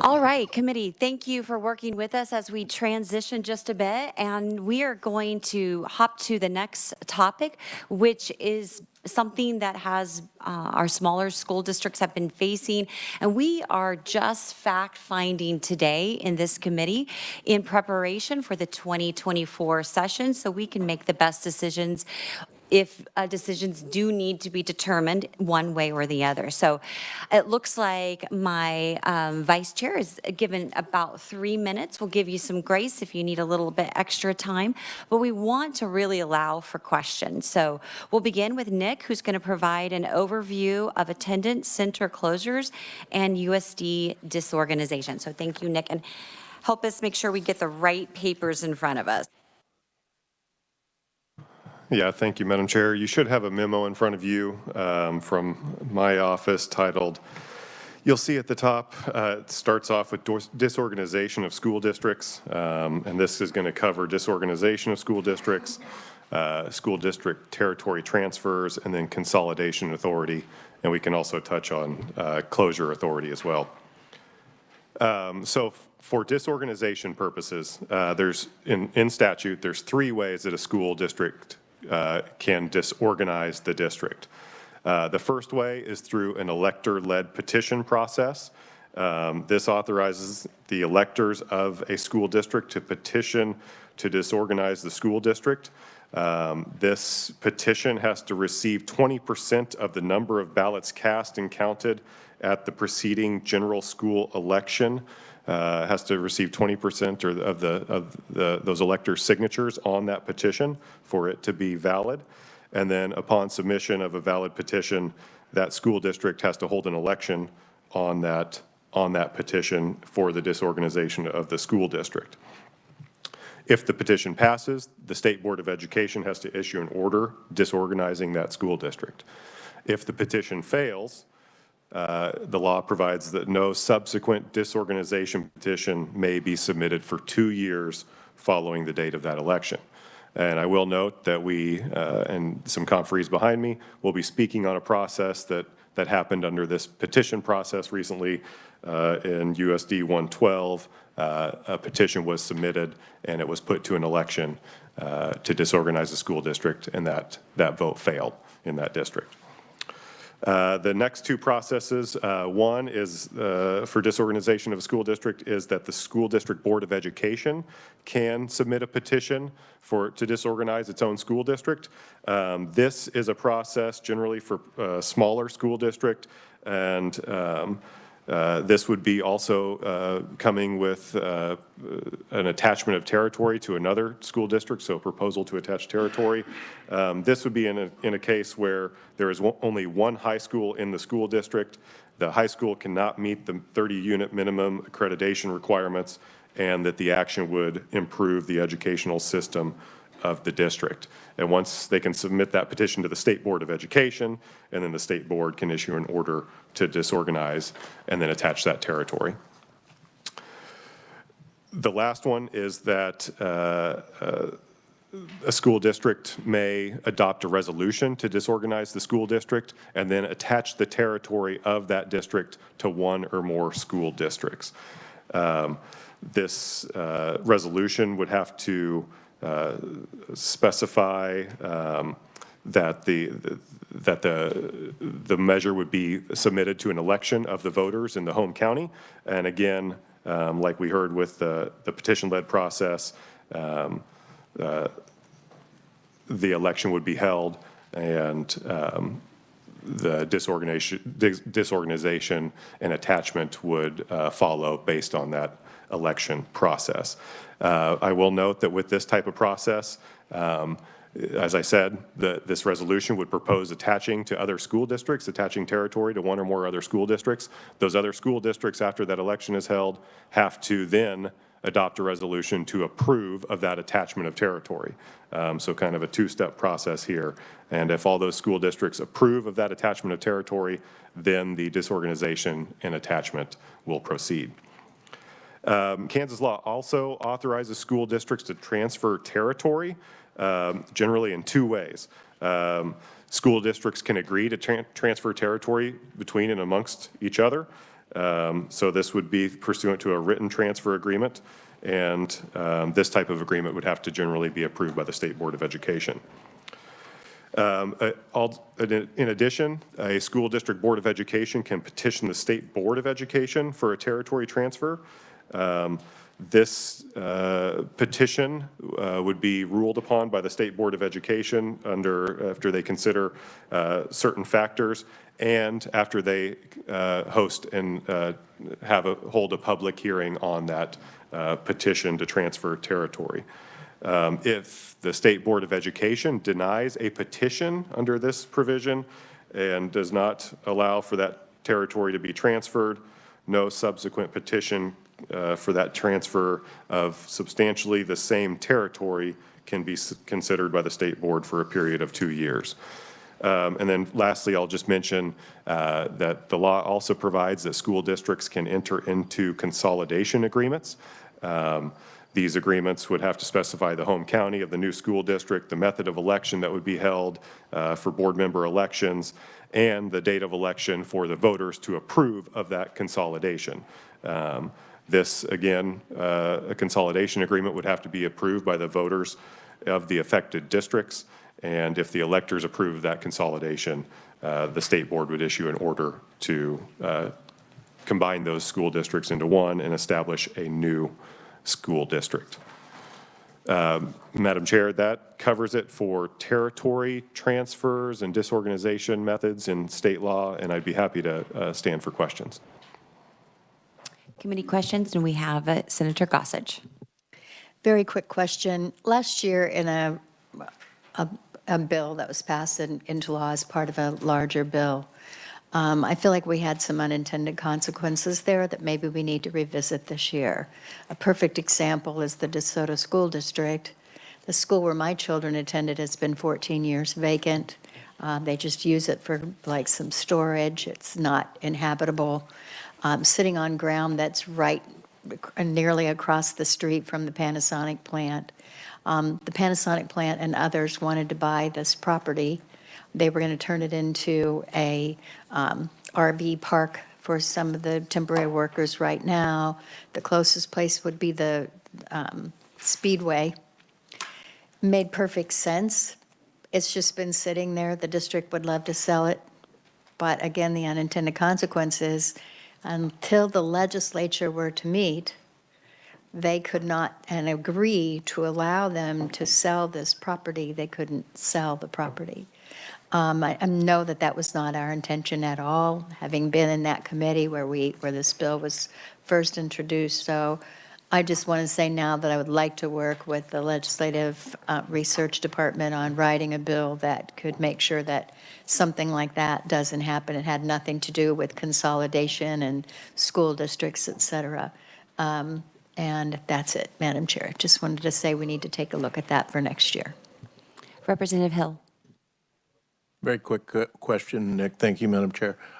If the State Board of Education transfers all the territory from a district, does that district cease to exist then? Well, it depends on what method would be used. So that petition-led process from the school district,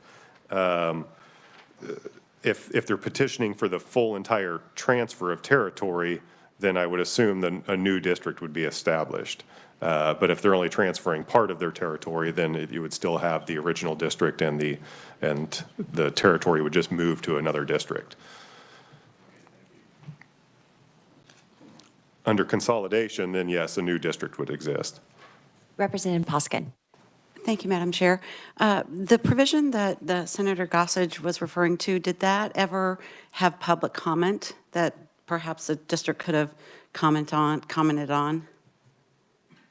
So I think Senator Gossage is referring, there were some bills that went through a hearing process regarding school closure, school building closures, and matters of that nature. And I believe there was a hearing, or some hearings held on those types of bills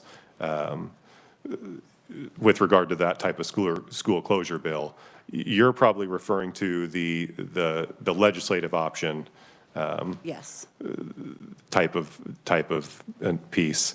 I mean, that kind of option came up in conference committee. Okay, thank you.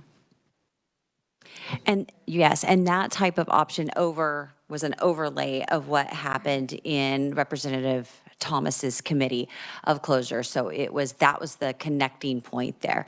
Yes, Senator Gossage.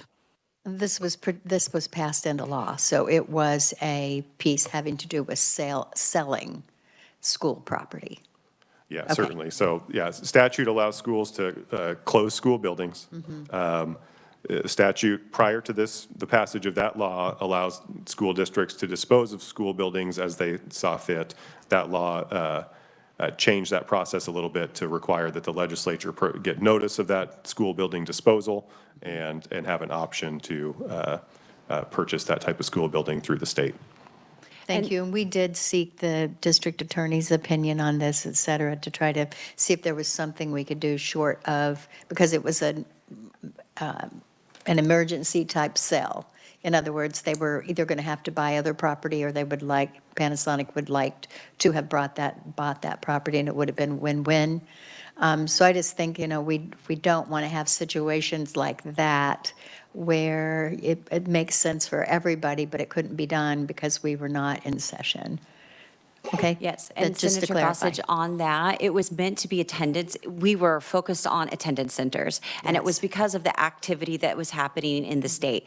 There was another school district that wanted to dispose of a shed. Remember. Right, so we don't care about your shed. And so I'm intrigued that they needed to sell that shed right now, right after we passed that. So ultimately, yes, that was not the, and so yes, there is going to be a corrective bill, and actually, our revisor is already working on that. Good. So, yes. Thank you. Representative Thomas, did you have your hand up? Just a question out of, with the law the way it is, if we're not in session, could the State Finance Council just be called to meet and make that decision, or is this something we need to fix in law? It has to be fixed in Okay. statute because it says that we have to be in it. So there's, Got it. normally there is a little, kind of addition like that, but it wasn't on this one. Okay, just wanted to. Okay. Thank you. Easy fix, though. All right, any other questions for Nick before we move on? All right, thank you, Nick. Committee, first up, we have Bill Lowry, Superintendent of USD 112, Great Plains. Welcome, Bill. And I should note that research has given some instruction. So the purple card, if you get a purple card, it means 1 minute, not go Wildcats. And yellow is wrap up, and orange is stop. So, all right, thank you.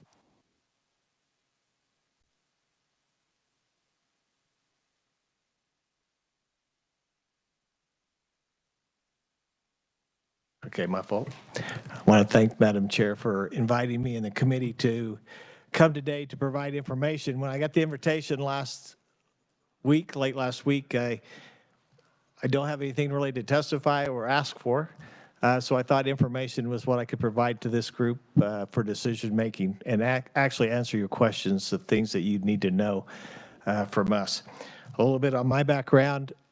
I've completed my 24th year as superintendent. I am an interim superintendent at USD 112. I was called June 16th to come and talk to the board and assumed my duties July 1st. I've been on the job 15 months.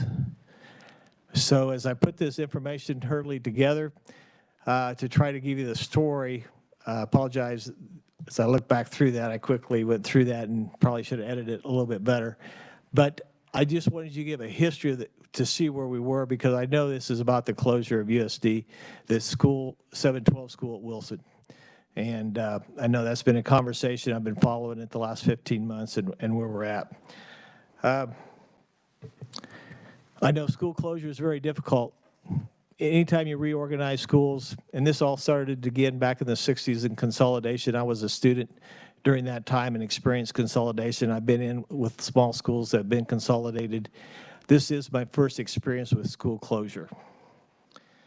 There is no clear guidance or information about school closure, when that happens, when you need to happen, and so forth. So in July, USD 328 was first established, which was 4 school districts. Okay, I'm going to skip really fast because I just got, so through this whole time, there was reorganization. There was 7 buildings closed in this district from the time it was organized till today.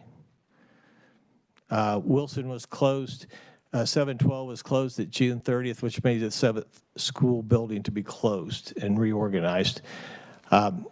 And so through this process, the district has went through this, and they gave the same 3 financial reasons to close as they did in 2019.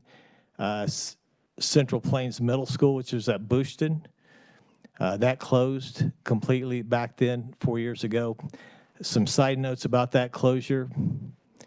That building had 4 grades, 5 through 8, and had the average highest student count per grade in the district at 24.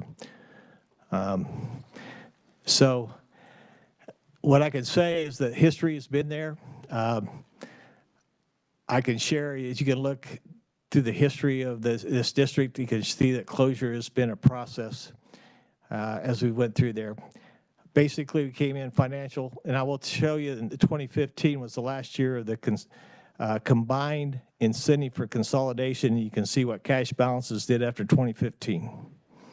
That was a big point, and that's financial difficulties were the main reasons that they looked at consolidation. With that, I would stand for questions if that is the correct protocol. All right, thank you. Actually, committee, we are going to go ahead and allow for questions after each conferee. And if you're not sure because you're still trying to formulate what's happening, then you can certainly save your question for later too. Are there any questions at this time for Bill Lowry? Yes, Vice Chair. Thank you very much, and thank you for being here today. At the time when there were the town hall meetings, what exactly did the Department of Education share with you would happen if the vote was a yes or if the vote was a no as far as the passage? So we had two meetings, one in Wilson and one in Claflin, and both the assistant commissioner and the attorney came out. They gave the yes and the no. So if the yes prevailed, the district would be disorganized. There would come to the state board to assign territory to other districts. The process is kind of unknown. I don't think the exact process has ever been developed, so they really didn't know how that would work. The one question I asked specifically was on a yes vote, would school buildings be left open or closed? Because I think everybody needs to know that. In my perspective, and I will tell you, I had two attorneys' opinions, and they were both differing on that.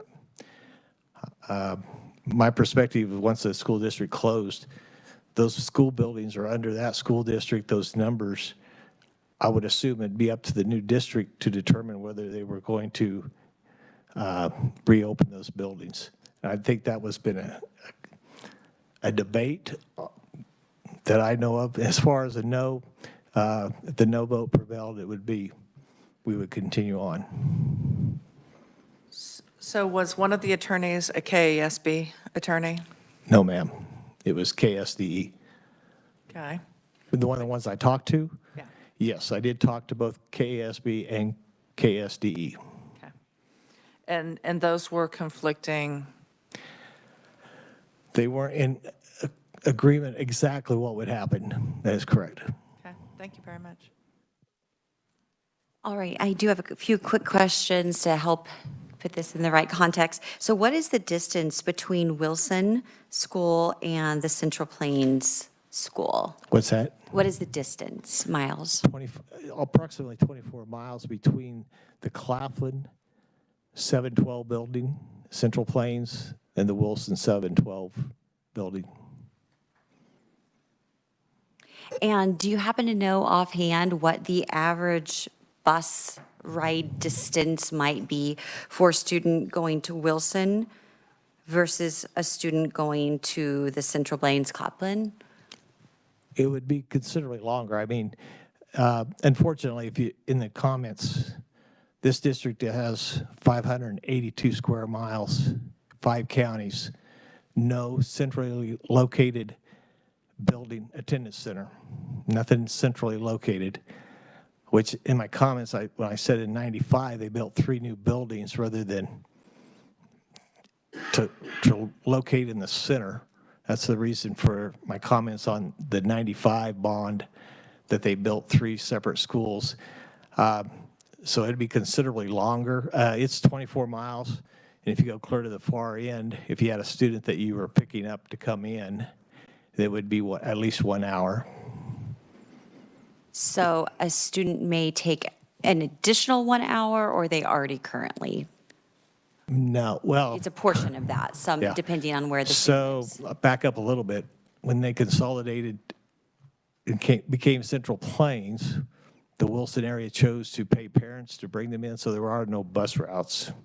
But we have picked up at Dorrance to come to Wilson from that town to the Wilson. That's the only bus route that was up there. And when this decision was made by your local board, do you know, did they take the teachers, did they move the teachers from Wilson to the other Claflin location? Did all those teachers, will they have moved? I believe this has just happened, correct? Yes, I was So in will they charge of that. move? Yes. So when the school district was closed, where the school building attendance center was closed, there were 7.5 teachers reduced in that closure. There were several teachers that were reassigned. I know at one point there was discussion of sharing teachers prior to closure. The only teachers you can share are part-time teachers, which I have that now, and we are sharing those. When you have a teacher teaching full-time, they can't be shared in a different location unless you reduce the number of classes taught or you double up your teachers to do that. So we did reduce 7.5 positions, some to retirement, some moving. I will tell you, the last year, I had 4 teachers that taught my core classes 7 through 12 that weren't licensed or credentialed to teach math, reading, science, or social studies. So those were automatic. They were non-licensed personnel for the 7.5. All right, good to know. Thank you. Any other questions, committee? All right, there may be one that comes up later, but we appreciate you being here. It's a difficult situation. Next, we have Christina Hayes, a private citizen. Welcome.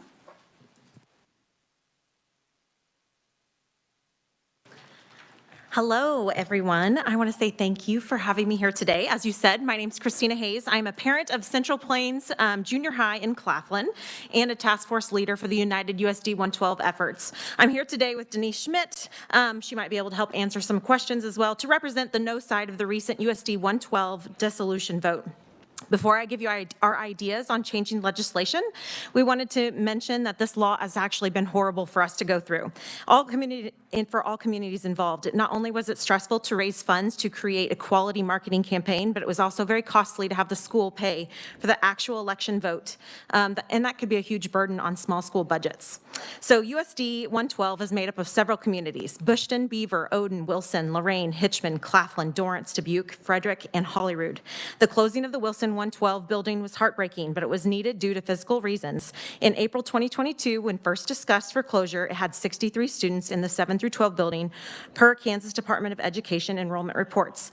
10 years prior to that, in 2011, it had 144 students per that same report. USD 112 simply could not afford to operate 2 high schools in one district. So the Kansas State Department of Education officials had recommended combining to 1 high school years prior. This needed but painful decision to combine 7 through 12 buildings for fiscal responsibility was made by the USD 112 board. District patrons had the opportunity to review financial documents presented by the Board of Education during this closure hearing, and more than 100 patrons attended this meeting. They listened to the evidence presented and gave testimony.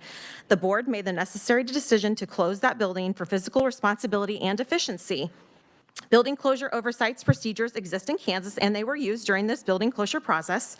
The patrons of Wilson pursued no less than 7 different land transfers that were unsuccessful prior to the building closure. The threat of a disorganization vote was used by a small group of patrons to ask for more time to pursue more land transfers. This drew out a painful and long process that prevented future planning for the student transition. Instead of having time to welcome those Wilson students to various communities that make up USD 112 over the summer of 2023, the community patrons were voiced to engage in an expensive and bitter disorganization process that could have possibly split up and displaced over 500 students in up to 10 different school districts, and that would have economically devastated each of our communities. And it would also have laid off over 100 school employees, and that is our community's largest employer. We all know that, as stated directly by your council, that this law was never intended to be used this way, to dissolve an entire district like it was used against us. This law is being misused in a manner that is being weaponized against small schools and rural communities. It was always pushed also by false, misleading, and inaccurate information. For example, to get yes votes, they stated that their teachers were fired with their 1-year contract. Well, as you all know, Kansas teachers all have a 1-year contract, and we gained some wonderful teachers this year from the Wilson area. Another false issue listed to push their agenda was that by signing the petition, it would reopen the high school or get the school board to keep it open one more year to pursue another land transfer that failed 7 times prior.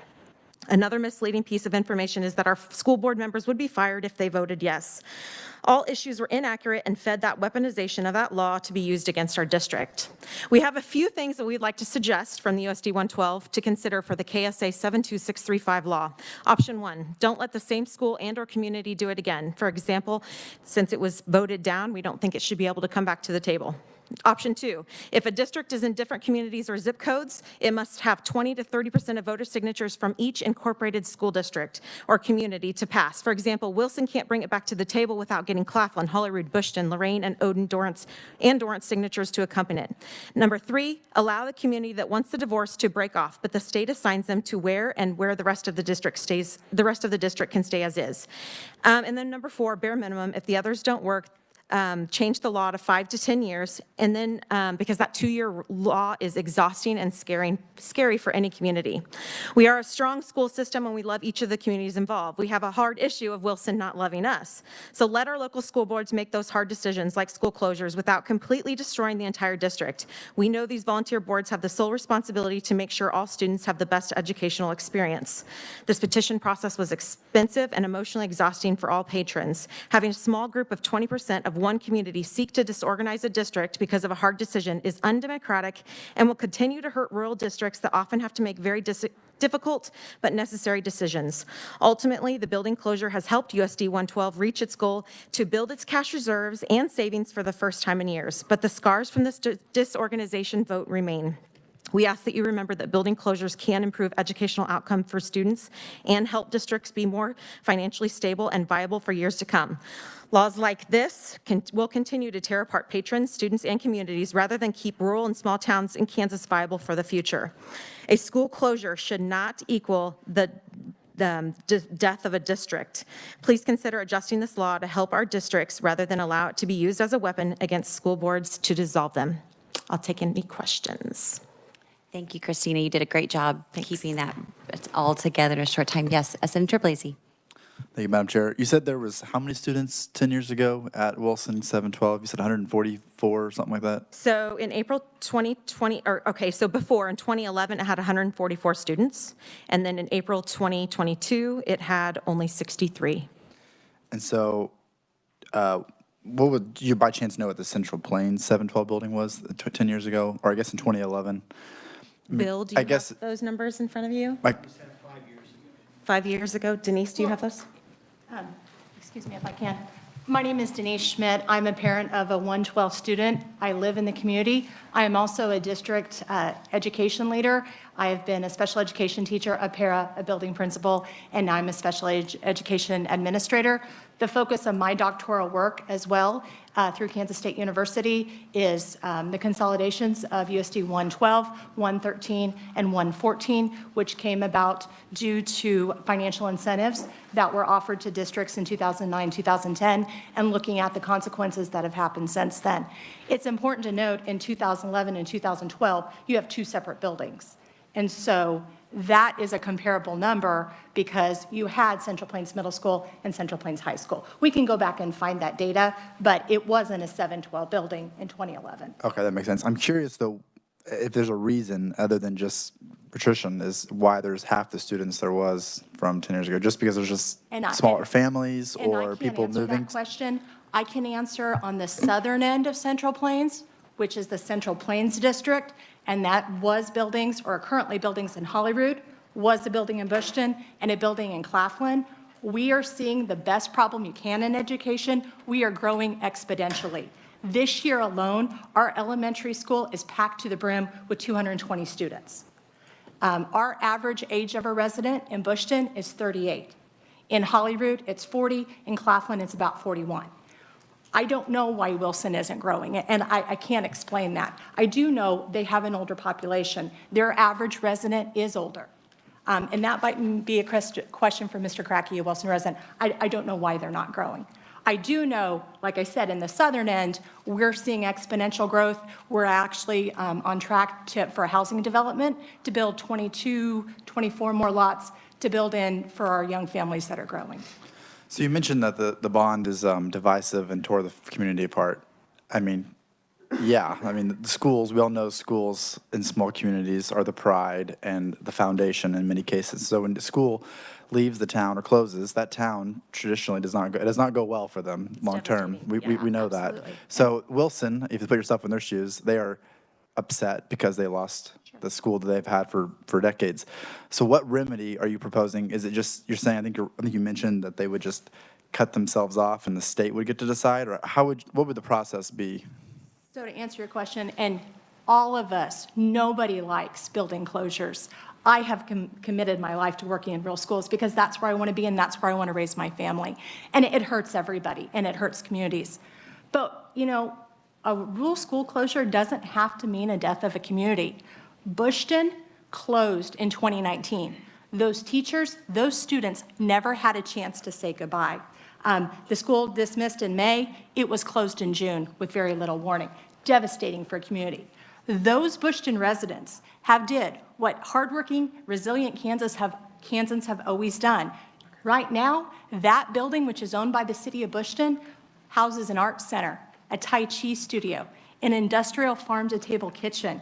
USD 112 moved all of their sports activities back to this private facility for junior high, middle school, because it's just so great. So it's important to know that communities can revitalize and use old buildings or close buildings in a really great way. So that's just, and I would encourage you all to come visit it because it is, as one of our state school board members said, a model for the state. We realize that our Wilson patrons are unhappy. This does not preclude them from having a land transfer. Yes, they were turned down almost 7 times for a land transfer, but if they would like to take their land and their students because it's a better fit or geographically it makes better sense to go to another district, we are all in support of that. We would love to have those Wilson students, but we understand too, families need to make the best decisions for their children, and if they want to do that, there's nothing that stops them. To answer your question really quick, though, too, I want to add one quick thing. We do have different options because we did just go through it, and we feel like a lot of small communities are going to have to go through this as well. And it was weaponized against us. It was weaponized to try to get the school board to stay, to keep that building open one year longer. And then they were telling everybody that a yes vote would reopen that building. I feel like if you would adjust that law so that it can't be used as a weapon, it would be better for the small communities of Kansas. I don't want anyone else to have to go through this. It was awful. Well, unfortunately, I think you mentioned it, it's going to be more common, right, as rural Kansas continues to dwindle. Yes. So it's almost 30 minutes from Wilson to Claflin if you're taking a student there every morning. I don't know how your school starts, but it's probably a dark drive in the morning. And then if you live in Bushton, which you mentioned, they lost their school, they're only 10 minutes. And so if you're in the northern half of your school district, if I have the map here correctly, maybe Bunker Hill or Ellsworth, I don't know, I'm assuming they're closer communities. I'm sure that Ellsworth has a high school, but what remedy, again, do they have? You said they were denied land transfers, so if they're denied land transfers. Because the other boards turned them down. Gotcha, okay. Not because of us. And not because of us. And I would also say it got to be February, March, April, and May, and a lot of boards, you just don't have time to plan for taking on this many students, hiring more teachers, et cetera. There's nothing precludes them from continuing to do this process. It just couldn't happen before the building shut July 1st. I would also say again that in the past, when Wilson did not have enough students to fund sports teams, they drove their students down in a school vehicle every day for sports. So it's okay for sports, but not okay for academics. I love sports and I'm a sports parent, but at the end of the day, we're here for academics, not sports. So it's okay to do it for one end, but not the other. It's kind of contradictory. I would also like to say on our south end, I put my child for preschool on a bus to go to Holyrood for all of elementary school. And then there in Claflin is the senior high school. So, I mean, we already bus our kids as well. If we were to change things or dissolve, our kids already have a 10, 15-minute bus to get to the elementary ed or high school, wherever they live in the district. The school that most of the Wilson kids have chosen to go to is the same distance to Claflin as it would be. So yeah, it's a comparative distance. So they would have said probably the roads would be a little bit more dangerous. That's also another issue. And if the roads are dangerous, please take that up with your county commissioner. Okay. We all need safe Thank roads. you. Thank you very much. Did you have any further questions? Actually, one last question, All right, I'm sorry. Senator. The school building, who currently owns it? Is it the school district? Yes. Which school building? The building that was closed, Wilson. 712 Well, Wilson. there's still students there. There's still pre-K through 6 students there. Oh, so, Yes. so really it's K through 12 in one school building? It was a pre-K-12 building. The 712 Portion. students were closed, and they could have attended Wilson, but there's still pre-K3 through 6 at Wilson currently. In that building. In that building. Okay. And yes, the school district owns So you the couldn't building. sell the building? No. Because there's still students, elementary students, okay. Senator Erickson. Thank you, Madam Chair, and thank you for being here. Your passion is clear, and shout out to Claflin, home of Jackie Stiles, as a lover of women's basketball. So in your testimony, you claim that this law is weaponizing school districts. And when I review the Revisor of Statutes memo, this law authorizes a school district to disorganize by elector-led petition. That's empowering the citizens of that district, right? It also allows you to disorganize by having the State Board of Education. The local board can submit a petition to the State Board of Education. It can also authorize the Board of Education of a school district to adopt a resolution. For territory, this law allows a school district to enter into an agreement and to petition the State Board of Education. So when I look at this law, and knowing what I do about education legislation, I think it's the farthest thing from weaponizing. It is empowering the stakeholders who are involved in that community and the local board and the State Board of Education to make those decisions. It's empowering those stakeholders to do that. So I know if we do what you are suggesting, the legislature is going to get accused of not staying in our lane and usurping local control. So I just want to bring that perspective to this conversation about solutions, because this empowers the stakeholders with several different remedies. So I do take kind of issue with you saying this law weaponizes it when we're empowering the very people who have a stake in this. Thank you, Madam Chair.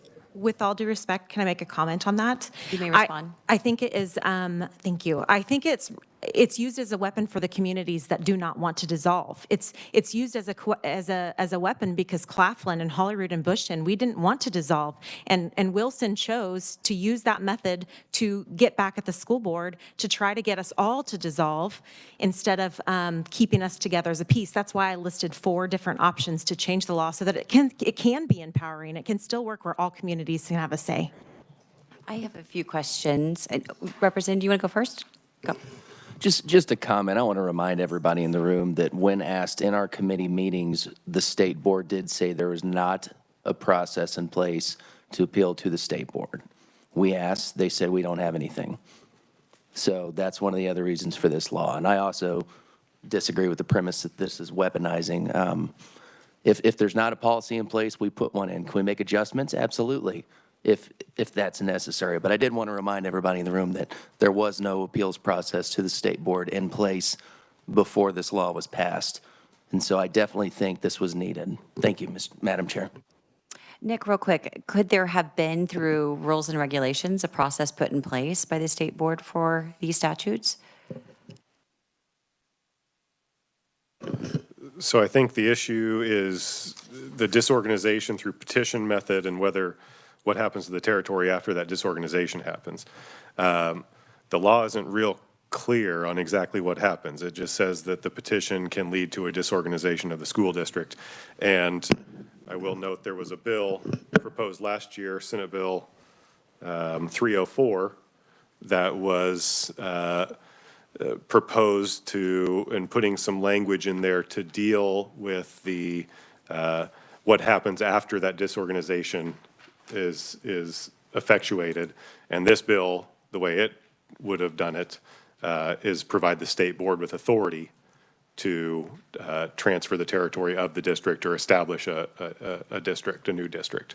Okay, thank you for that clarity. That did not come through my education committee, so I wasn't as familiar. But I do have a couple questions for you ladies.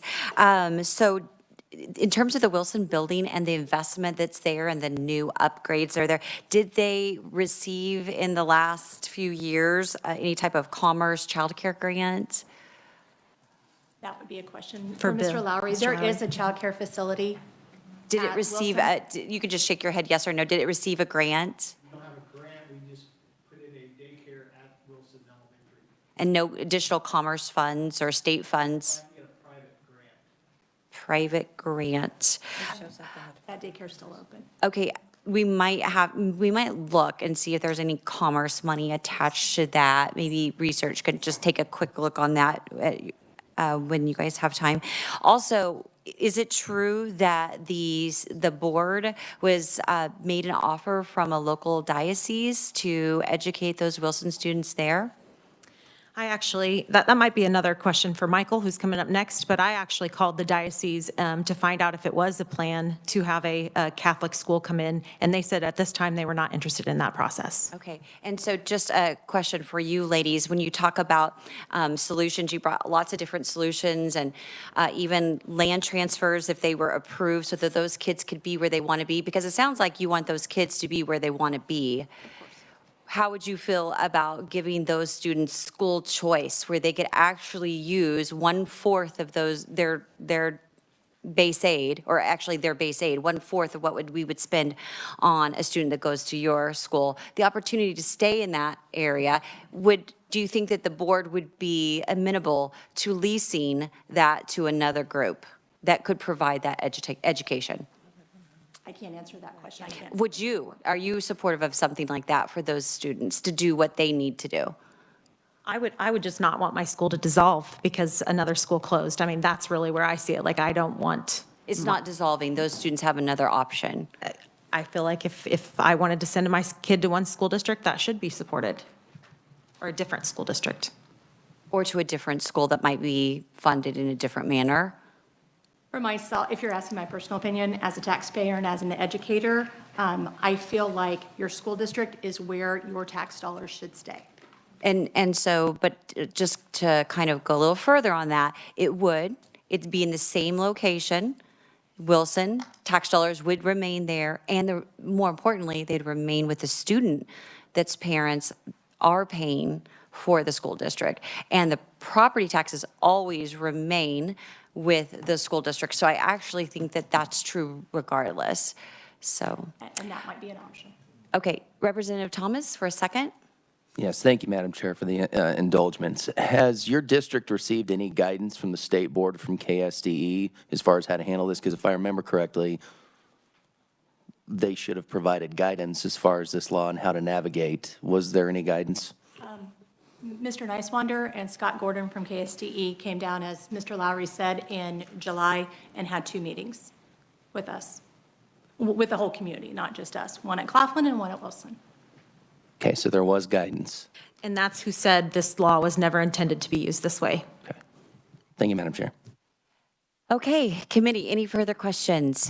Thank you, ladies. We're going to go ahead and move to Michael Kratzke, private citizen. Welcome, Michael.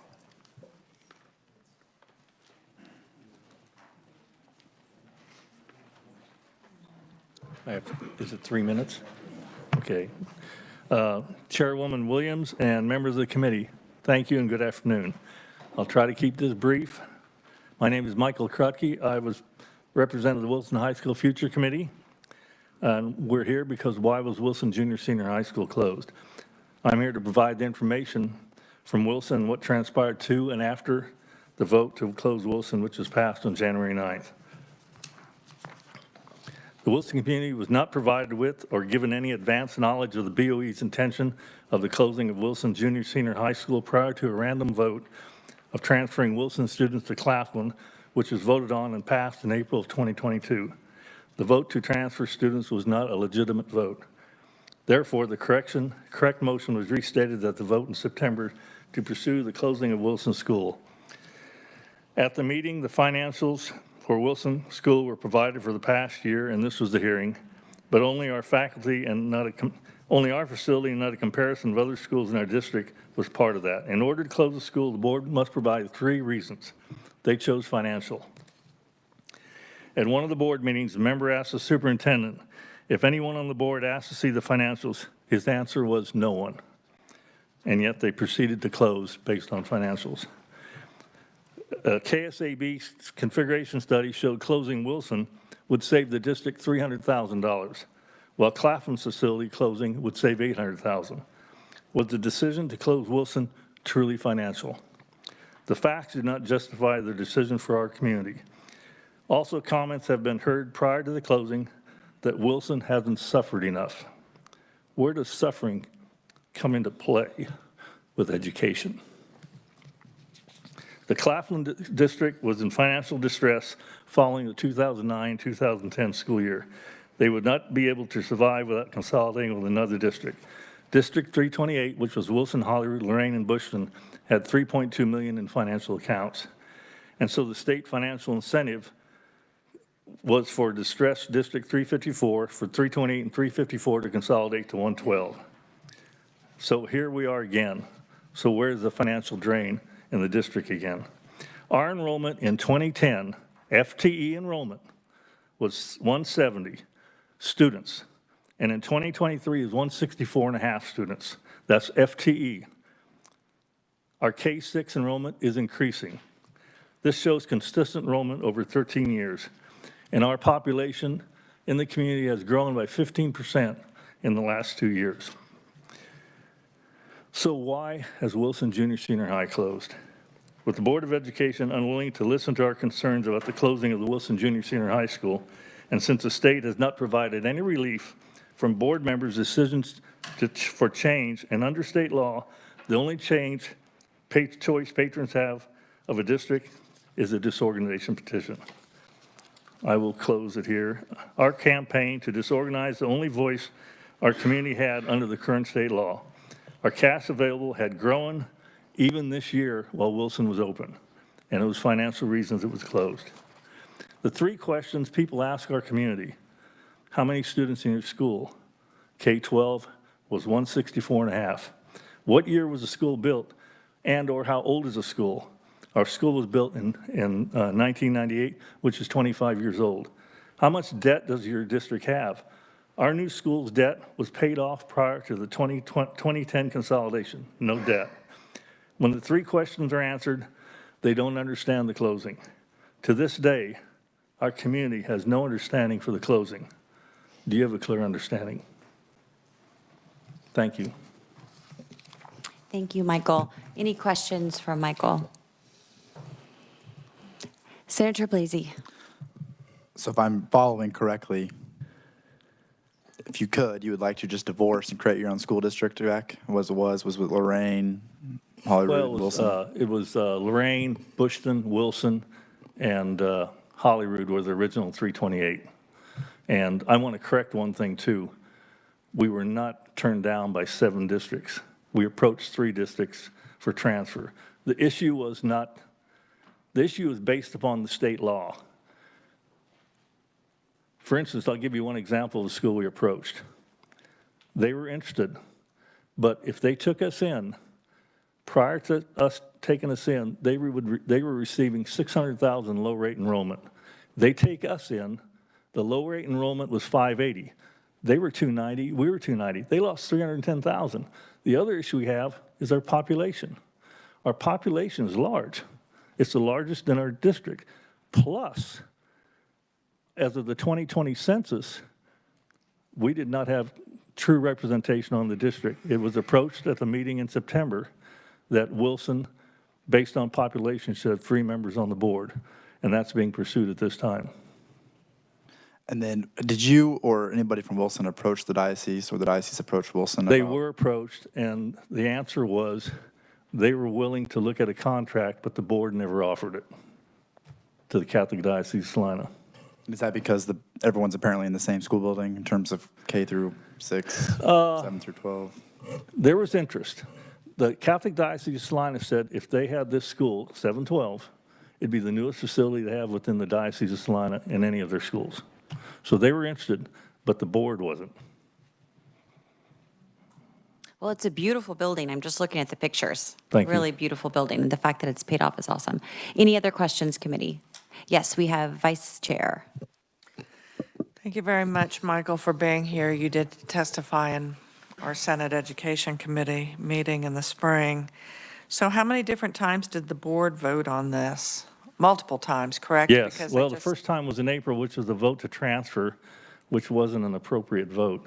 Then they voted in September, and that's when we hired an attorney to look into it because there was an issue with how it was stated in the papers and stuff. And that was put down.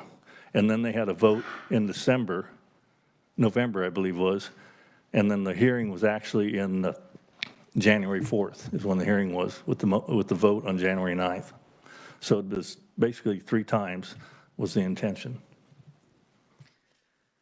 Okay, and so that final vote was in January, correct? Yes. January of 2023, Yeah, meaning January 9th, 2023. in just a few months, it was supposed to be closed. Right. Okay. So are you familiar with any outreach that occurred from the other schools to the kids there at Wilson? Sylvan did outreach with interest. Ellsworth was approached, and Russell was approached. Well, excuse me, I take that back. We did go to Natoma, and they are about 40 miles away, and it'd be kind of as I understand, there's another district in the state that has 40 miles between borders. But there again, too, it was the same issue, low rate enrollment, funding, and population. And the inability to capture funding for new students coming in, they'd have to wait a year. Right, and I might add, 87 students left this district over this issue. District 112 will receive roughly $442,000 and not even educate those kids. And yet the other 3 districts that took them in are not getting any part of that $442,000. If I'm not correct, current funding is not going in next year? It's this year, current funding was vetoed by the governor, Okay, well, but we'll have to circle back around as the okay, legislature but that on means that. 112 will get $442,000 again next year, Oh, and the other districts will get their share. So it's going to cost the state $884,000 next year for the same student. for empty seats. We're paying for empty seats. That is the bottom line here. The school district is funded this year and next year for those students that they are no longer instructing. Thank you. I might add one thing, too. In 1966, with the consolidation of state, I'm a product of the last country school. I graduated country school in 1966, so I've seen 2 consolidations already. All right, Michael, there is one last question. Okay. Sorry, Representative Hill. Okay, thank you, Madam Chair. Something you said there really caught my attention. 87 kids, these are high school kids, left. Well, actually, all the high school kids left except, I think, maybe 3, but 20 grade school kids left also. Part of them were teachers that lost their job, and they had to move. But as I was told, 90 students left Wilson School, including the elementary, with 3 of them staying within the system, but 87 are gone.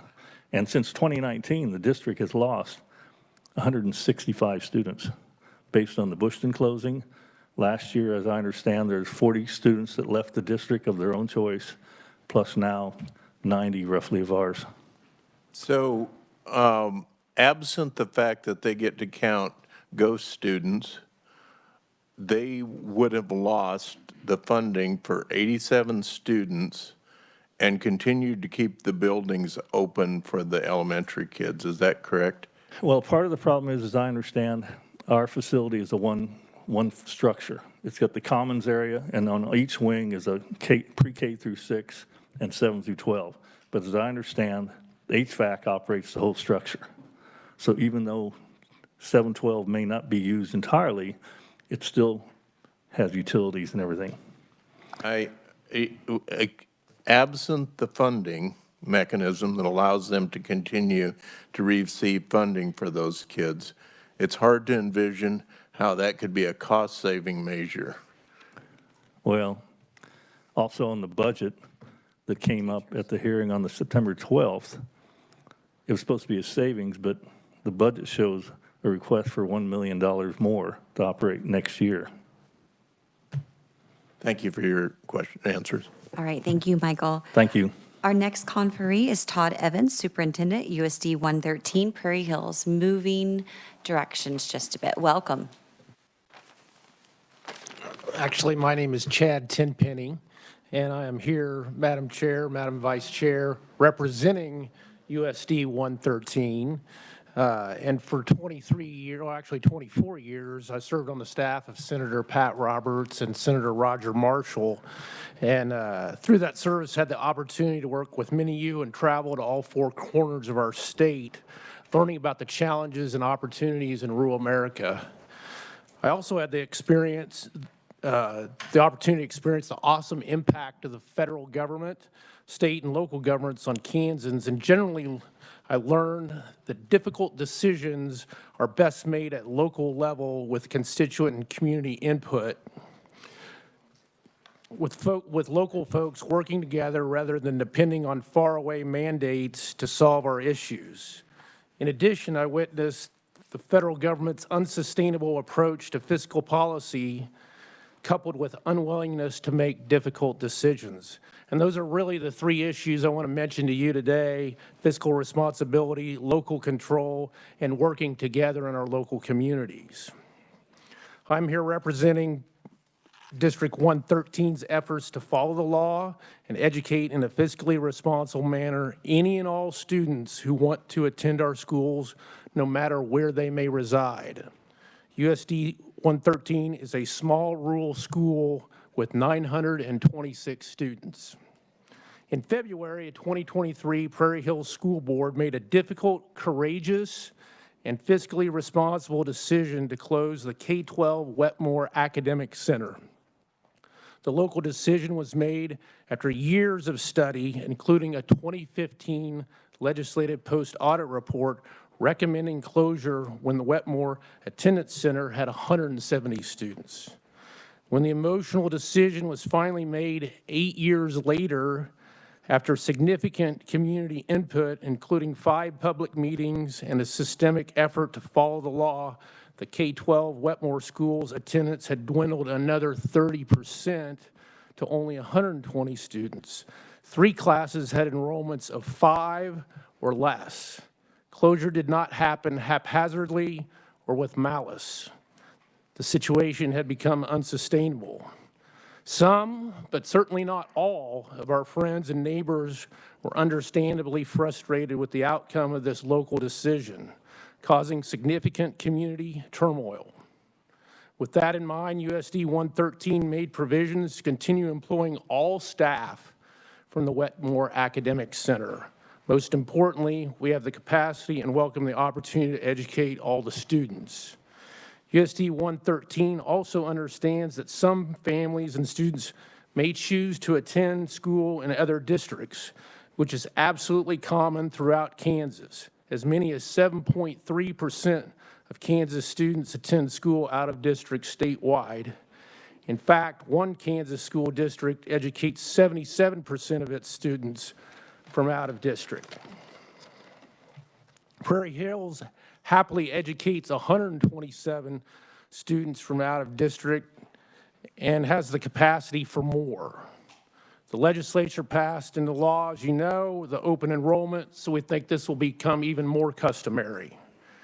Data shows that 120 Wetmore students, 6 of those students have transferred to USD 380 Vermilion, and 2 have transferred to USD 115 Nemaha Central. And by any measure, those are not substantial and weighty numbers requiring a wholesale reconfiguration of school district lines.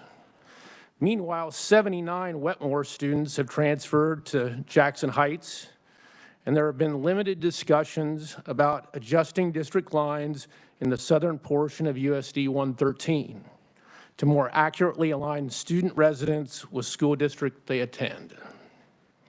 USD 113 is absolutely open to having reasonable discussions, but there are limits. Attorneys have suggested that USD 113 surrender 40% of district territory after 8.4% of the student body transferred to these 3 districts. In our view, that is not reasonable.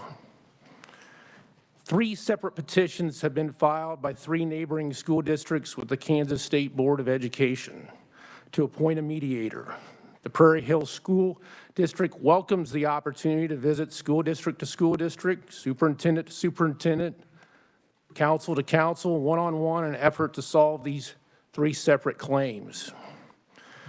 While USD 113 is here focused like a laser on sorting through enrollment and territorial issues. Mr. Tenpenny, your time is up. We did give you lots of extra time on that. Madam Chair, can I ask for another 30 seconds to wrap up? Absolutely. Thank you.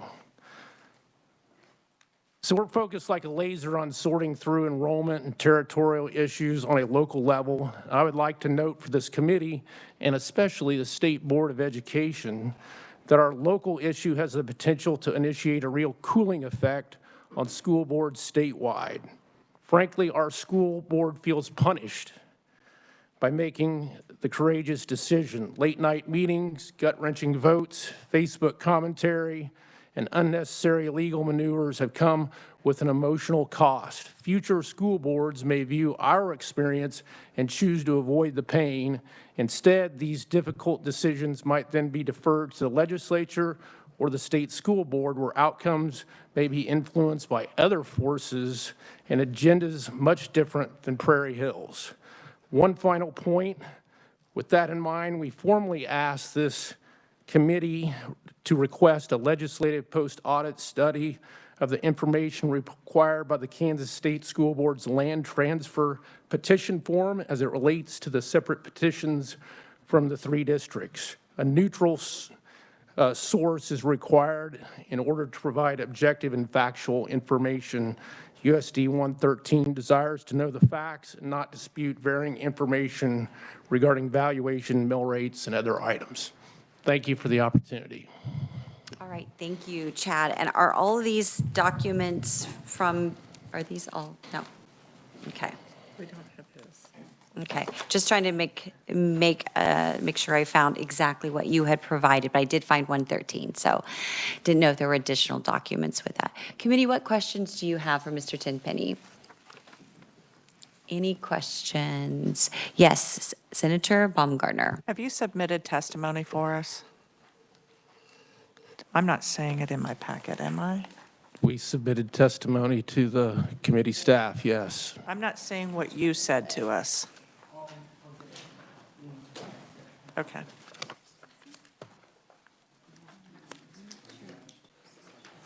Yeah, Submitted it early this morning. It includes a timeline. that's fine. No problem. We were just not able to follow along, but great, thank you, great job. Sorry, we had to shorten that. Any other questions, committee? All right, thank you, Mr. Tenpenny. Thank you. Next committee, we have Jim Howard, Superintendent of 335 Jackson Heights. Welcome. Hi, thank you, Madam Chair and the members of the committee. I will move into, I'm Jim Howard, I'm the Superintendent at Jackson Heights, 20 years in education, been there since 2001. I'm representing USD 380, USD 335, and USD 115. Kind of the other side of this conversation, and as schools who have received students from closures and some of the ways that has impacted us. So to go into that, to start with, throughout this entire process, our school, and historically when it was Byrne and when it was Summerfield, our job has been at Jackson Heights to be the good neighbor. We're going to wait and see what these schools need. We're not picking a side, but if Wetmore does close, we'll be available if that's what they need as far as a quality education. And that has been our stance the entire time. Some of these numbers we can go through. This is not really the place to go through an argument on numbers. We have our numbers, and the mediation we'll be able to find out which the common ground is. On February, they did have the vote to officially close the Wetmore schools. At that time, we began getting information from the Wetmore community that they might be interested in pursuing us as an academic location. So at that time, we knew the right thing to do would be to open our doors and try our best to be good neighbors and try to get these kids a new location. This was a very contentious closing. Historically also contentious when it was Byrne. So this is, some of the information is historic because this isn't the first time. This is the third school in 11 years that's been closed. This is the first time it's impacted Jackson Heights. With that being said, we had an extraordinary increase in enrollment. We had 110 students who currently live in 113's district who attend USD 335, which is 24% of our total enrollment. We have 103 students who are eligible for transportation. We transport every student who needs a bus ride. That was a very big undertaking for us, knowing we will not get any state funding until the lines are moved because they're waiting. Currently, the way the waiting works, we will never get that $1,200 per student, but we still know these are some communities who need transportation. We also expanded our fleet. We have 4 additional bus drivers. We had to buy new buses, all the other equipment that might be needed. Additionally, 90 new students came this year alone.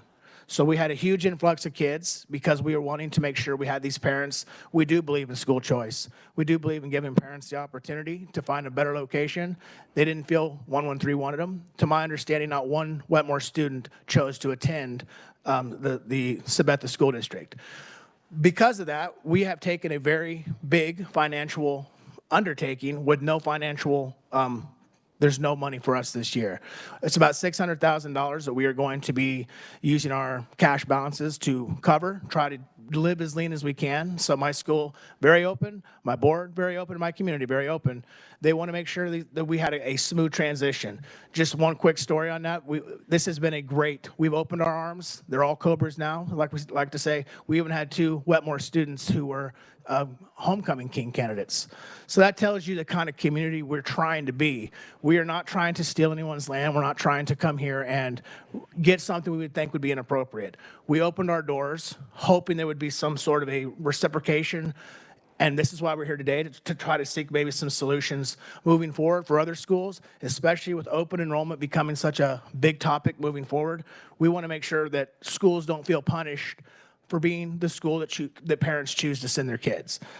With that being said, moving on, some of the other challenges, as I lose my place here, some of the things we look at that will be challenges moving forward, besides the financial, we have the long-term challenges of representation. So first and foremost, these families now consider themselves part of our district. The discrepancy extends to the lands, taxes, voting rights, which will impact the allocation of resources. Ultimately, local control belongs to the people, and these families are having their rights denied by not having representation in the school they've chosen to attend. Closing 3 schools in 11 years without impact, this creates an educational vacuum, causes rural flight, and significantly shifts enrollment trends in the region. Just ask USD 115. When Byrne closed 11 years, they still have not had that land transferred, and many of those students who attend Seneca have never had representation in the school they've chosen for an entire career. Could have been from kindergarten on. So where are we at now? As of right now, we are seeking whatever means we can. We have banded together as a school with the other 2 schools to try to have some sort of a conversation with 113. That has not gone to a fruitful product. So we're now working with the state board, and we have where we're going to have a mediator. So that is the next step for us now, is mediation, and we're hoping that we can present our information so that we have some sort of conversation and ultimately come to a decision together. We've never not wanted to have a conversation board to board, superintendent to superintendent. We did have one joint meeting that was public, and ever since then there has not been any. We have not met again. So this is a way. Wrap up. Give you 30 seconds to wrap, and then we'll ask. Just so I can get through, probably as I go into this, the recommendations I think are important because I do represent several schools who are impacted by funding, by school closures on the other end. The first would be to, for unseen extraordinary cost, some sort of funding mechanism that can help make us whole. When we lose $600,000 in 1 year of funding, the way the current funding formula is, we just lose that money. So that would be one recommendation, to maybe look at the funding formula again this year. Another one would be to contemplate implications of school closing, triggering a mechanism by state aid, some sort of transportation funding, some sort of mechanism that says if so many kids leave a certain school, that they have to readdress the lines, because right now it's always going to be the closing school who gets to make that decision. Also requiring districts to close buildings and using their current enrollment. We talked about it at the other school. There's $2.5 million that they're going to be getting for the next 2 years for kids they know they won't educate. So that is a lot of money that they get to count on a school they've closed, which we feel might be an incentive to close rather than an incentive to open your arms and try to have an open enrollment. In closing, I'd like to say one of the things we want to do here is try to honor the taxpayers by having not so much uncertainty as far as the process. We've had to seek attorneys, we've had to seek other legal avenues to try to find a solution, and it has not been a good use of taxpayer money. We feel like the funding formula is also that way, where there's a lot of money being spent twice because of the way it's formulated, and we feel like parents are not being heard in this process. When you close a school, if someone decides to go somewhere else, those parents need to have that right as well to have a voice in that new school district. I will stand for any questions. Well, thank you, Jim. And I'm, again, apologize to all of our conferees because you did have to adjust, and that's great because we all appreciate the flexibility. And so now I'm going to open it up for questions for Jim. No questions? Okay, Senator Blazing, then I do have some questions. Actually, just a question, probably more for the revisor. Talks about transportation funding. Does Kansas law currently forbid transportation dollars being used to pick up out-of-district students who are attending those schools? I can probably answer that. It doesn't forbid using it, you just don't get any weighting. So I can go pick up a student out of district as long, but I cannot, I just don't receive weightings for it. So I can pick them up, I just don't get any money. Interesting. Okay, I do have several questions. Let's go back over some of the things that you said. You have 110 new students. 110 that were enrolled, 90 are new this year, but 110 who live out of district. Out of district, so you do not receive, those families' property tax do not move to you. Correct. That really seems crazy that you would have to assume the responsibility. You do get the state aid, but you don't get the property tax benefit. We get the state aid next year. Okay. We don't even get the state aid. Okay, that's another thing. I'm going to pause my questions for you. Nick, there was a portion in the bill that we did address. It came from the Senate on this where schools could close a building and kind of honestly game the system because low enrollment can give you double of what high enrollment can. That was not the piece that was vetoed, correct? No, the low enrollment weighting can be maintained if a district disorganizes and another school district accepts the students from a disorganized school district, or if a school building closure occurs in an adjacent district and the district accepts students from that school building.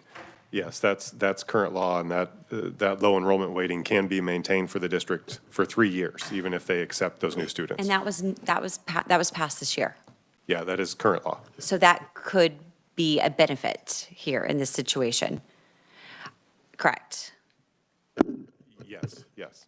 Okay, I will pick up my questions, but I want to let my colleague go first. Senator. We may want to extend that because that was contingent on that they would also be funded for current year enrollment. So we may want to extend that 3-year window because 1 year is already used up. Good point. Let's put that on our list to review on that because the concept that the governor vetoed last year of not funding phantom students, funding one previous year and then current year, it gives those districts that have the students in the seats the money they need right now, which you do not get. Correct. Right now, you are taking care of those needs, and in those cases, you do need those cash balances to make that possible. But, so, let's see, I feel like there was another question I had, but I think we answered that. Representative Thomas. Thank you, Madam Chair. So to the best of your knowledge, what is District 113 doing with that money? So I didn't get to that part. In some of their reporting to their local paper, they have said that they were going to, one of the state aids is not, it says here, proposal was an additional revenue exclusively for tax relief by transferring state aid to the general fund. In a subsequent letter to the paper, they pridefully said that they were able to decrease their local mill rate by 8%. So they use it as a way to eliminate taxes for the rest of their patrons. And in the meantime, you have students that you actually it might be 2 years before you get to see some of that funding in certain circumstances, not just one. It could be 2, and then if we cannot agree to a land transfer, we will never get transportation waiting unless the law changes. Thank you. Thank you, Madam Chair. Senator Baumgartner. Thank you, Madam Chair. Okay, so I have a letter that was received, I believe you received it from the State Board of Education President of USD 113, talking about a transfer of territory. So you received the original letter, but nothing's happened since then? So the original letter was after we had our first meeting. And the reason we decided to come together with the other 2 schools is because the other 2 schools also received letters. One of our concerns is, without there being any legislative oversight or any kind of process, 380 was also received a letter that said if we chose not to take the land they offered, they could have it all. So basically take it or leave it. So immediately I got to working with my other 2 neighbor schools and said, hey, I want to make sure we're all on the same page to make sure we've done land surveys, we've done all sorts of communications with the patrons to see where they feel would be the appropriate place for their tax dollars to go. So that was why all 3 schools got involved, because all 3 schools were sent a letter from 113, and each of the letters had language in there that would make us take it or leave it, was kind of our option. We're not trying to be ungrateful, because we realize, legally speaking, they did not have to offer any land transfer at this time. But when the language is saying that, hey, this doesn't seem fair, you only have, you only took 8 kids. Well, why would you give them every piece of land you offered us if we wouldn't take the land you said? We wanted to make sure we represented what our community, our new community, wanted. So that's the reason we banded together. Those letters, all 3 schools got a different version of that letter, basically saying, here's the land you're going to get. And then when we actually banded together, they refused to meet. And Madam Chair, if you will, so the State Board of Education and no one from the department has intervened or assisted at all with this? So they didn't assist until we got to the mediation. We did not have very clear guidance from KSDE or KSB. The KSB did not have any guidance at all. So basically, whenever we asked for guidance, it would just be the exact same documentation. The one where I already saw that says, here's the 10 steps. And then honestly, very discouraging for local control for our end, because they would say, well, this is really not something we've ever do. So very unlikely this is going to happen. So it was more just, here's the piece of paper. There was no actual steps to how to do. Even when we laid out the data from the committees and and 12 years ago from Byrne, how many years has it been that they've tried to recoup some of this land? How many years of lost tax revenue and how many years of non-representation of these families had? And so no, there was no guidance. We had to seek legal counsel and lobbyists for guidance. So if I might, Madam Chair, do you see this? You indicated you've been in public education for more than 20 years. I see this as the major issue facing Kansas school districts. This shifting of, we're going to close a building and then it's up to neighboring school districts to absorb, or would you agree with that? Absolutely. So I would say, and this is my 20th year, 8 years as superintendent. I've been out west. I've been in small schools. I've been in consolidated schools. What I'm seeing is now that the funding has worn off, now that those benefits are gone from 2016, now the consolidation agreements, all that money that was the incentive to consolidate is now gone. They had a little bit of a buffer with some of this COVID money, I think. And now the only way for some of these schools to keep solvent is to say, well, we're just going to close the school. I can't pretend to know all the interpersonal workings, but when not one single student from Wetmore chose to attend Sabetha, that says a lot about that process. And the fact they all came to our school, that's a pretty good savings. You're going to get $2.5 million of money for 2 years for kids you don't educate. No building costs. They give the building away for $1. All the staff is now not on your cost sheet. It's a pretty good way to, and I'm not saying that's the intent. It's just for us, we honestly just want to accept these kids, and we want to make sure that it's fair and equitable for our kids and our community. And we want these new patrons to have a vote, and we want their tax dollars to represent the school they chose. But I can't speak to, just from the outsider looking in, yes. And this is going to continue unless some of these incentives are closed. Because if you need the money and that's the way to do it, it's pretty compelling. And I am going to add, I think your statement, give a building away for $1. When school districts were up in arms, why would the legislature want to look at what their plans were with the building? It's because those buildings have been funded by taxpayers and by the state. And I will say that was probably actually a positive because that was part of the agreement they worked out with the city of Wetmore to use that for their own usage. So I don't know all the ins and outs. I just know that was the final product. But I understand what you're saying, that's why you wanted oversight. So Yeah. you couldn't just give your brother-in-law the building for a nickel and turn it into an arcade or something. I understand that way there's some oversight for taxpayer-funded buildings. Thank you. And this truly does perfectly illustrate the law that was, or the portion of our bill that was vetoed by the governor. That's 2 years. That's $5 million worth of funding for kids that are not there. They are somewhere else and they don't get the funding. So to me, that's a broken piece of the formula that we tried to correct, that the governor vetoed, which when I hear this story, it perfectly illustrates why that was important. Talk about, as a superintendent, when you've already spent, $400,000 or $500,000, and that moment when it gets vetoed, that was a very big gut punch because we were hoping, okay, we're going to get the fundings. And we knew either way as a board, we were prepared because it was the right thing to do.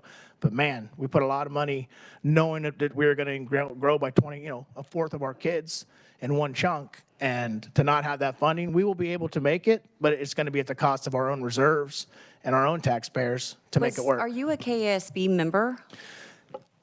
We all have to be KSB members. I didn't want to get into the weeds on this because You don't. Well, the point I was going to say on that is that we passed the legislation with overwhelming support in the House.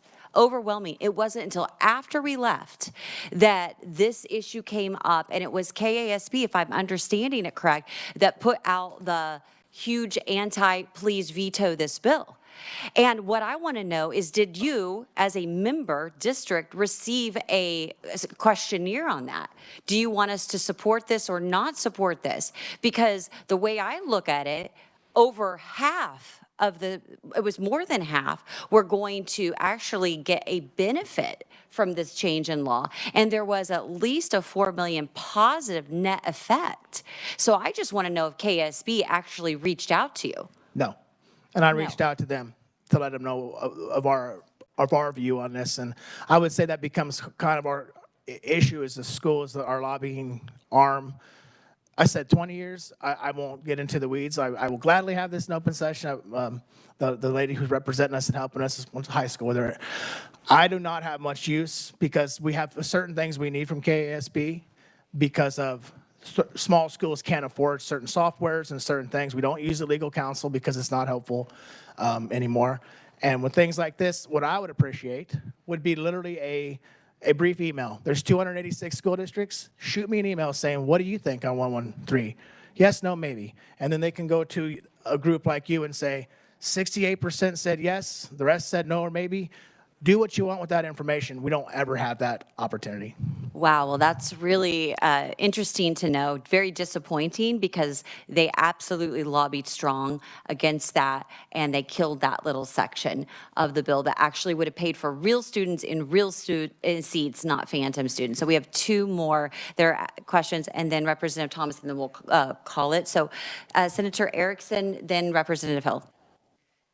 Thank you so much for your testimony, Mr. Howard. Real quick question. I think you said that 24% of your enrollment is from USD 113. Correct. And I believe that Mr. Tenpenny's testimony was that there was an ask for 40% of the land. Do you care to, I think that's what I heard. Can you comment on that? Some of this is just, I guess, how we're looking at the numbers. The actual, when we look at this, they're the 36th largest school district. We are asking for 24%, which is 20% of the assessed value of the land. So I don't know where the 40% came from. And the same thing when they say 8.9% of their total population was Wetmore. Last year, their enrollment was 1,033. This year, it's 26. Just doing the math in my head, that's over 10%. So I'm not exactly sure what numbers. That will be something we would work out with the mediation. So I'm not trying to get too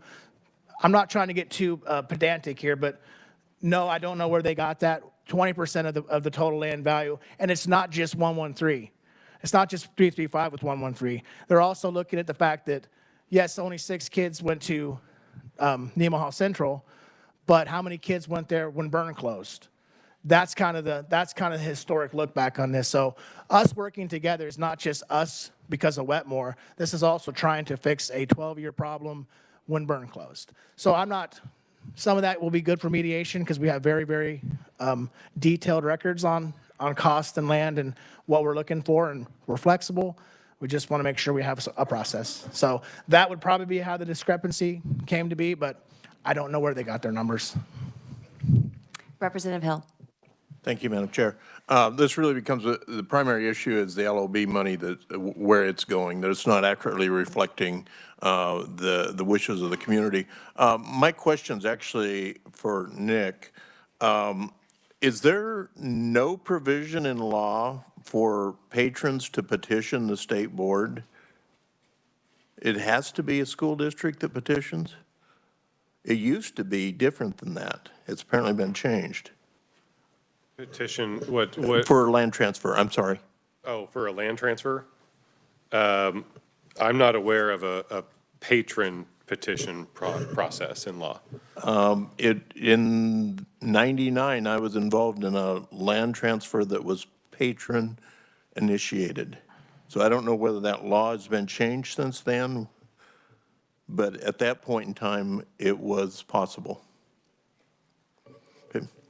I'll look again. Yeah, check on that, because they could work with their local board to get their board to do the petition process, but I'll look again to see if there is a true petition process for certain signature requirement to initiate a land transfer.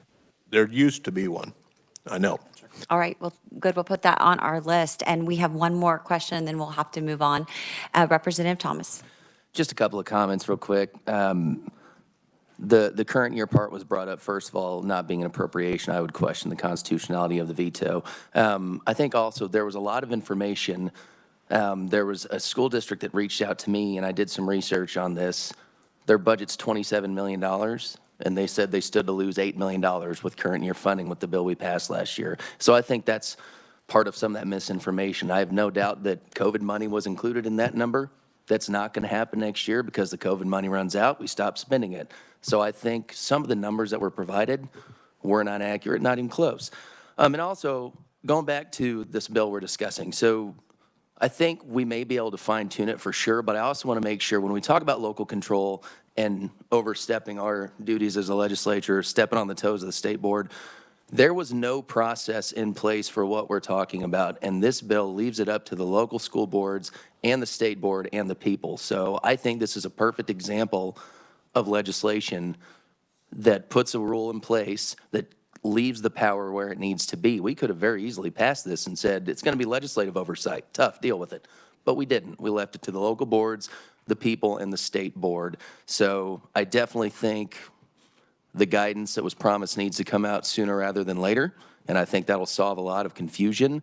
So before we get too deep into the weeds of how we fix this, we need that guidance from the state board to the local boards, so then we can have accurate information provided to everybody before we just up and start trying to change the rules. So I would certainly push for those rules and regulations and that guidance to come before we look too far into changing the statute. Anyway, that's all I have. Thank you, Madam Chair.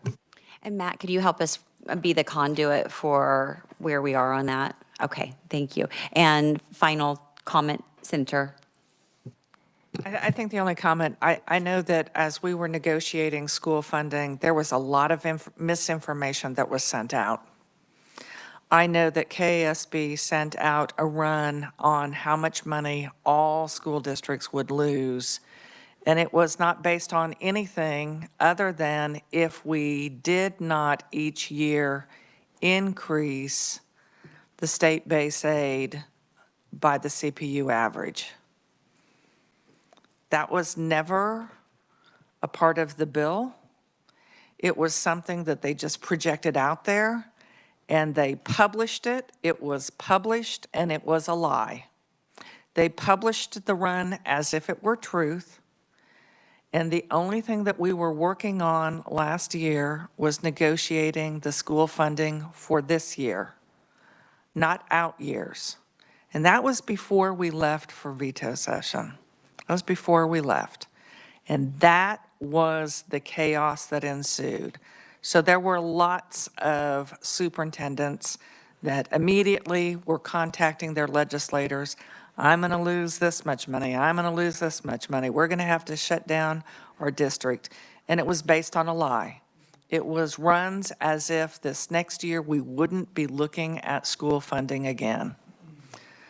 So we went back, we circled back, and we put the language back in from original. So we're just going to guess with CPU, and we'll just move from there. But that is part, that history of sending out misinformation so that there is a sense that there's a fire when there's not a fire, creating lack of trust by sharing misinformation.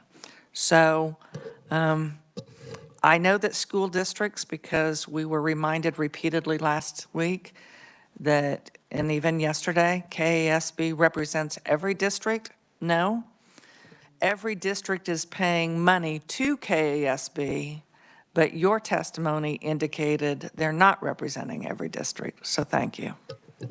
Okay, we do have legislative post-audit coming up right after you, but we are going to conclude with one more comment or question. Senator? Yeah. Just some clarification, and there was lots of misinformation, but I think that is why it's imperative that our community members and teachers and advocates and legislators, we do a lot of things in conference committee, and it gets very hectic in there. We talked about two different provisions there, the current year enrollment, which was an amendment in there, and I was having revisers asking on the floor because I had other members, do we get this in addition to? So I think that it's imperative that we let the committee process work and not try to shove these things in conference committee. Thank you. Well, I totally agree, Senator. That bill that you're referencing actually came through Representative Thomas's and was passed. And so then we went ahead. It is a funding element, and so we wanted to put it with the funding bill. And as you know, in the House and Senate, there is a strong belief that policy does need to be paired with funding, and that's why you get the multiples. But majority of every single thing is coming well, I would say everything is coming from a bill. There are changes that may be made in conference, like there are everywhere in every committee, but that is, I just wanted to make sure you understood that that truly was a bill that was passed. And just from my notes on that, there was some discrepancy on how it was talked about in conference versus how it actually was. So we need to do a little bit better due diligence there. And the only thing, yes, that's correct. But that's what conference is. That's what conference is about, is to making those adjustments, because the Senate's never going to like exactly what the House does and vice versa. And so there is not going to be a situation where you have a bill that's usually absolutely clean in conference. Not many. I don't know too many. Usually that's where those things are hashed out. But it is difficult to follow all those things. Fair enough. Well, thank you so much for being here. We appreciate it. Committee, we're going to now move on to legislative post-audit. Apologies to our LPA team. And we are really... Heidi, I actually have one. We're glad to have you here. If you'll just wait a few minutes, everybody's going to get a copy of the audit that just came out. It came out at noon and was presented to our Legislative Post-Audit Committee. And so once they have that, then you can proceed.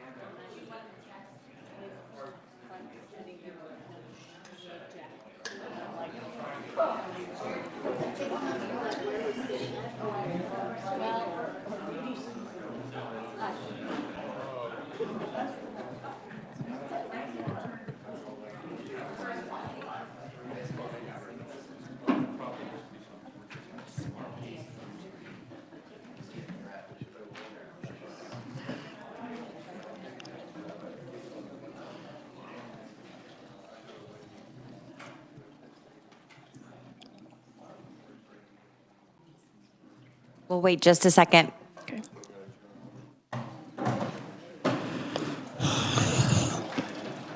We had some members of our committee that needed to get to a local event, and so they are not here. When we get to the solutions section of our agenda, then we'll be discussing potential solutions for anything that we've talked about so far, and then they can email us any potential solutions. So Heidi, welcome, and you have the floor. Thank you. I am Heidi Zimmerman. I'm a principal auditor at Legislative Post Audit, and I'm here today to present the K-12 cost study that we did just release a couple of hours ago. So hopefully you all have a copy of that in front of you now. That audit it's a two-question audit, and the questions are: what is the estimated cost to K-12 school districts to educate all students to meet performance outcome standards set by the Board of Ed? And then what does research say about the relationship between spending and outcomes? So for reporting purposes, we consolidated those questions and then divided it by regular education and special education. So I'm going to start with regular education. So the very short answer to the question is that no amount of increased spending will result in all students meeting state standards, but targeted increases in spending may improve some students' outcomes. So to get to the longer answer, there's a lot of background on pages kind of 3 through 6. I'm going to focus just very briefly on just two aspects of the background, that's spending and state assessments. So first of all, we looked at K-12 spending from 2017 to 2022, and after controlling for inflation, spending per student has increased by 14% in those years. Spending per student has increased from about $14,400 to about $16,400. Additionally, total spending has increased from about $7 billion to $7.9 billion. And again, that is after controlling for inflation. So we also looked at state assessment results. We consider a student to be meeting state standards if they scored a 3 or a 4 on the state assessment. So if you look at page 6, there is a figure there. As you can see in that figure, the trends in English language arts, math, and science over the last several years shows that the percentage of students who met state standards declined in all 3 subjects.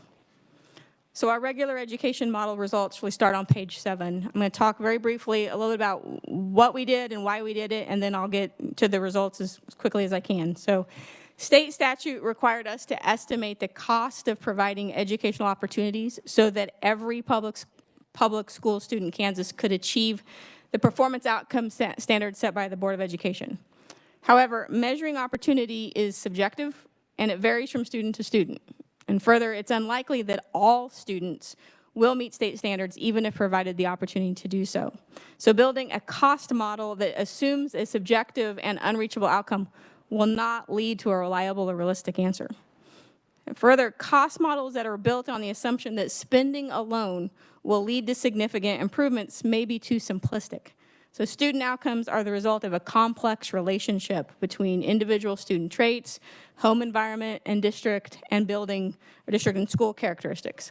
So it's difficult in these models to adequately control for that or adequately capture all of that complexity.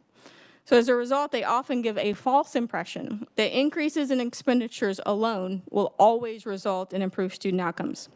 So as a result of these things, we chose to do something a little bit different. And we decided to create 2 models that we think better reflect what is realistic. So first, we created a model that examined the relationship between regular education spending and outcomes.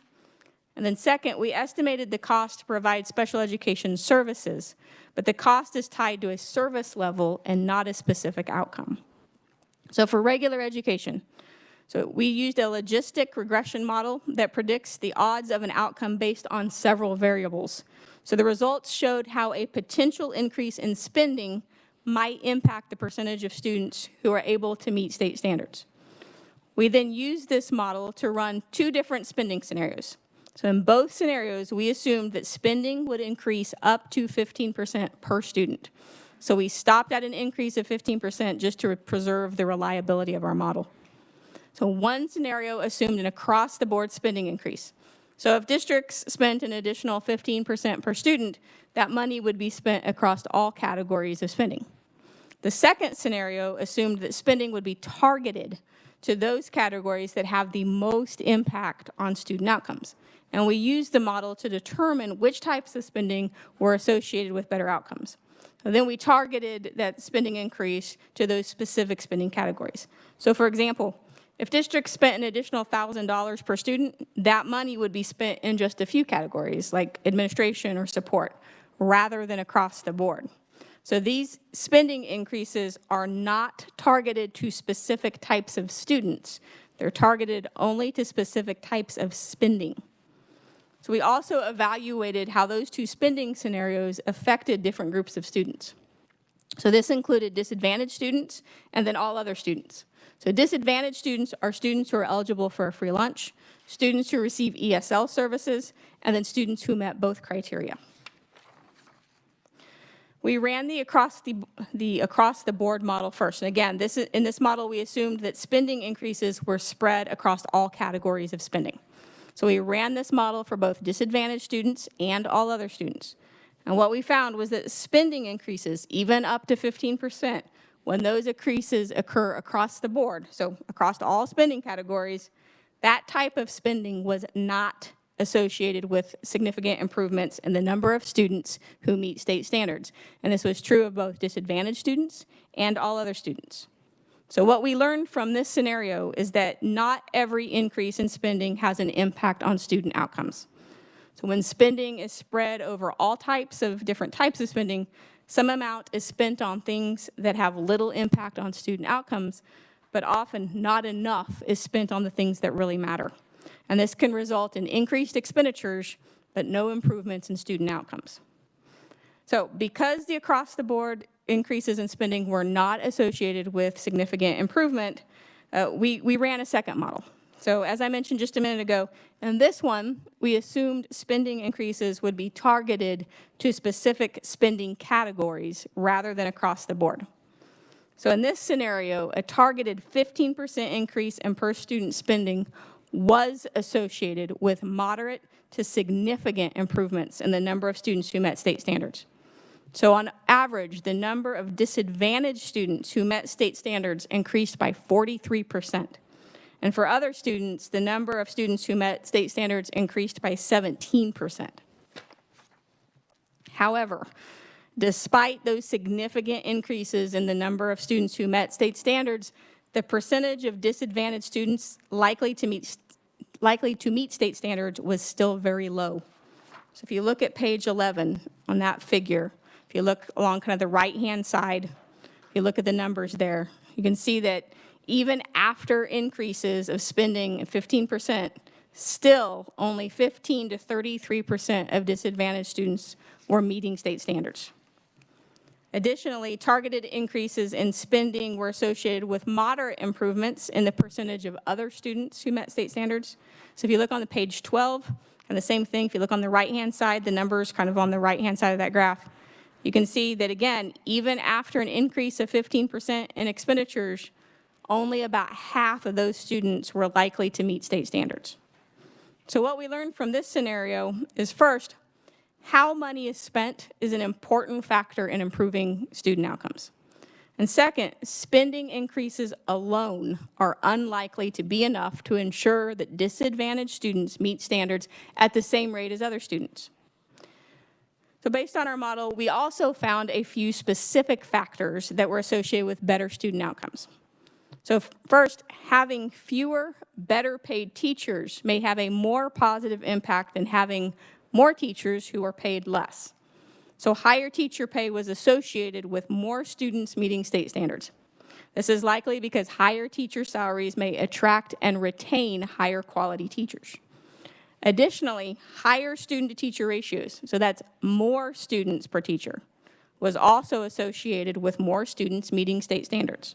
So the combination of those two things seem to indicate that students likely benefit from higher quality teachers even if class sizes are slightly larger.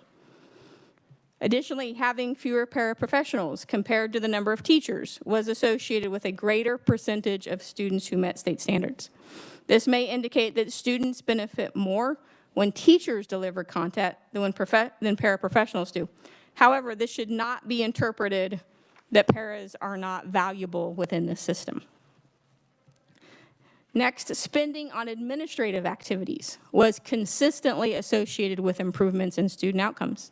Spending on things that may improve the quality of building leadership and district leadership appear to have a positive impact on students.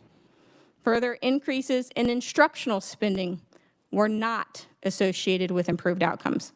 However, specific aspects of instructional expenditures, such as teacher pay, they were associated with better outcomes. So this may indicate that how districts spend money on instruction is more important than general increases in overall instructional spending. So we also reviewed literature that studied the relationship between spending and outcomes. And that literature review, first of all, it helped answer one of our audit objectives, but it also informed our regular education model. So further, many of the conclusions that we noted in this section are similar to what we found in our own model. So first, nearly all of the studies that we looked at concluded that spending has at least some impact on outcomes, but it is an inconsistent relationship. And this inconsistency led one study to conclude that even if spending matters on average, it does not matter in all settings and in all contexts. And our model reflects that same idea. A few studies noted that increased spending had a greater impact on disadvantaged students, and we found exactly that. Additionally, a couple studies noted that adding more resources without addressing how the money will be spent will not ensure improvements in student outcomes. And our model reflects kind of that same sentiment. Additionally, the research we reviewed found some important things about teachers and student achievement. One study found that improving teacher quality was more strongly related to student outcomes than reducing class size. Another noted that in the long run, higher teacher salaries may attract more high-quality teachers to the profession, which in turn may improve student outcomes. And our model found some similar things. So I'm going to change gears here a little bit and talk about special education, which is on page 17. So for reasons discussed just a minute ago, we chose to use a spending model to understand regular education outcomes. But for special education, we chose to use a cost model that estimates the cost to deliver a specific amount of services. And we did this for a couple of reasons. So first, reasonable expectations for special education student outcomes vary, and they are highly individual. For some students, meeting state standards is not a reasonable expectation, and the type of outcome that might be appropriate varies from student to student. So it's not reasonable to measure student outcomes by a single metric for this population. Additionally, we lacked the detailed expenditure data that would be necessary to run a spending model. Our estimate is based largely on an input-oriented professional judgment model. So this means that the cost estimates reflect resource levels that organization officials, research, and a consultant suggested was optimal to help students reach their IEP goals. We estimated it would cost a total of $1.2 billion to $1.5 billion annually to provide special education services that would allow students to meet their IEP goals. And this is total amount. This is not an additional amount. So we estimated a range of costs because student needs vary significantly, and the range reflects kind of different assumptions about the intensity of the services students might need. So in reality, the costs are likely somewhere in between these two numbers. So we estimated it cost a total of $1.2 to $1.5 billion, and those costs are allocated across various categories. So about 60% are instructional costs, like for special education teachers and paras, for materials for students. 30% are student support, so that includes things like physical therapists and assistive technology. And then the last 10% are for administrative costs and operational costs. So in the 21-22 school year, special education organizations spent about $1.2 billion, which is the bottom of our estimate. And although districts are spending an amount similar to the low end of our estimated cost range, This does not necessarily mean that students are receiving the services in the quantity and quality that they need. So if a district delivers services in inefficient or ineffective ways, expenditures could be high, even if students are not receiving appropriate services. Additionally, our cost estimate is tied to students receiving the services they need to meet their IEP goals. However, if IEP goals are not sufficient for ensuring positive outcomes, then spending an amount similar to our estimated cost may not result in positive outcomes. So I want to close with just a couple of points. So first, spending matters, but not all spending has the same impact on students. And second, even a targeted spending approach fell far short of closing the achievement gap, and it still left significant numbers of students behind. So it is likely that strategies beyond just spending more money are needed to give Kansas kids the best chance of academic success. So that concludes my presentation. I'd be happy to stand for any questions. All right, thank you, Heidi. Committee, what questions do you have for Heidi? Yes, Representative Hill. I just have a quick comment. Thank you so much for using a regression model on this. I criticize people all the time for not using statistics, and I wanted to compliment you on that. I think the model you used on special education is really weak, but I thought the other model was really strong, so thank you. Other questions? Yeah, the methodology, when you read it, of all the different 20 variables overlapping, just seems a little complicated, but that's great. Any other questions?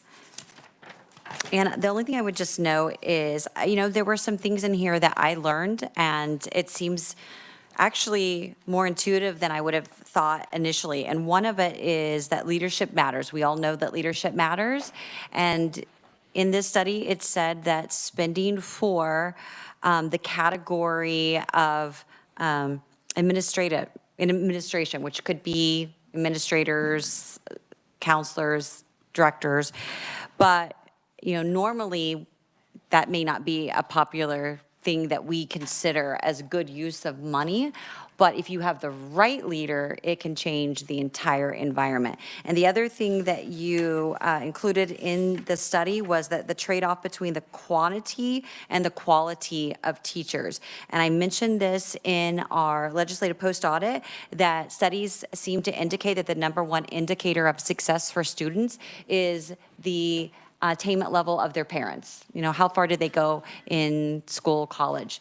And then the second one is the quality of the teacher. And this really affirms that we need the best quality teachers, and we need to make sure we invest in our best quality teachers. So thank you for sharing this with our committee today. And if there aren't any other questions, we appreciate that, and we'll for sure be talking about it in 2024. Great, thank you. Okay, committee, we are moving on to our last items of today. And that is really to look at solutions for helping our teachers, looking at solutions for helping our students.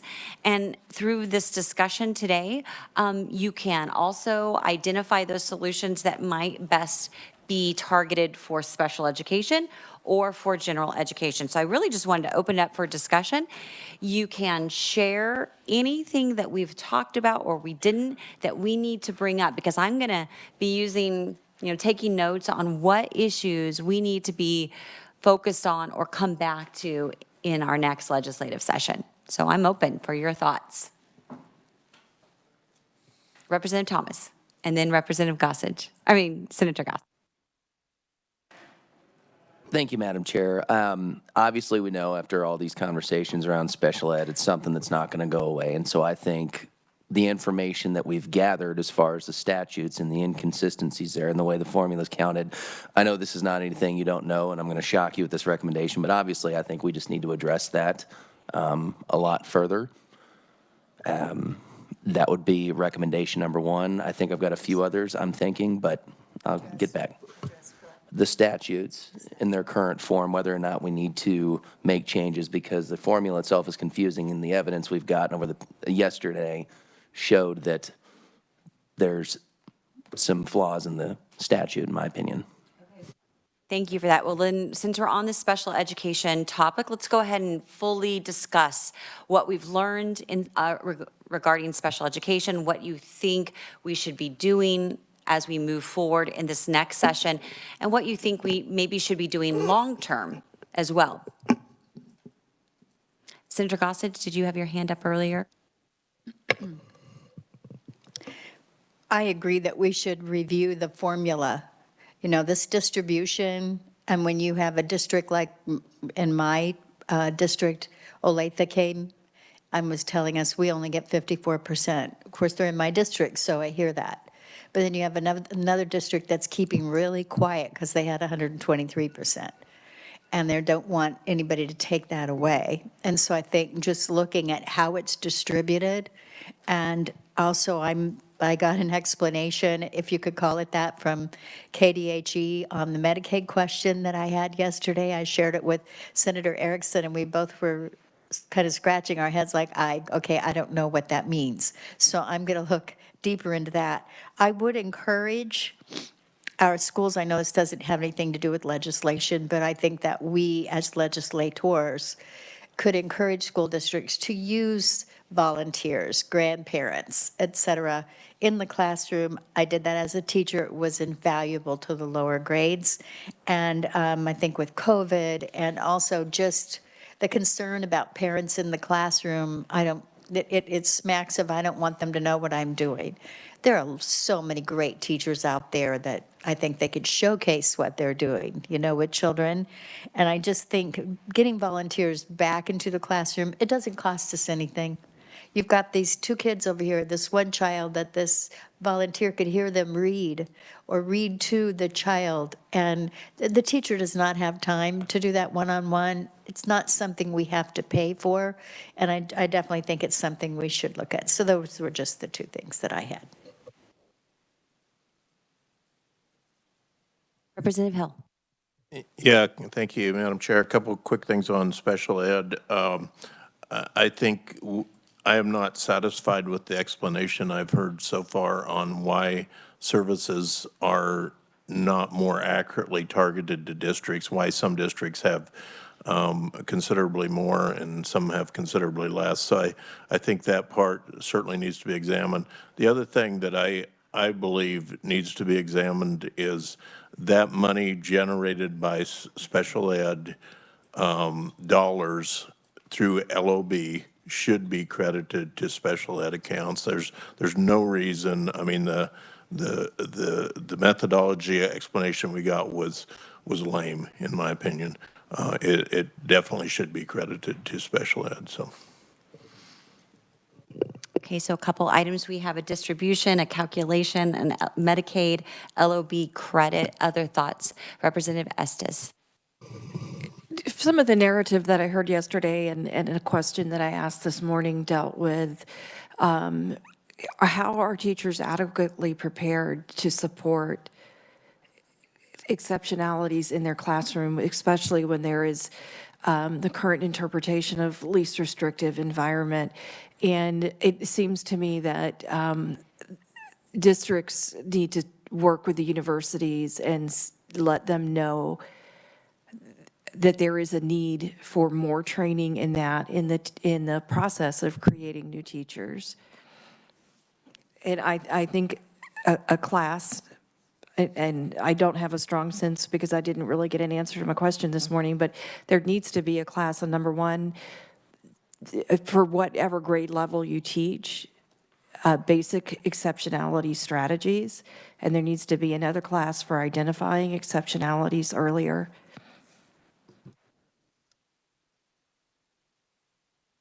So that would be part of the child find. So maybe spend some more time on that. Senator Erickson. Thank you, Madam Chair. On special education, I just want to make sure that when we're talking about this, I think it's incumbent upon us to point out special education students are getting all the funding they need. Because what it sounds like when we go, we're shorting special ed funding, it's that students with exceptionalities are not being properly funded, and they are by law. They have to be. What we're talking about is backfilling budgets based on the money that those special education students generate. So I want to be clear about that, because I think when we say special ed's being underfunded, the perception is that those kids aren't getting the services they need, and they are, and our school districts do a really good job with that. I know, let's talk about the elephant in the room. There's a drumbeat to have a special education task force meeting. And what I heard yesterday, Madam Chair, for recommendations from the organizations that are most loudly beating that drum is just fund us. We do not need a special education task force meeting to consider their position. They did not bring to the table anything else for a task force to spend their time and energy looking into. We know from our discussions last year and this year the issues that some of us have a concern with the formula. So in my opinion, we would be best served to move forward with our regular process, looking at the statute, looking at those flaws, the distribution. We have their input, which is just more money. We don't need a task force to convene to discuss that part of that. So that is my comment on special education. Thank you, Madam Chair. And thank you, Senator, because that was one of my questions yesterday. Did the state board have any other recommendations other than more money? And it was no. It was silent. So I'm wondering, is anybody else looking deeply at the statutes, looking deeply at the process, looking deeply at the parity and the functionality, or are we only going to be happy if we go ahead and pour more money on something that's broken? So that disappointed me, frankly, because I am getting a lot of requests for the task force, but not a lot of preliminary suggestions or agreement in that. And then I will say, though, Aletha, their superintendent, did mention, I believe, the parity issue. And so I do think there are some legitimately that would like to look for other options. So I don't want to discount any of those conferees that shared potential other options. But the state board did not. And majority of the emails that I am receiving are simply fund the 92%. They don't, whether or not they know what the 92% is. Senator, Representative Estes. Keep trying to give me a promotion. Please don't. She's in my district. Thank you, Madam Chair. Not once the new maps go in effect. I'm in will be in Senator Masterson's. Hey, I'm not taking him on. I really don't want to get carried away, not carried away, go too far down the path in light of this new audit report, because what I'd like to see, if districts take what the audit has found and apply that information to the practices that they're doing, what kind of changes does that gear up for them, and what kind of changes would that make on our funding formula? So until we start to gravitate towards best practices, I don't know how we begin to have a task force on the funding, because we haven't learned enough yet. We haven't seen something that works to then create that formula working around that.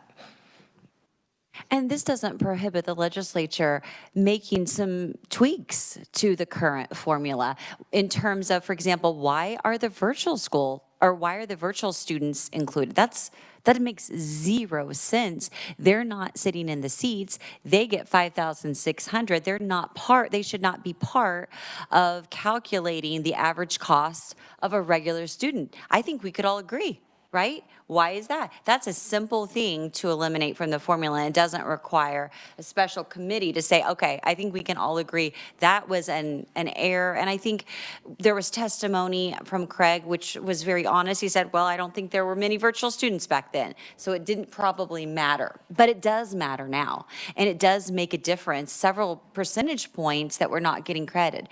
Ultimately, the money is there. It doesn't mean that we shouldn't put more money in. That can always be up for debate. We're not taking that debate off the table. But the money that is attributable for special education is there. It is being received by the districts. It is not labeled for that, even though it doesn't exist without those special education students. Anybody that questions that needs to simply look at the supplemental state aid and look at how it's calculated and look at the special education piece of it that's calculated. Because you cannot deny it. It is exactly parallel to the at-risk funding that's calculated in LOB that is given to at-risk.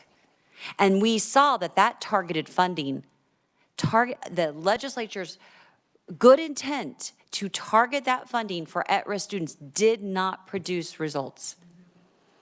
And we saw that in the study that came out just previously from LPA. So that's discouraging too. So I agree with Representative Estes on that. We don't really know how this big picture is, but we can certainly do some things, and I'd love to fix that Medicaid. And if we can redirect more Medicaid monies, if we can put more money and create parity and equalization. I think the Gannon decision was in favor of equity.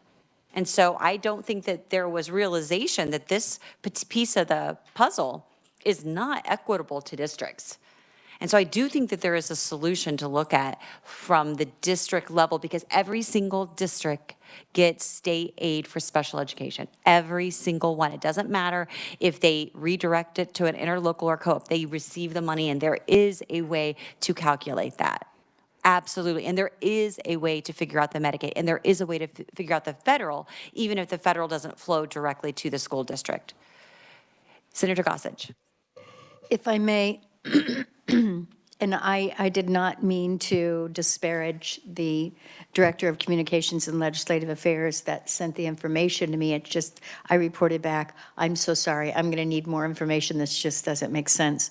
It just says KDHE does not do administrative claiming specifically for special education students. They do administrative claiming for Medicaid students. KDHE does not know which Medicaid students are special education students. Administrative claiming payments are made quarterly to school districts based on random moment time studies for school staff that are on the allowable staff pool list. From those lists, a random moment time study is compiled, and staff are required to respond if they're performing a Medicaid service. School districts are also paid an annual cost settlement.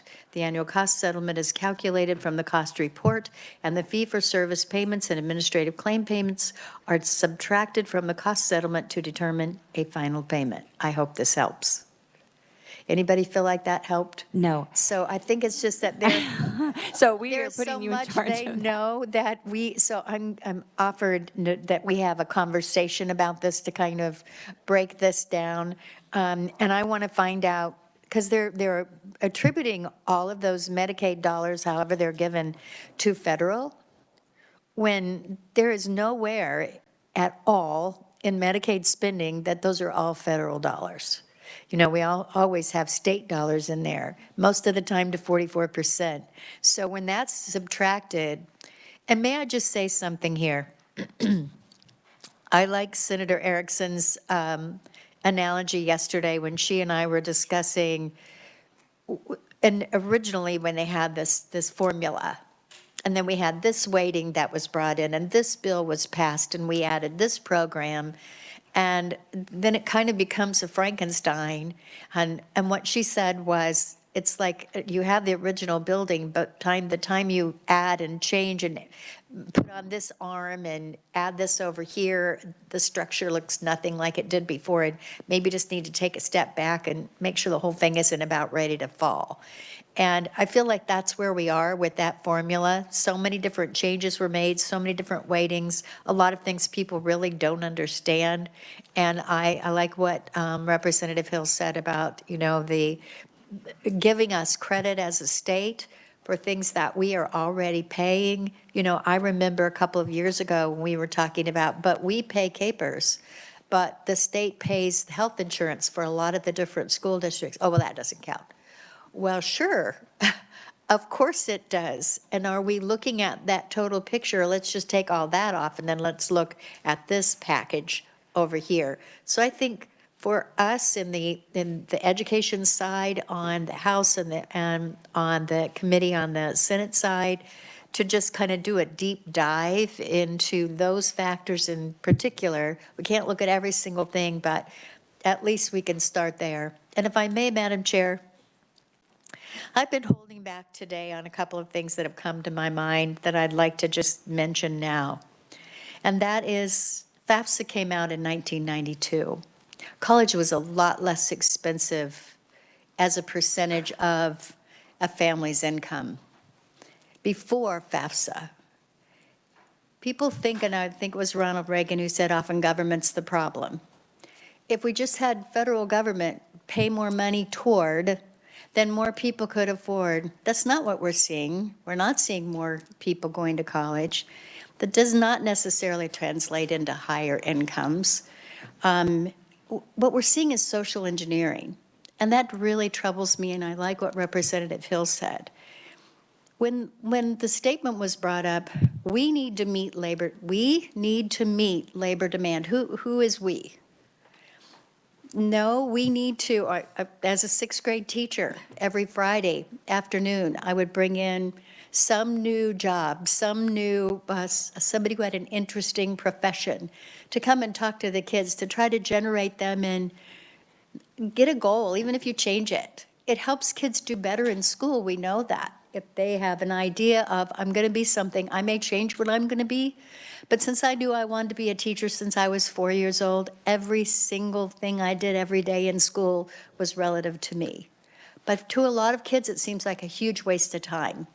I want to be a professional baseball player. Why am I wasting my time here? To give realistic views of what they want to be. So starting out with looking at career opportunities, I think, is extremely important. But for us to engineer that we want everyone to go to college, or we want everyone to go to a technical school. When I met with Panasonic, one of the things I recommended to them was, okay, you have an idea of what it is that you think you're going to need. What scholarships are you willing to provide so that you can have the type of labor? That's their job. That's their problem, right? What kind of scholarships are you going to provide to let kids know that, hey, when I get out of school, or when I graduate, or if I go to this tech program, or whatever it's going to be, I'll get a job right there at Panasonic right here in Kansas. They have really high pay, or others that do the same thing. I feel like I'm not hearing personal responsibility. And I, too, as a free market person, look at, we want to raise people to start thinking at a very early age, how am I going to pursue my dream? We always hear that. How am I going to go after my dream, but also make a living? Not get stuck in a job just because, you know, the school offered this program and there's a promised scholarship for this, so I think I'll go do that. But have an idea, follow a dream, feel like you have a passion, but can I make a living doing that? And as we just need to be explaining to parents, as Senator Erickson said, and as teachers offering programs, but let the students decide what it is that they want to be. And let's not try to engineer that by saying, we think the workforce is going to do this. It just reminds me of when I was in Romania and when I was in Russia, and all they talked about was, oh, we get free education here. Of course, they tell us what program we have to go into. We take a test. I took my test, she said, and they told me that I have to go into this field because that's what the state needs. And then because I was going into this field, I was able to get, my apartment is in that third grade building over there. We get a free apartment, by the way. We don't get to pick where it is, but we get this apartment, and so my life is already planned for me by the state. Is that what we want? That's not who we are. Anyway, I just needed to say that just based upon what we heard today. Thank you, Madam Chair, for the opportunity. Well, you're welcome, and thank you for sharing that. And it sounds like you would be a proponent of more choice for students, more choice for families to make the best decisions possible for them. Representative Hill. I feel like I'm talking too much, but thank you, Madam Chair. Something came up yesterday on special ed that I've had quite a little heartburn on is, and I don't like heartburn, is this religious discrimination component. And I'm still a little bit unclear about what the statute actually says, because I know that there are parochial schools that are providing special education services in the building.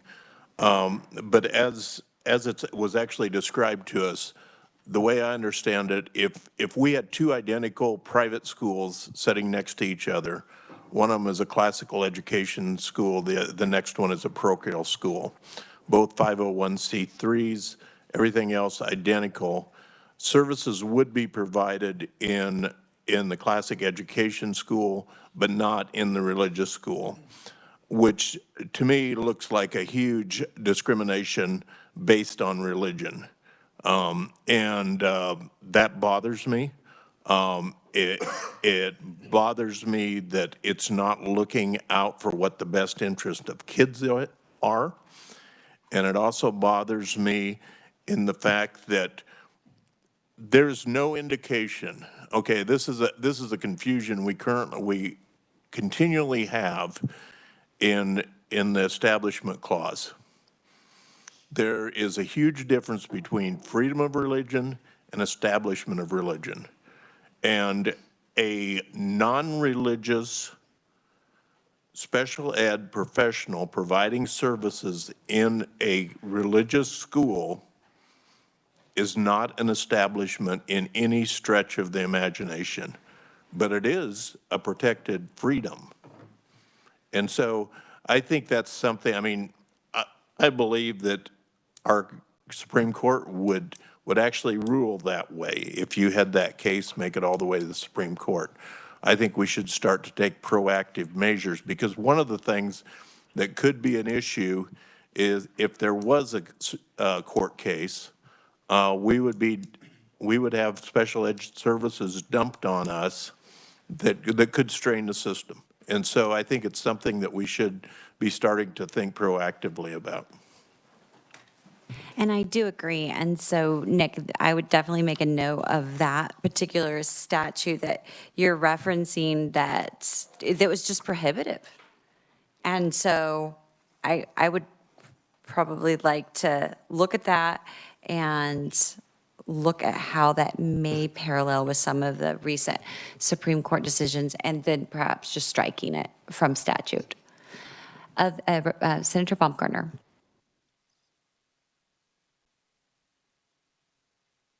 Now it is. I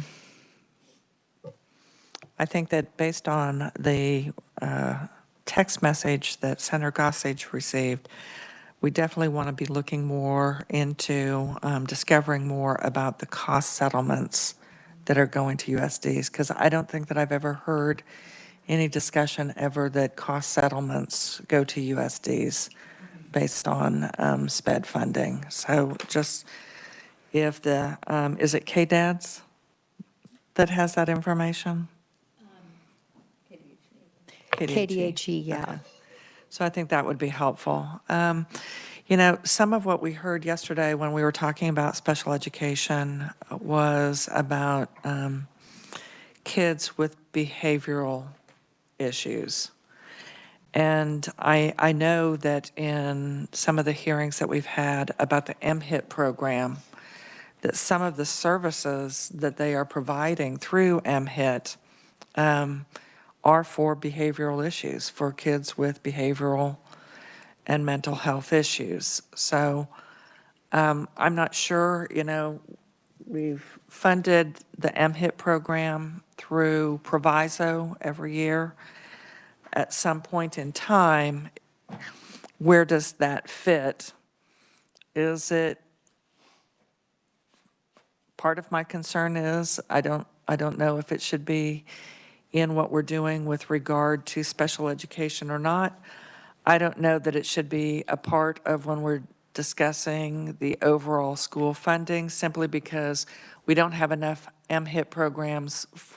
I mean, it is just a fraction of the school districts that we have that offer those programs. But I do think that we need to be paying attention to what we kept hearing repeatedly yesterday with special education, is that behavioral issues.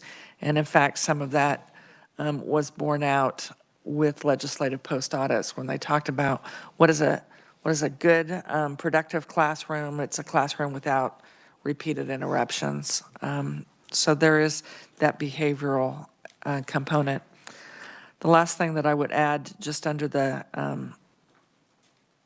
category of special education, so when you think of the testimony that we received from the superintendent from Jackson Heights, where they brought in all of those, where they took on all of those additional students, it's true that funding for them for SPED is here and now for this year, but none of that base aid is available there for any of those students. So I do think that we need to circle back around, because specifically for those districts that are taking on those students that have been abandoned by their prior district, we do need to be looking at that base aid going to that district that takes them on, because they are going to be in a classroom for a majority of their time, more than likely, with pullouts for SPED. So they're just getting a little sliver of funding based on special education needs. Thank you.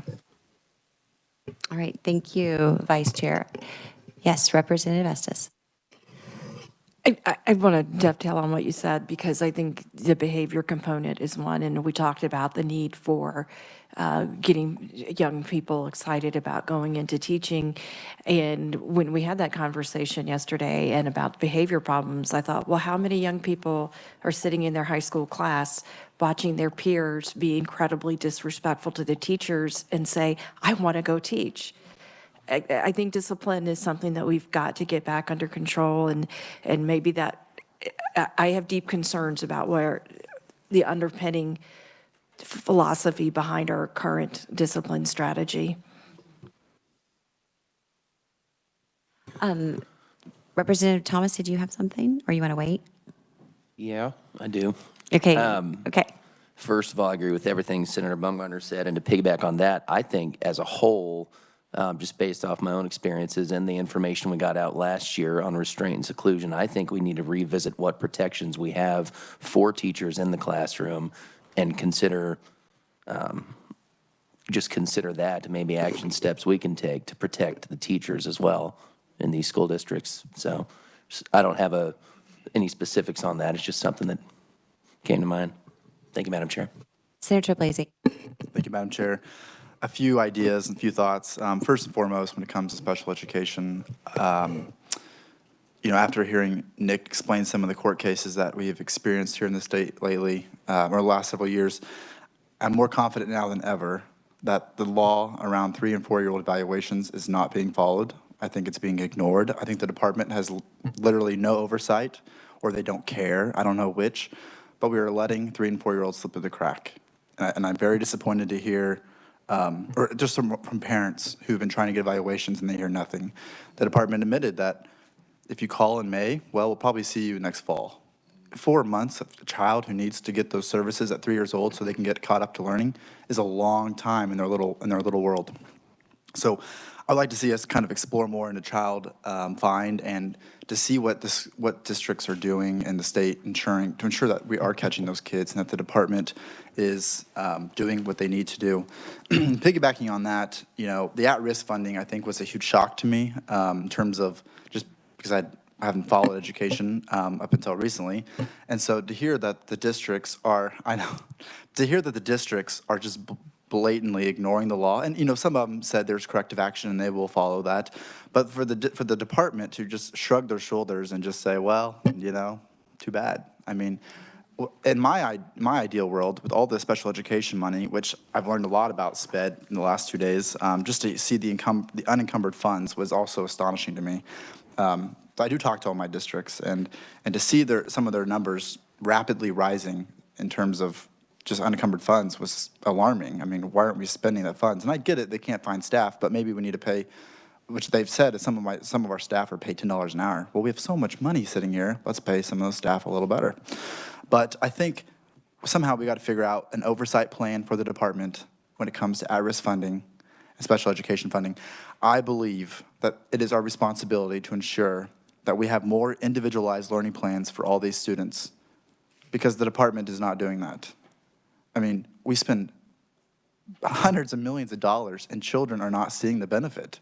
I mean, just because you spend 20% of your time on an approved program does not mean that little Lucy or Jimmy in that class is getting the actual attention and education that child needs with those funds. I think it's become a cash cow for larger districts, which is a disadvantage to smaller districts.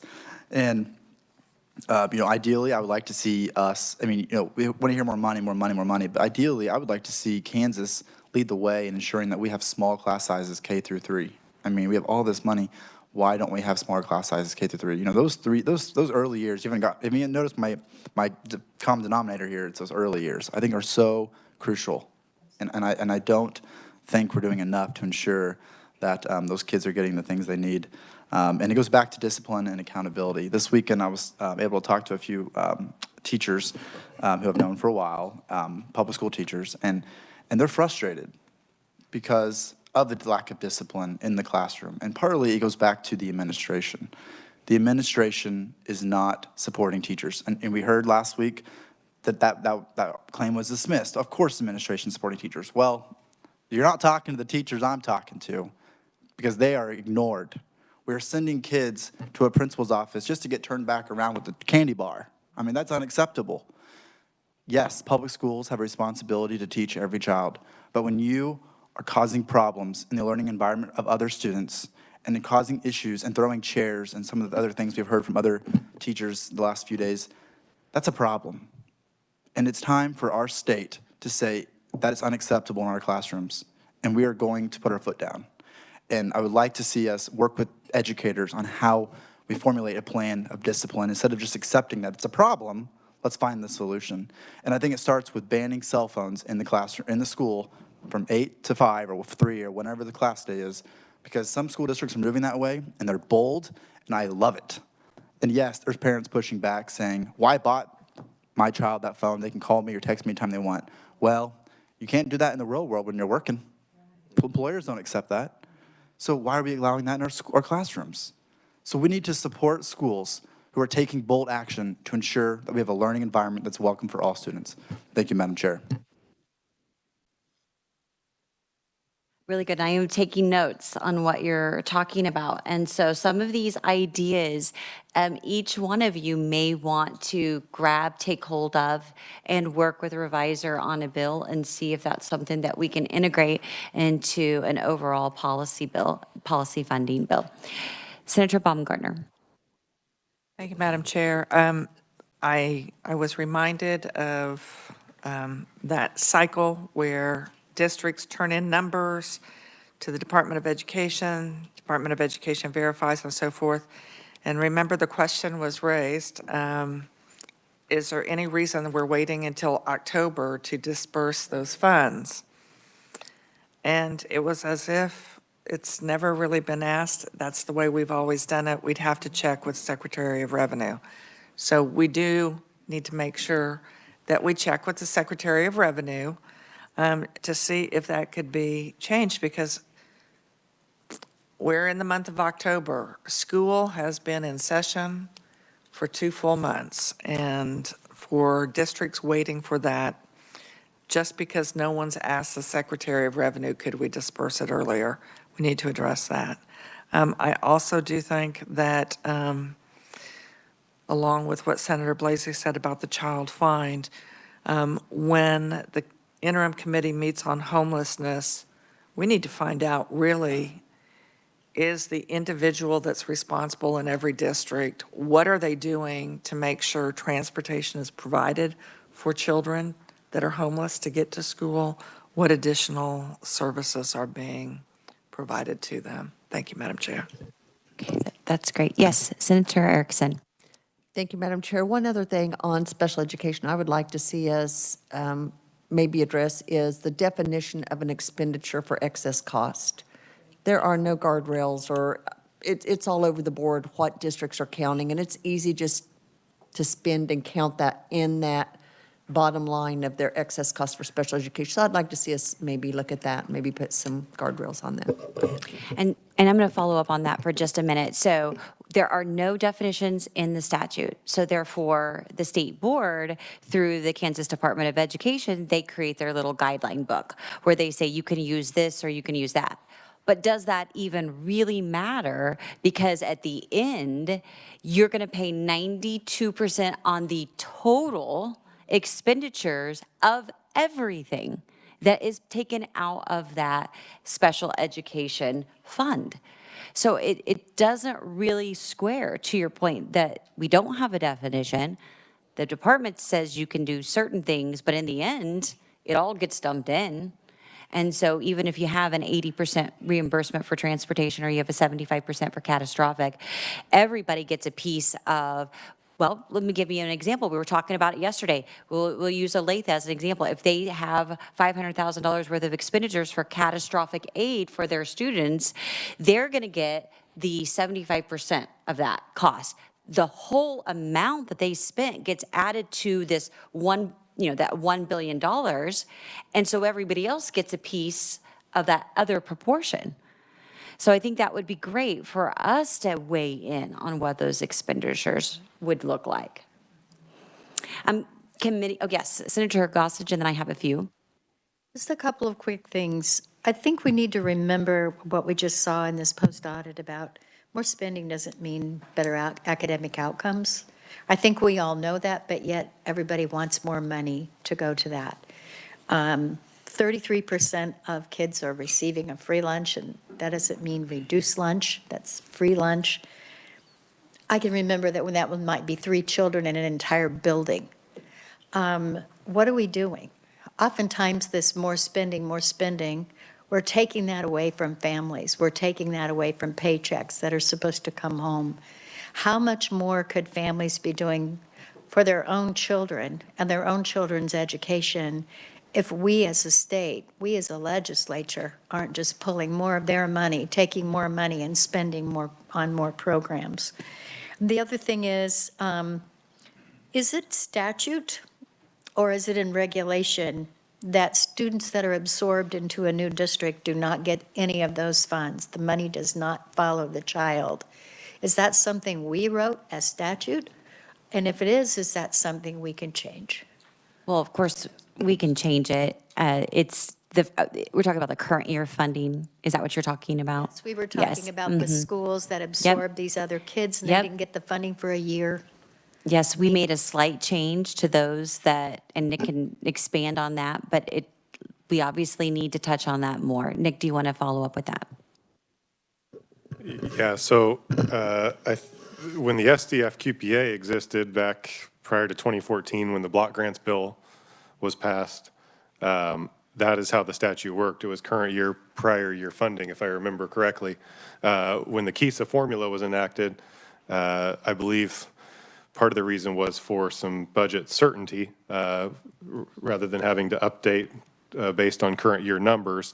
The legislature chose to do funding based on the prior year or the second preceding year student enrollment. So yes, that is a statutory provision and it could be changed by the legislature. Okay, a few other things and then we can still talk. It's only 4 o'clock. But my husband sent me this article. It was from the New York Times, and it said, teachers can't hold students accountable. It's making the job miserable. It's October 2023, and I just wanted to read a few items in here because one of the reasons that Senator Baumgartner and I requested this interim was to look at the climate of education and how it's impacting outcomes. And we wanted to look at it from the teacher's perspective, we wanted to look at it from the student perspective, and the parent perspective. And so this article just says, and I'm just gonna read a few pieces of it because I think it's really eye-opening and I think it clarifies and highlights some of the things that we're talking about. It's basically saying public school teachers are saying that a big chunk of their graduating class are just, the grades are meaningless. The 4.0 GPA is inflated.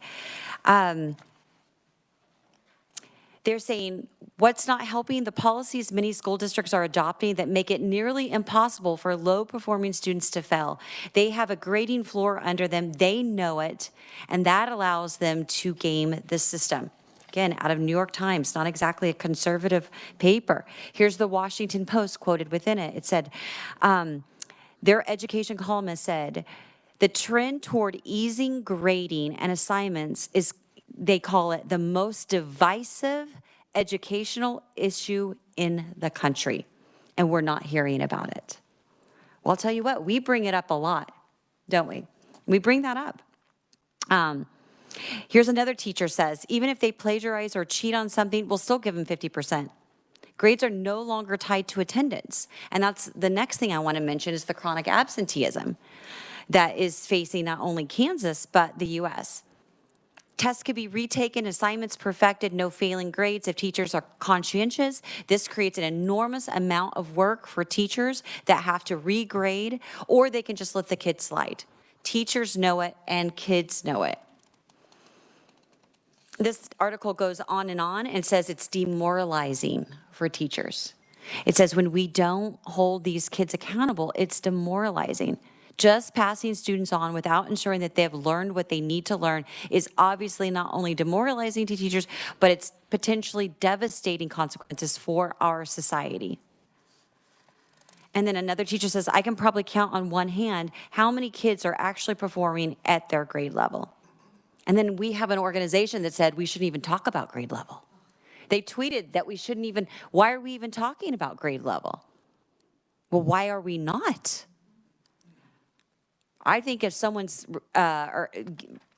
taking a test and they get 1 on the lowest category of the state assessment created by teachers through the standards that they have created and adopted, that means that they're not at grade level. I don't know what else to call it, but we can't talk about that, right? Can't talk about that. And so basically they say this is something that is affecting our future because these are supposed to be our future leaders. So when we don't address this and we don't talk about it, that's a problem. Hold on, I've got a list. So then I'll have you go next. So that was one article. Another article that was sent to me, and it is from, well, there's another one. I won't go into this one at all, but I'm just gonna read the headline, New York Times. Who runs the best US schools? It may be the Defense Department. Guess who's highest scores in Kansas? Fort Leavenworth, isn't it? I believe that's right. So that comes back to expectations of parents, discipline, a habit of that. So I mean, that's something to think about. Not saying that's an answer. I'm just saying these are the things we got to think about. Here's another one. Opinion. This is Bloomberg Business Week. Why aren't America students showing up?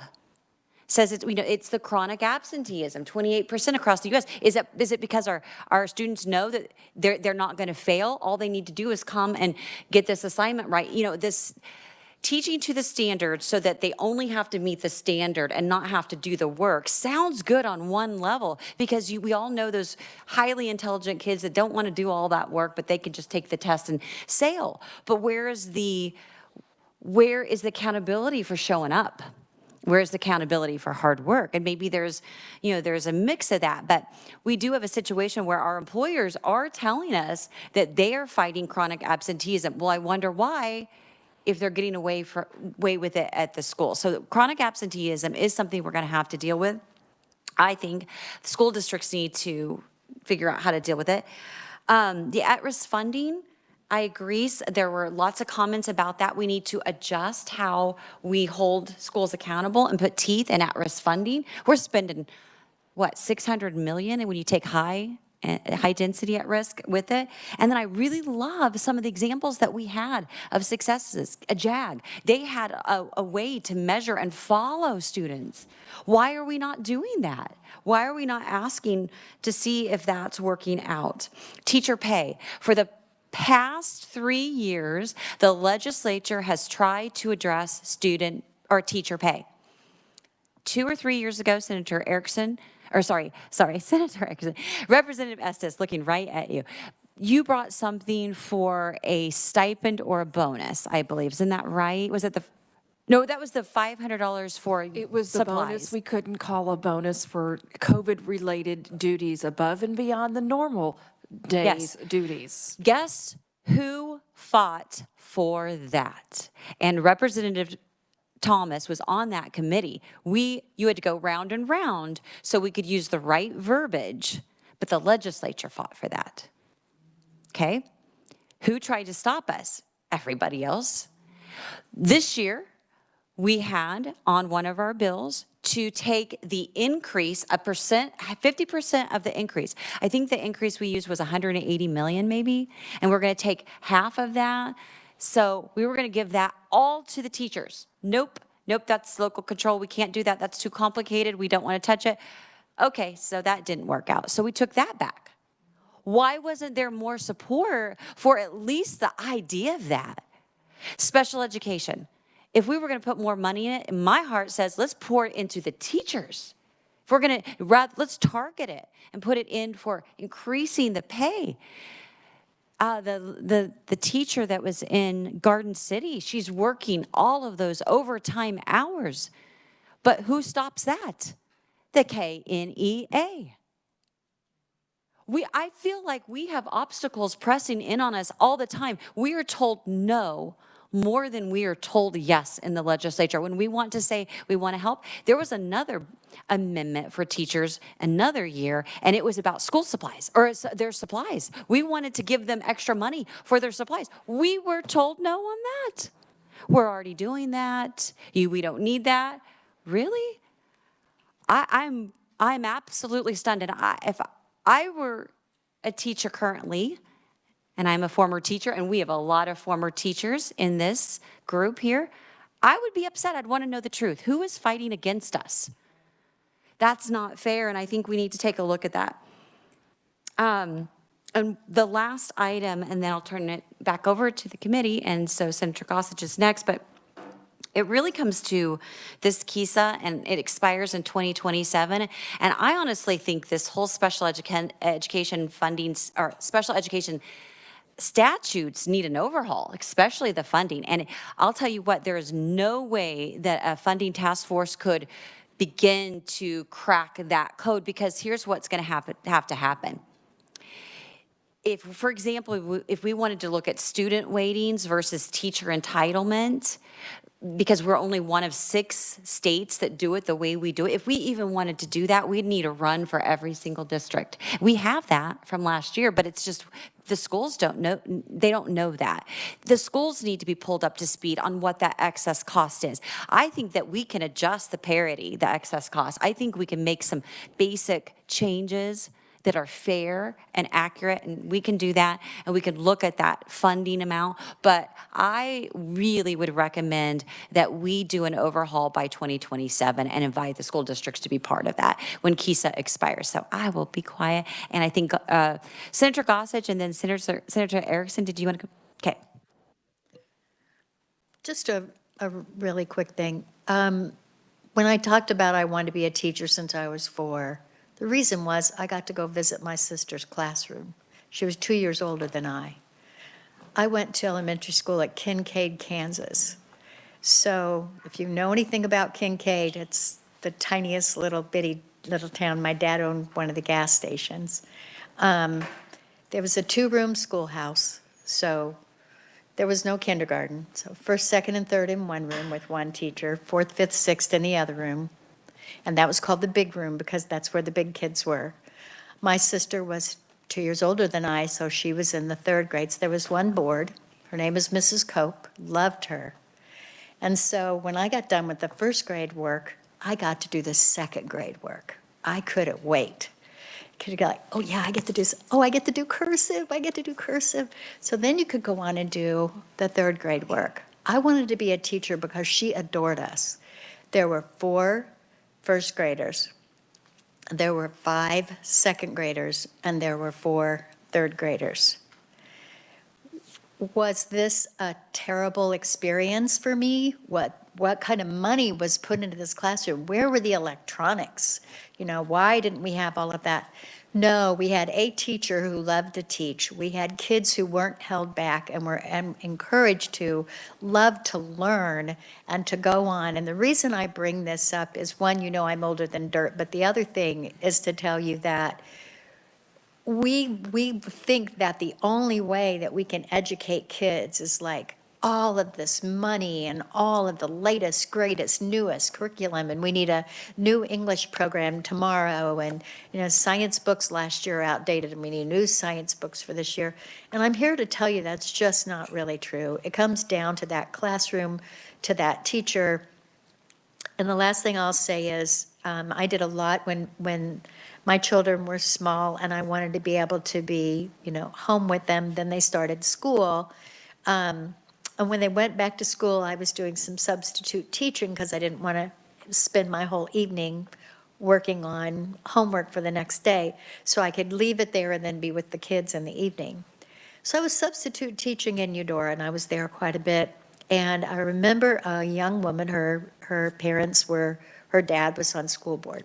Here's why I bring this up. She graduated valedictorian of her class.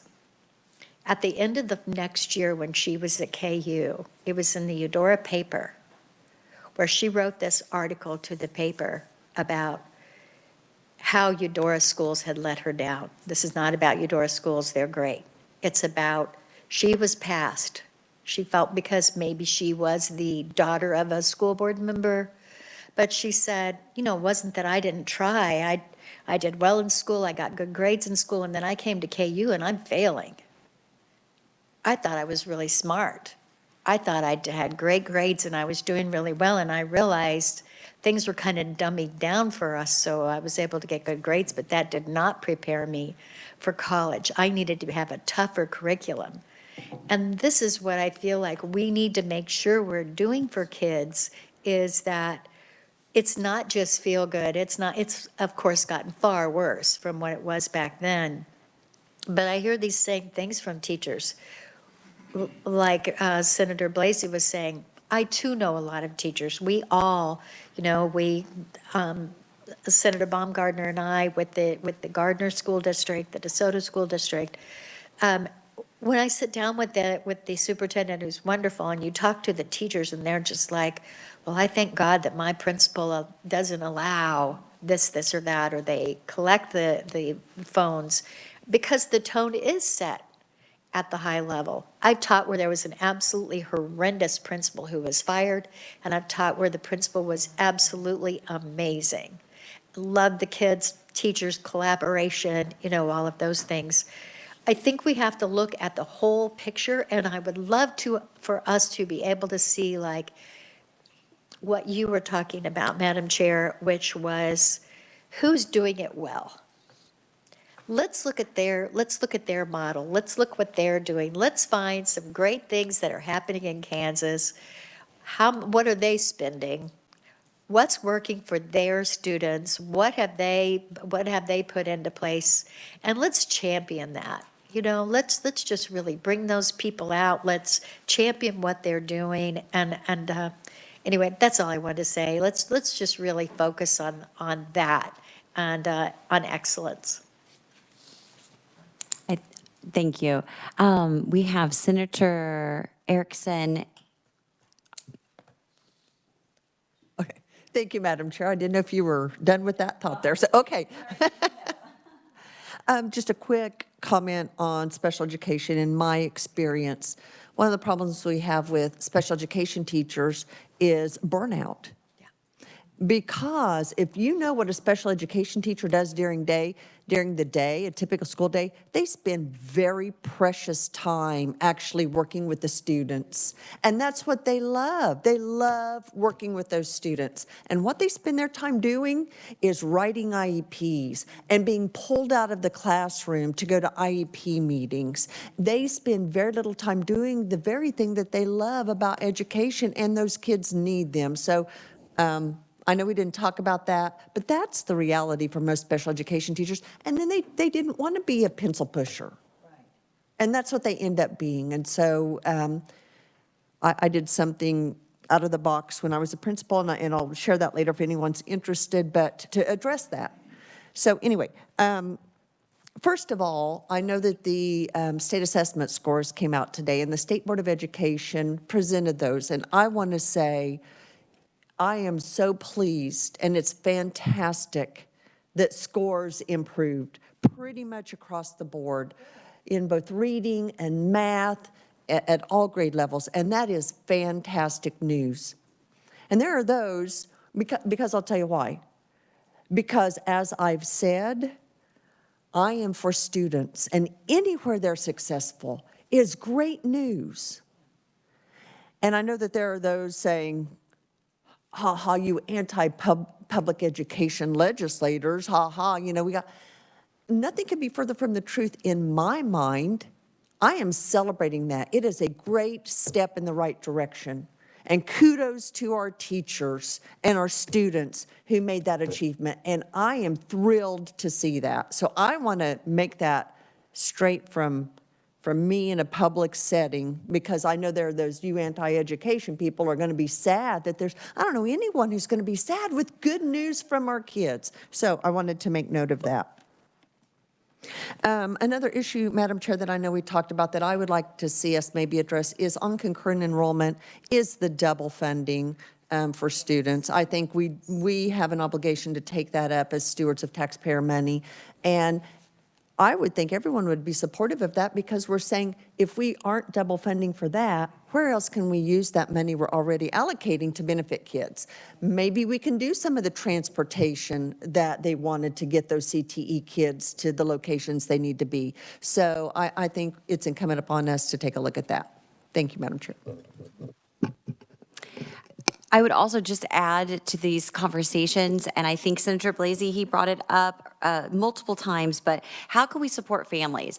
Ultimately, from the legislature's position, we are the taxing authority, the spending authority, and every time we take a dollar out of mom and dad's pocket, they can't use it for their children. They can't use it for their family, and so then we have to create more of a social net, safety net, because they can't do what they're supposed to be doing. And so it's quite a balance when we're asked to spend more, and for anyone to be flippant about asking us to spend more when it's not like the federal government where we just add $1 trillion of debt, you know, on every year, not debt, that's the total, but nevertheless, we can't do that, nor will we. So it isn't something that should be flippant, and we should always know that there is a balance. And so I just wanted to mention, I would love to support families that can be united together to raise their children. If there were opportunities through social services and our efforts to help support them, I would be in favor. The only other thing that I'm going to mention, and then I really am done and I'll take any of your other comments, is we talked about outcomes and how we can best help students. We do know a way. We had Dr. Wolf share testimony from Arkansas. He was from Harvard.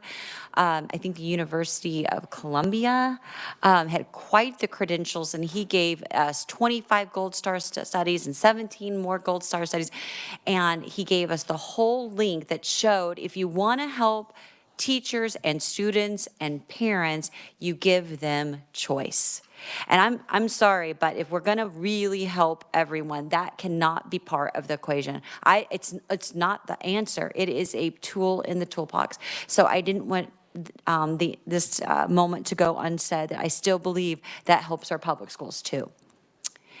Other final comments from members? Yes, Senator Baumgartner. Thank you, Madam Chair. I think that we do need to pay heed to some of what was shared yesterday by the teacher from Garden City. Remember, she worked in a center that was specifically for kids that due to their behavior, they just couldn't make it work in a regular classroom. And I would certainly be interested in learning more from the Department of Education as to how many of our school districts actually have something like that working out. And, you know, not all of those kids stayed there, but once they were able to figure out how to learn and self-control, that helped. And I am a little concerned because we've heard it in Child Welfare Oversight Committee that so many of the behavior issues that we are hearing about in schools are actually behaviors of the fetal alcohol syndrome, but they're not being screened or identified as such.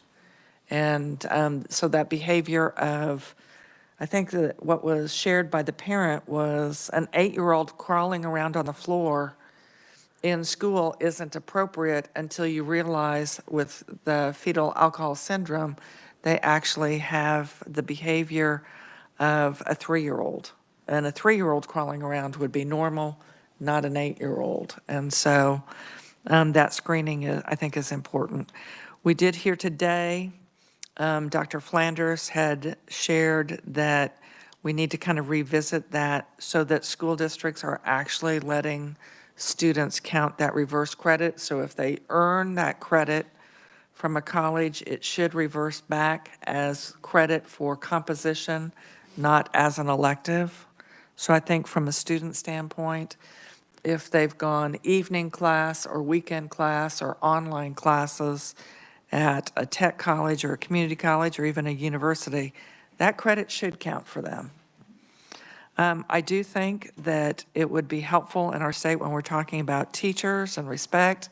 So if a teacher is offering concurrent enrollment, I really don't think it's fair that one school district can negotiate that that teacher is going to get $250 to teach the concurrent enrollment, whereas in the neighboring district, they're taking that money and they're paying it to other teachers. I mean, I think that if a teacher has gained the credentials to be teaching the concurrent enrollment, and I just feel in some way we need to make it so that it is consistent throughout the state. And I also see that in some ways as a time saving. So if the community colleges and technical colleges are negotiating with all of the school districts, that's pretty time consuming to negotiate each year. So it would be helpful, I think, if somehow that process was streamlined. And again, I don't know that as a legislature we should dictate what that pay is, but it certainly would perhaps benefit from some guardrails. And I do think, based on what we heard today, we need to revisit TEA and that makeup, because we need folks that really represent the industries that are here in our state and the technical courses that are being offered. They're determining, and I don't know that it really came through, but they determine what that funding is going to be. So we heard about non-tiered, so that's gen ed.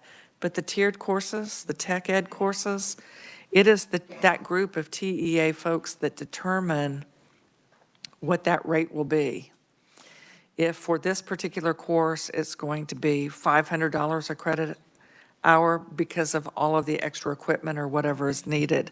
And so I think that having more representation from the different business and industry within our state would be helpful. So I did hear from the Board of Regents and from the tech colleges and the community colleges, they want to circle back around with the bill that we had 2 different hearings on in education, and they're ready to come to an agreement on that.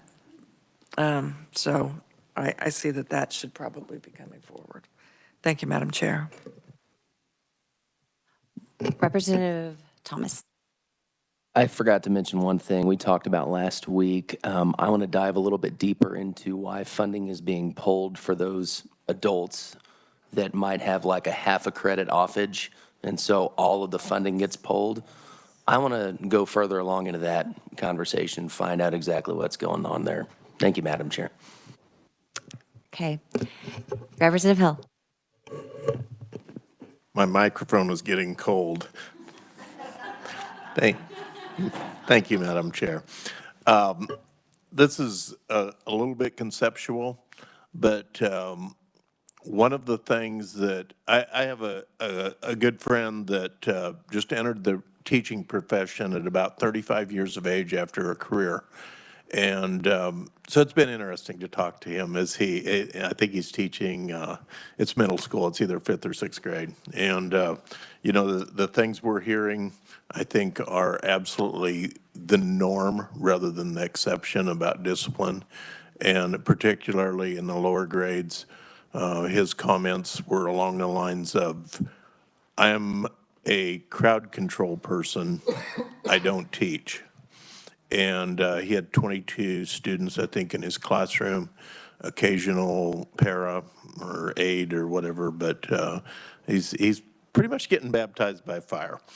But a concept that I've been ruminating on for probably 20 years, and it goes along with choice in education, and I absolutely applaud the chairwoman's dedication to choice in education, because I think it is not only applicable, it is not only advantageous, but it is also in spirit of who we are as a people, or who we should be as a people. And one of the ideas I have thought about for a long time is how we free teachers up in classrooms. And, you know, we talk a lot about accountability, and we talk a lot about requirements that we want to put on teachers in classrooms and schools. And I guess I'm a little bit counter to that in some respects. And I agree with accountability. I agree with having outcomes that we can measure. I believe in outcome-based education.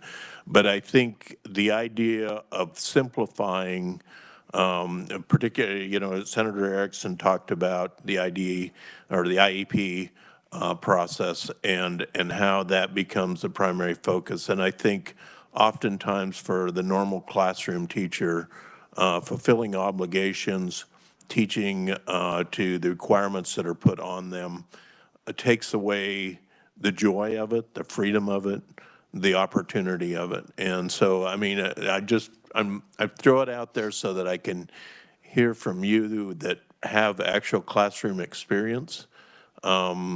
Is there possibilities to work towards that? And maybe that's in conjunction with choice. I recently read an article about a school in Newton that is technically is essentially a micro school, but it is part of the public school system. Very interesting article. Yeah. So anyway, I was just kind of rambling, so thank you. Representative Hill, you'll have to share with us that article. That sounds interesting. Yes. And I do think that's something I would challenge all of the individual local boards to look at ways to reduce the requirements for their teachers so they are free to really dig into their grade level, their subject area. I think it's really important. We've talked about it for now a couple years. I don't have the answer, but I do think it's something for you all to work together with each other. Senator Erickson. Thank you, Madam Chair. I can address that a little bit from a large district. I was in Wichita. One of the things, to me, you hire a good teacher and you let them do their job. You let them teach. Not that we don't go in and, you know, but you hire good people and then you trust them to do their job. One of the challenges we had in Wichita, or in larger districts, I'm going to say have this problem, is the problem of mobility.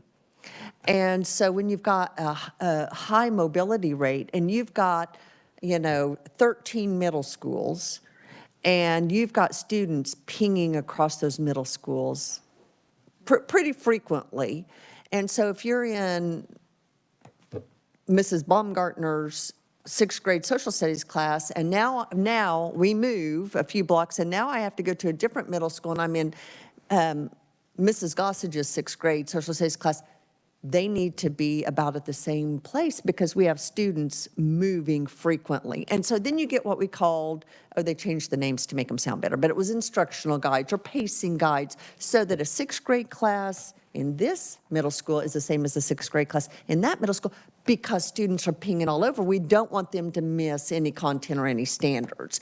And so that really, in my opinion, has limited the freedom of teachers' ability to, because what we know is Ms. Baumgartner may be really great at teaching this area of history, and Mrs. Gossage may be great on this area of the Constitution, but they have to teach everything. What I propose is it would be great if students could go to Mrs. Baumgartner for history and you could go to Mrs. Gossage for Constitution, because they're much better at teaching those subject areas. But we haven't mastered how to do do this and meet all the needs. But I will say mobility is really tough in big cities because of that. Because if you're not on the same page, kids who move a lot miss content. Thank you, Madam Chair, for the liberty. Any other final comments before we wrap up? Representative Thomas? I think Senator Baumgartner should get the chance to reply to her accusation that she doesn't know the Constitution. Well, so committee, I appreciate everyone that has taken the time to be here, and we have really tried to take each of the issues we've heard seriously. There are lots of opportunities for us. Please be in communication with your chairs, whether it's or vice chairs, about the things that you heard and things that you would like to do, because it does take all of us to put forth the best ideas and make them happen. And so let's coordinate those good ideas between our chambers, between our different committees. Thank you to our staff. I don't know, Matthew, if you were able to type down some of these solutions. Okay, type up, type down. But that's wonderful if you can kind of give us a little bit. I have it as well.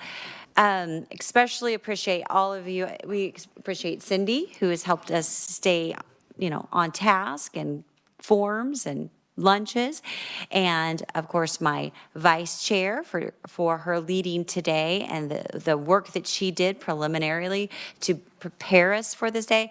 And of course, besides our research, who was incredible, we also thank our revisors. And I really hope that this year, Nick, I'm going to try not to go past 5 o'clock. So because I've been told that that's not good, and I do know you have a life. So I really do appreciate, and Tamara too, who's often with us as well. So much appreciation. I think if there are any other final words. Thank you very much, Madam Chair. Thank you for your leadership. I think you guys know that she had requested 4 days. I requested 3 days. So we turned 7 days' work into 4 days. So thank you for your work. Yeah. I'll tell you what, it is a pleasure to work with you all. I actually think we had a fantastic opportunity to hear so many different voices. So thank you very much. If you have any questions, well, just email Matthew. All right. We're adjourned. Thank you. Thank you, staff.